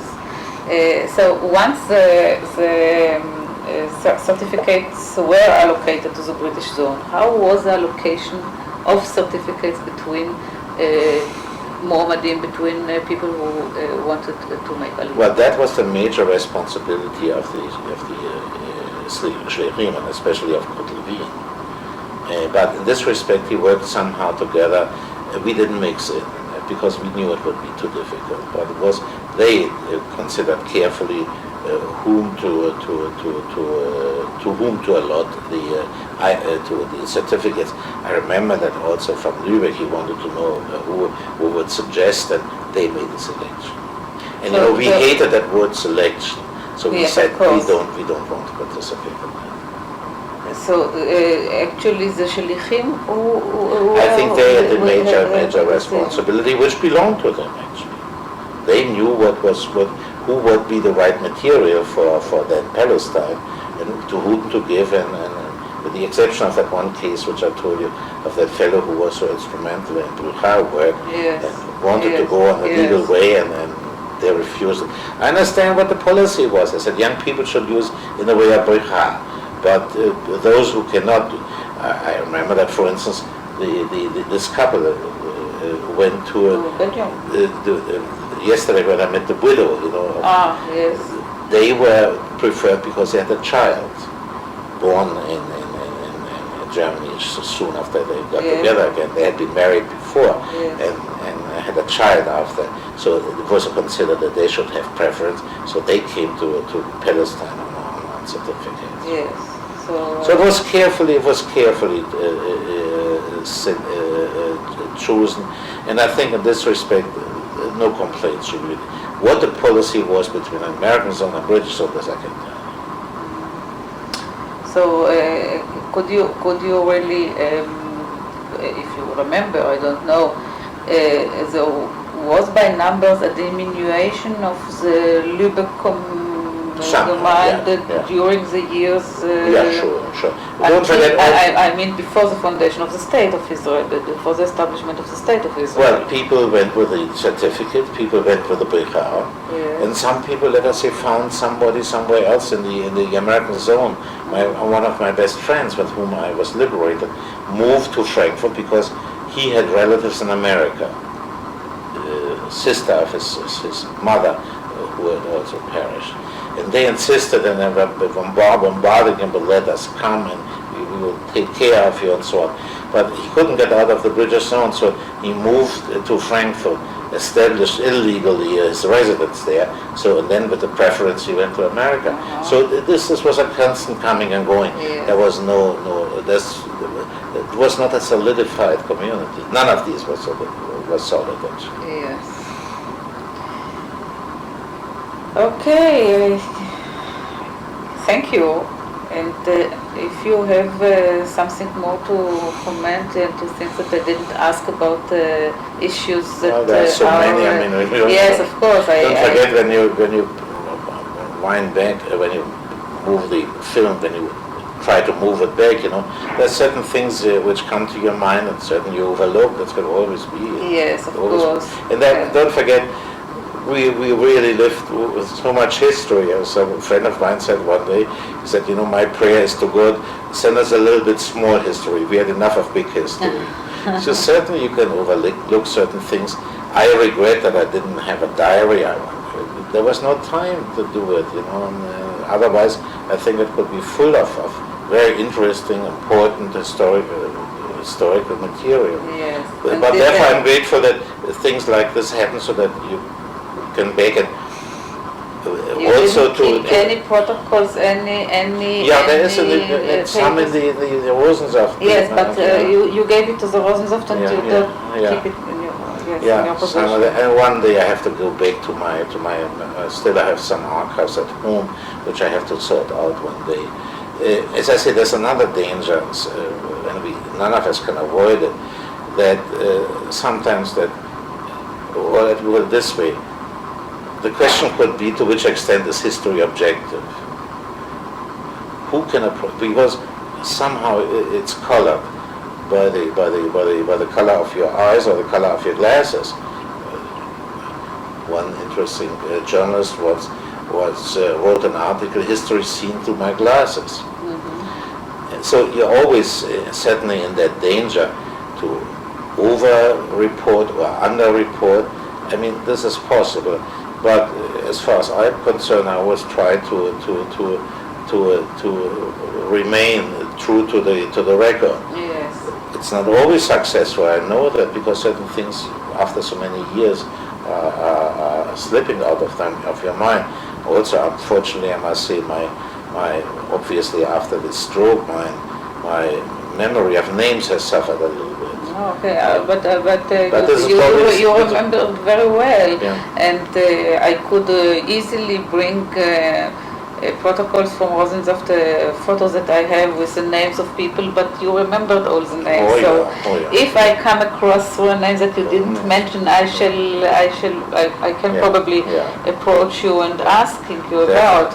By the way, I talked to Dr. Zaryan. I will talk to him again probably before I leave. He also is in contact with this Dr. Rahe. He told me even that Rahe might come one day to Israel. I don't know. So, he intends to go to Switzerland in August, I understand. So, but you're not writing this book from today to tomorrow. No, and of course your testimony will not remain, hopefully, the one and single testimony. And you'll write it in Hebrew, I suppose, yeah? I don't know yet, maybe in English. I mean, not in my poor English, but in English. And I shall, of course, try to interview as much as I can people. And the method is always to compare testimonies and compare and put it in the context of what I know from written material, from real historical documents, and so it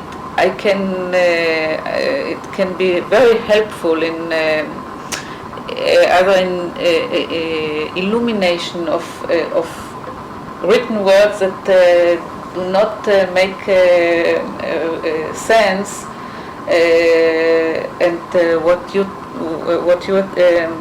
told me can be very instructive in understanding many phenomena. Yeah. Now, I may say that again. When you see Sarah Eckstein or Sarah Gona, Yes. She could be very helpful because she will give you an excellent report of her activities seen through the eyes of a relief worker. Yes. And just because she was one of those who became one of it, we said always we couldn't tender testimonial dinners or give them plaques or so or whatever. So en vogue in America, but certain people we made honorable DPs. We show it. So Sarah Eckstein was one of those. So she will be able to add to it, and seen through the eyes of the relief worker. Azaria, or health god, can give you points. Not only, he was a rabbi, but he was a former army rabbi of the Yugoslavian army, so he was not orthodox man. He was leaning to the conservative side, but he also participated to a certain extent in the political decisions, and he knows what the human conditions were and the problems. And also he is one of the, as I say, the first who officiated at the mass burials when still the mass graves existed. Differently when the typhus epidemic was so rampant that the corpses had to be buried without an identification. And Paslushny was a man who was also active in a group in Poland, if I'm not mistaken, in the Paul Zion Small. So he can tell you a little bit of as a man who lived in Belsen and lived with his group and was representing them, what his impression was. So these three here in Israel, I think, could be quite helpful. And certainly, don't forget, we didn't speak about the people who were also like Sam Bloch. I don't know his name, you have probably seen. Sam Bloch, amongst others, he was an activist in the Hashomer Tzair movement because he came from Lithuania. And his father, who had been murdered, was one of the first in the city, was, if I'm not mistaken, the founder of the Talmud movement in Lithuania. Not in Lithuania, in the Litvish part of Poland. For instance, he did something which was also so unique when we had the events in Palestine before the establishment of the state. He, by himself or with friends, had been able to obtain a shortwave radio from the Navy or so. So what they did was they were listening to radio reports here from Israel, since he is fluent in this is part of his education, absolutely fluent in Hebrew. They picked up the information from Israel, from still then Palestine, and every evening, 6 o'clock, 7 o'clock, in that what we called the Freiheitsplatz, the Freedom Square, which was one square between these different military barracks. They had established an amplifier system, and then the people assembled there, and they listened to the last news. He was then translating to them in Yiddish. And that was a very, very important function in this respect he had. So as you probably see from the publications, he's now very active. Afterwards, he's now actually the president of our World Federation, and so he was also one of those who was Hassan Bloch is the president of of the World Federation of Film. So with him and Hadassah and a few more Havarim, we came to Belsen in April. There are some documentation of what was in Belsen in last April. Where was it published? That was you will see our American gathering of Holocaust survivors in America is printing a paper called Together. And he has written an article. I don't have it with me, but it will appear in print probably before the holidays or so. If you want to, I can then send to you either the paper or at least the reference. No, the article. I mean just the clipping. Maybe that they send the paper regularly to the National Library, or possibly, yeah, possibly.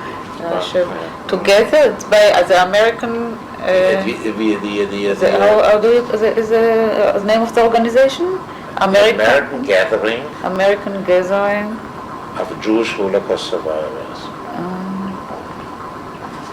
Jewish Holocaust survivors. This was a follow-up of the events we had here in '81 when we had the World Gathering of Holocaust survivors here in Jerusalem. Yes. And when we came back to America, people said we cannot walk away from what we have created, and we established this American Gathering. And under the auspices of the American Gathering, for instance, the teachers will arrive here today, yes. as I told you. Yes. Okay, so thank you.